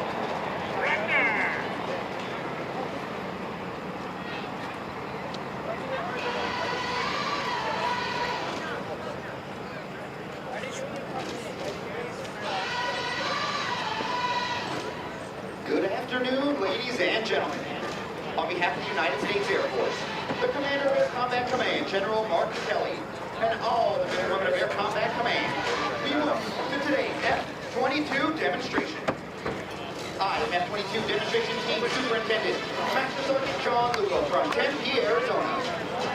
As a proud member of Air Combat Command's 1st Fighter Wing, located at Joint Base Langley, Eustis in Hampton, Virginia, it is my distinct pleasure to describe for you today a capability demonstration of the technologically advanced 5th generation The F-22 Raptor's mission is air dominance. It supports our joint forces and allies to freely operate in the joint fight, anytime, anywhere. Now, introducing your 2023 F-22 demo team. From Limestone, Tennessee, dedicated crew chief, Technical Sergeant Taylor Bryant. From Corning, New York, dedicated crew chief, Staff Sergeant Alan Bennett. From Bedford, Pennsylvania, avionics technician, Staff Sergeant Lauren O. From St. Clairsville, Ohio, avionics technician, Senior Airman Dustin Tomich. From hometown, Hampton, Virginia, AFB specialist, Senior Airman Taylor Webb. From Coachella, California, Public Affairs Officer, Staff Sergeant Michael Bowman. From Richmond, Virginia, F-22 Demo Team Chief, Technical Sergeant Eric Tallman. From El Paso, Texas, our safety officer and combat ready fighter pilot, Captain Peter Charge Smith. And your 2023 F-22 Demo fighter pilot, with over 800 hours in the F-22 Raptor. From Davenport, Iowa, Captain Samuel Raz Larson. You are about to witness the maneuvering capability of the most advanced and most lethal fighter aircraft in the United States Air Force. The F-22 you will see today is an unmodified and fully combat-capable aircraft. While we can't show you everything that makes the Raptor the most lethal fighter aircraft in the world, we will show you its raw power and thrust vector maneuvering capabilities, as it executes maneuvers that no other combat-ready fighter aircraft in the world can perform. As today's demonstration begins from the right, you'll see the Raptor execute a maximum power takeoff, producing 30,000 kilograms of thrust from its powerful F-119 engines, allowing the Raptor to virtually leap off the runway at an amazing 300 meters. At a safe altitude, Captain Larson will aggressively pull him to the vertical and push the nose over.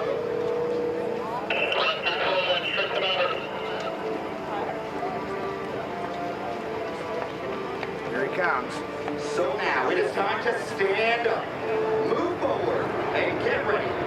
The show is about to begin. Ladies and gentlemen, I present to you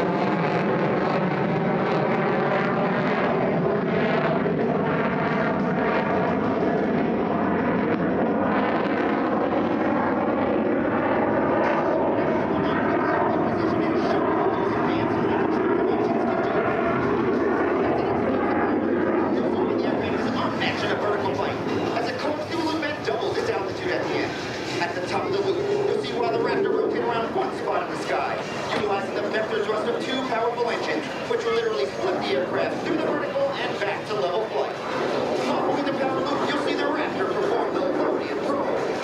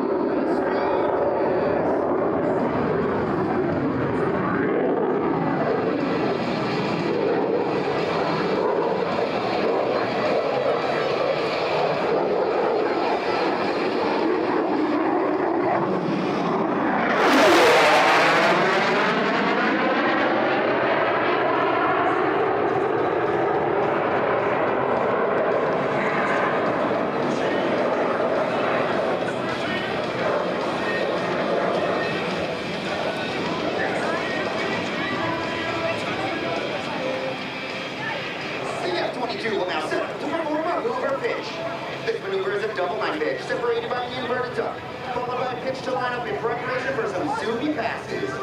This will be another great opportunity to capture the Raptor on your camera during our demonstration.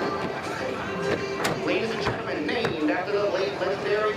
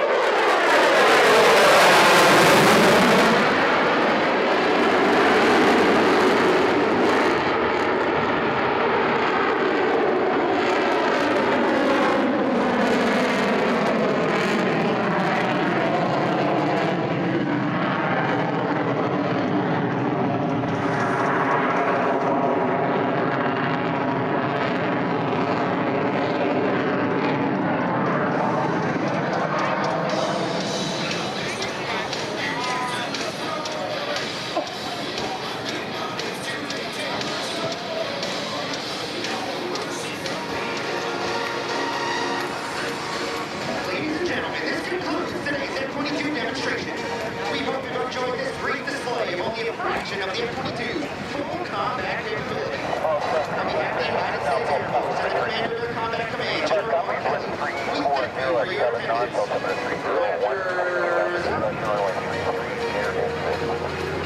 Folks, what did you think of the F-22 Raptor? It almost appears like it defies physics and aerodynamics. What an incredible display, and what a great way to conclude today's air show, and indeed, Airshow London SKYDRIVE 2023.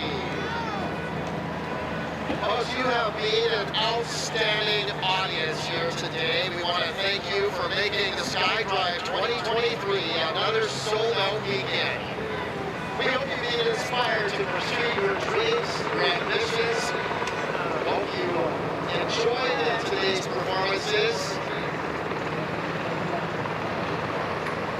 I invite you to share all of your experiences in SKYDRIVE 2023 by sharing your photos and videos on Instagram and any of your other social media channels that you use. Use the hashtag SKYDRIVE. Just to have some of your photos or videos shared on the official Airshow London website.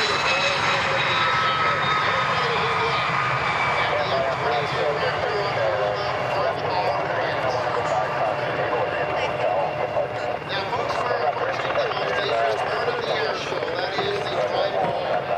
A lot of you came here at various times through the morning and early afternoon, and now all of you want to rush to get home at the same time.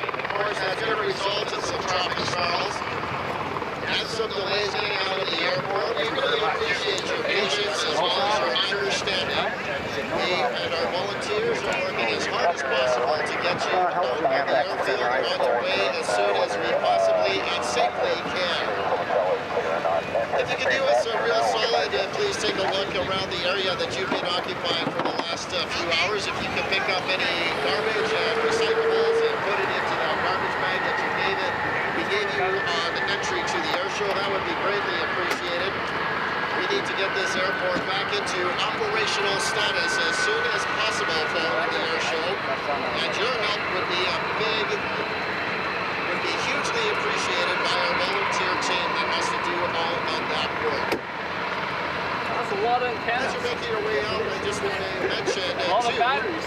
that if you have a dead battery or need some vehicle assistance, we partnered with Raptor to help keep the roads clear here at SKYDRIVE.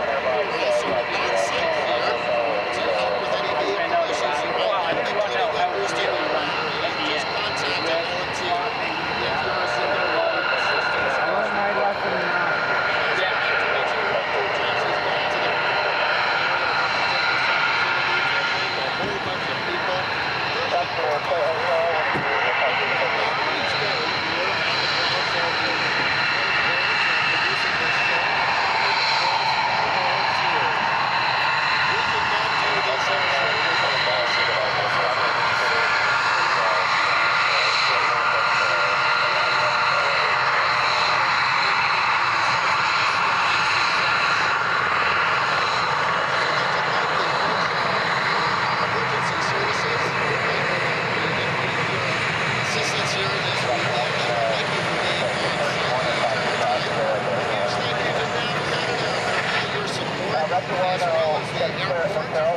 We want to thank the airport tenants as well. I know that we shut down the airport essentially for a few days of the weekend, and we appreciate your cooperation, your understanding, and your support of this very important community event. Also want to thank the chair of the board of directors for Airshow London, Jim Graham, the executive director of Airshow London, Holly Doty, also our director of air operations, Jerry. Thank you so much for your work. Thank you so much, everybody, for watching. Appreciate all the That concludes Airshow London 2023 SKYDRIVE. I see Flight Spotter John over there. I'm gonna catch him. There he is. Hey guys, some fellow plane spotters. John's got a great Instagram. We'll be back tomorrow evening from Toronto Pearson, catching some airliners, looking for my friend's arrival on a 747-400. It has been an absolute blast with you today for this whole weekend. Thanks for joining us. If you haven't subscribed already, please hit the subscribe button, give us a like. Thanks to everyone who sent a tip and a super chat. Honestly, it means the world to me. Thank you so much. And here we are signing off. Wake Turbulence Aviation. Embrace the journey. Oh my hand.